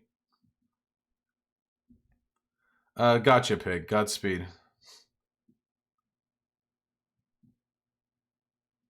PayMoneyWubby is a hypocrite bully. The Discord rated chatterators. Yeah, that seems like something he might do. You're a man. You can't have an opinion on. I can't have an opinion because I'm a man? Right. What if I identify as a woman? Have a nice night. Nice! Ah! You're a man. You can't have an opinion on. I can't have an opinion because I'm a man? Right. What if I identify as a woman? Holy shit. John Doyle has weaponized the one joke. He's far more powerful now than I am. Also, yeah, Pig Puncher, notice how your Twitter... Can we all fucking read Pig Puncher? Pig Puncher, you fucking idiot. Your Twitter got banned again when you started engaging with the woke skulls again. Why don't you stop? Just stop. Just make videos on them. Every time you get banned, it's because of that. Yeah, you didn't even break rules. They can just mass report for ban evasion? Yeah, so don't make them mad! Of course, you did break the rule. You ban evaded.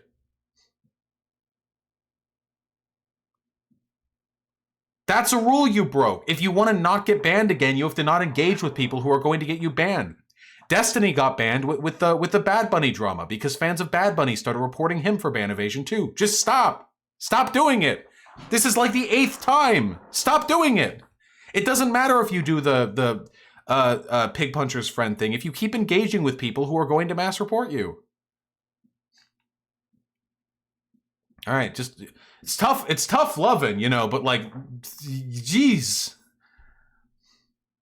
He said leftists embrace the 7 deadly sins. We'll definitely go over this video. This seems like fun. All right, hold on. Let me go over donos, huh? There we go. I gotta have like a clicker for that, you know? Socianisti with the tier 1 sub. Thank you, comrade. That is very, very kind of you. I very much appreciate it. Vontux with the $5. Stream games that right-leaning creators mention. Internet historian brought new interest into No Man's Sky, for example. I am not playing No Man's Sky. I'm not playing No Man's Sky. It's not happening, folks. Absolutely not. It is the drip, Speft. That is a good drip. I actually, for the first time ever, watched some internet historian videos the other day. I'm not sure if I understand why they're so popular. The Pie Man with the $5, please hair down for Bernie stream for the uwoos. I'll keep it in mind, comrade. And Manu with the $2, would you rather live in a communist, authoritarian leftist society, or a neoliberal/current society? I would rather live in current society than an authoritarian communist society, a la USSR, scaled up to modern day technology. Yes, I would prefer our current society. Our current society, for all of its faults, is at least democratic, which means there is capacity to change it, whereas with the USSR, we are utterly at the behest of our leaders. Yep, I guess I'm a lib then. Wanton disregard with the $2. Big ups going in on Warren King. Check email. That's nerve-wracking. Uh-oh. When people say check email, I assume it's because, like, I'll somehow find it a digital bomb threat.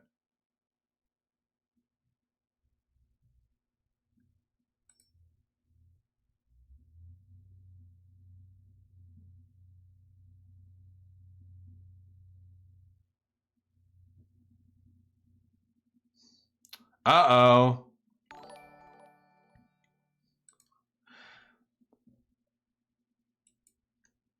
One of the people who works in the Goods for the People TV shirt co-op is saying that there are gaping holes in my rhetoric that they want to debate me on.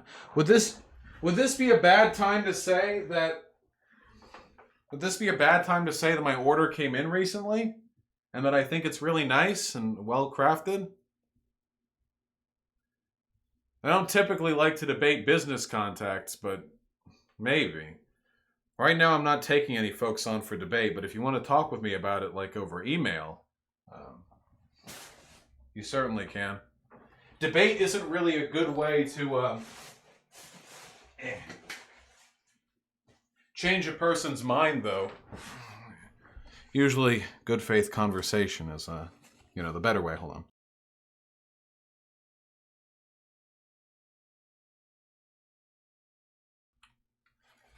That shirt is fucking hideous? Are you serious? I think that shirt looks really nice. I think that's a great design. Yeah, please don't destroy me in debate. I buyed your merch.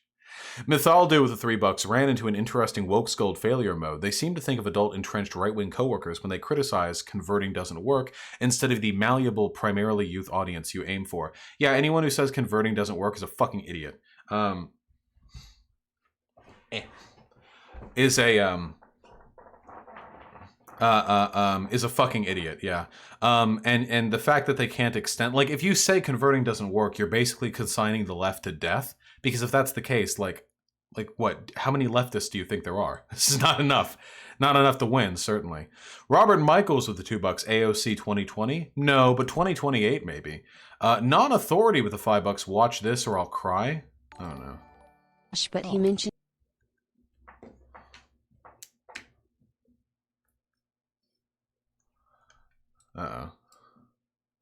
And you were streaming, so you get it instead. Thank you, Vaush, for accidentally directing your followers to give me money. But he mentioned you were streaming, so you get it instead. Thank you, Vaush. I don't know if I would call that endorsement, but we'll take what we can get. Maybe we will host. We will host H Bomber Guy, even though he called me an asshole. You know what? I'm open to coalition building. I'm already friends with ContraPoints, kind of. So we'll get that. Alan Hannigan with the $5. I'd push back that it's important to a relationship to be honest and open with one another. Respect your partner. Know what I mean? Yeah, of course, be open and honest. But if there's shit in your past that's irrelevant to your current relationship that you don't want to disclose, you should be able to hold on to that for the rest of your life. Like, it's weird because in addition to being trans, you know what else can sometimes have like a really strong impact on a person's life? Being raped. Being the victim of a rape or a sexual assault can have like sometimes even further reaching implications than being trans. But would anyone make this argument that like you have to disclose that you've been raped to a new partner before getting too far into a relationship with them? I think most people would agree that's like fucking ridiculous, right? Unless you're a tradcon and you think rape women are like soiled goods or whatever. But anyway.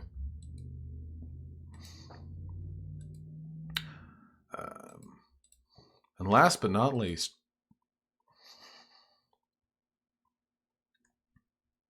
what?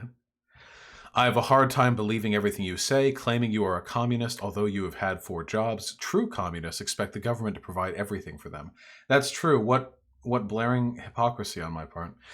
Soothing Glow with a tier 1 sub. Which Junji Ito manga is that in the background? I'm surprised you were able to pick that out with the depth of field.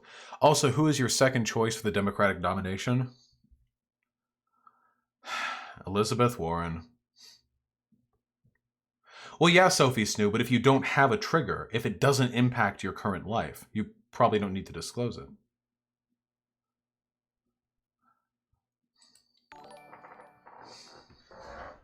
It's Elizabeth Warren. It's no use escaping. Tommy. My mom got it for me. One of her friends got it for her, and she didn't like it too much, and now it's mine. I haven't actually read it yet. Hold on. Manu with the $1. So is communism inherently authoritarian? No. Not at all. Communism is just a stateless, classless society. Some communists are inherently authoritarian, though, and that's because they're dumb. I don't think authoritarianism has any right to exist in a future, a superior society is not one that should be authoritarian. Some communists are authoritarian, but they're dumb and gay. And Glod33 with the $5. Leftists should become cops because the police are an important institution of power and giving them up to chuds is bad strategy. Yes! Agreed completely. Anyone who disagrees, that's cringe. Anyone who agrees, that's based. True. There you go, folks. Pig Puncher. Go follow. Pig Puncher FA. It's a friend of pigs, not pig. Okay? And Jake is Pone with the tier 2 sub. Thank you. Been watching your videos for a while now, recently tuning into streams. Have you ever will you play Doom 2016 on stream? Yes. Doom 2016 is definitely a game I'm interested in playing on stream, without a doubt. I've played it before, but I am interested in playing it again. Unless the next Doom comes out like before I get a chance to, in which case I'll probably go into that and blah blah blah. You know how it'd be. And Rede with the $1 discovering Streamlabs link so I can have you say come to the 4th power for cheap has made my day. We'll see how long it lasts, comrade. And Darwinian realism with the $5. Language is a tool. Could gender and gendered language as a concept be more useful than harmful? Won't society always need dichotomous terms of a form? We can have dichotomous terms of sexual forms. I don't think gender dichotomous terms are necessary in any way, shape, or form. In reality, being born with a penis or a vagina doesn't really impact your behavior or personality that much intrinsically. It really doesn't. There's a bimodal distribution where people with penises might, on average, be a little bit more aggressive, or might, on average, trend towards certain things more than people who are born with vaginas and wombs and what have you. And this is even leaving out,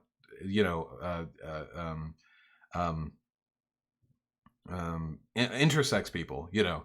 But I don't think that we derive any benefit from assigning gendered expectations to people's sexual attributes. It just seems to lead to suffering for the most part. But we can always describe like the sex, you know, of course, there's nothing, you know, we need to do that, I think, probably. And last but not least, Wonderful Wonderful with the $5. Thank you. I don't think transness is intrinsic to diagnoses, but it can help verify their identity to society. Yeah, I agree with that. Diagnoses could help, but some symptoms hurt trans.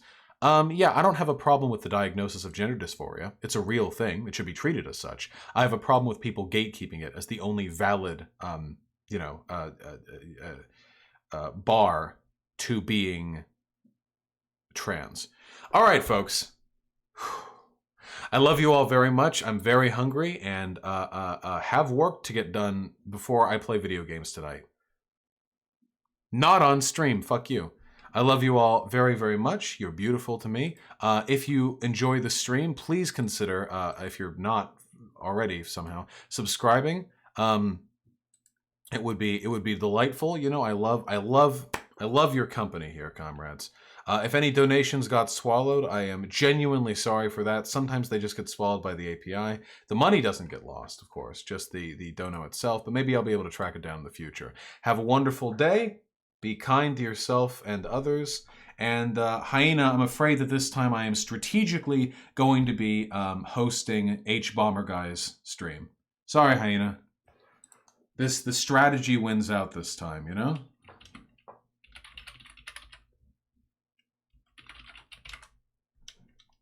Dylan will be next time.